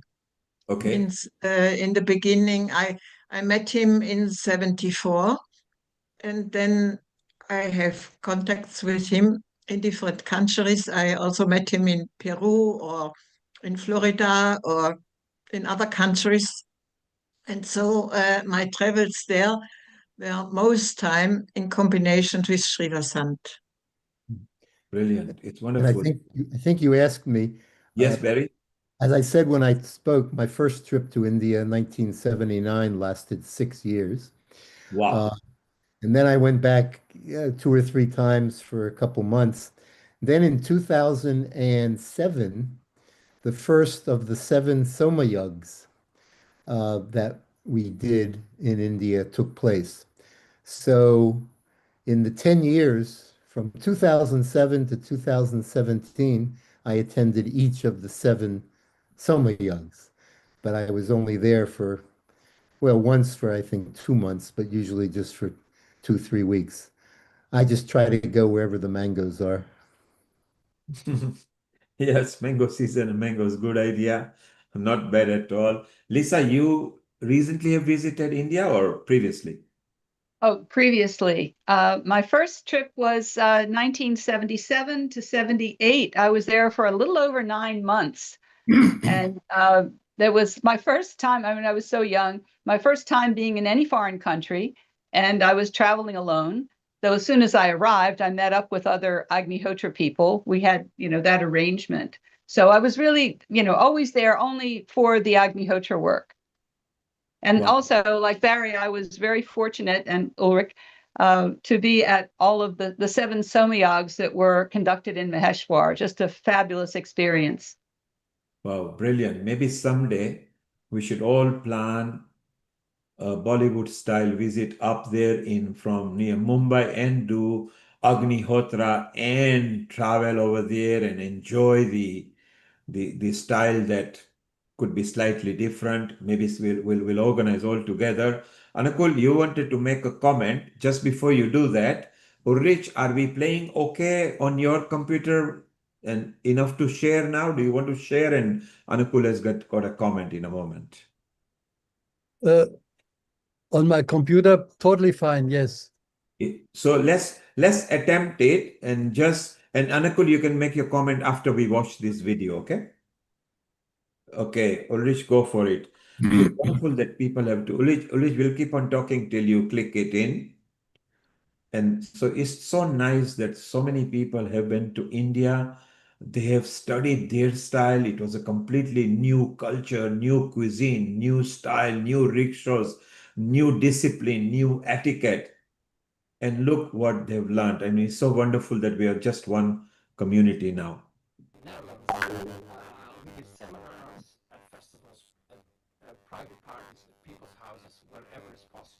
Ulrich, we are still having the same problem. Yeah, It's a I buzzing don't understand. sound. Okay, then Is it it looks like an MP4 version? correct, yes. Do you want to throw it in the chat here and see? I'll try to see what happens to it.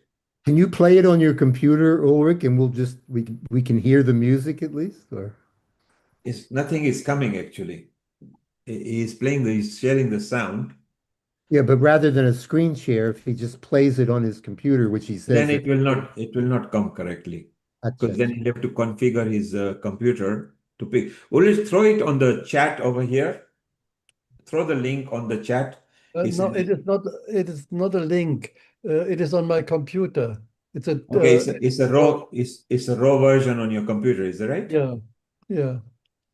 Okay, no worry. We are here live people. Barry knows how to chant as well, and Lisa knows how to chant. And let's bring on some bit of chanting before we close. we have done quite over the time because we were all enjoying. So it's beautiful. Anukul, you had an observation and a comment before we. I've actually got a question for Dr. Ulrich. I understand there have been some studies done on the use of Agnihotra ash in diabetic ulcers. I mean, in my clinical practice, I come across diabetic ulcers, neuropathic ulcers, and bed sores. And I just wondered, any specific studies done anywhere with the use of Agnihotra ash in their management? In which management? Diabetic ulcers, in the foot ulcers, for No. diabetes, neuropathic ulcers, as well as what you call bed sores, because of course there will be questions about bacterial load and things like that. But I'm sure quite convinced. Mhm. I'm sure it helps, but Monica, maybe you know about some such cases. I do not know actually such case, but I would keep it for important to first provide the body with a correct situation, means to control the blood sugar and the blood circulation, etc. The regular state of the area where the wounds are. And then you can add Agnihotra ash internally as well as I would try it with water with Agnihotra ash solved in it as a compression on the wound to bring this energy also directly on the wound. And of course, the person should sit to the Agnihotra fire itself, because the Agnihotra fire itself provides the most energy healing. And next, perhaps the person can have a look on the website of Aleta. There are all the empiric data also mentioned. It is therapiahoma.com. No, it's because, better. HomaHealth.com is better. Okay, then this one. Homa Health, Because- what Lisa mentioned. And Yeah, I'm looking they- right now at that site, and there are Okay, because they had studies about a this. lot of experience there, and you can also directly ask them what ways of application of the Agnihotra ash there were proved. Certainly. Brilliant. So Thank we you. want a bit of chanting as well, whoever can know any mantra. Just before that, the viewers who are tapped to us on a social media, website, etc., let's tell them what the future episodes are here at Healing Our Earth. So next week is International Women's Day special. Women in empowerment, empathy, tenacity, and media and mentoring. So women, empowering humanity. Women actually builds good community as well. Following week is the World Kidney Day.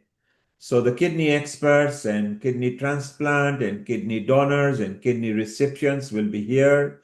If you know anybody who is suffering from any kidney matters, please refer them to Healing Our Earth and they can maybe benefit. And following week is Ram Navami. This is Ram's birthday, where you can come and do bhajan, kirtan, any stories, Agnihotra if you want to talk about it. Agnihotra was practiced during their time as well, in the Hindu ritual, during weddings, during the string ceremony, even on the death.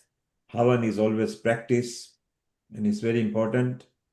And then following week is the vegan and vegetarian kitchen. If any one of you are cook or you practice something good and you want to be part of Healing Our Earth, just go and contact whoever has brought you on here and they will refer you to the producer, which is Seema. Today's producer is Ulrich and Amrita. So different producers are there. Then the following week is the health one with autism. And on the 12th, we have got a special episode celebrating 6 years at Healing Our Earth. So effectively, it's 6 years to pandemic. Here we go. Now, who is going to chant a mantra or two? Or we could do Saptashloki. Everybody knows that. Yeah. But if we do it together, it's not going to sound good. The synchronization is, I don't think you can do more than one at a time. Am I correct? You can't do all together on a Zoom, but you can do one verse and the next one can do next, but you'll have to point your hand so the next one knows to take it over. Otherwise, you'll be talking over each other. Or each one of you do verse or half the mantras together separately. It's okay. We just want a bit of energy. Yada srishtam jagat sarvam tadalo kapitamaha chaturveda samayuktam shashvatam dharmamadishat. All right. Kim zat karma kemadyatmam yadivinyatu mahati sarvashastreshu granteshu pramanam paramam shrutihi. Lisa? Aspashtam chakada spashtam tatvajnana vivechanam anyatra labyate kintu pramanam paramam shrutihi. Evan? Ashagranteshu sarveshu shruti pramanyameva cha sarvata saramaradhyat nijakalyana hetave. Monika? Shkavadaratahke chinnanyadastiti vadinaha sarvete vilyam yanti mitya kalakarinaha.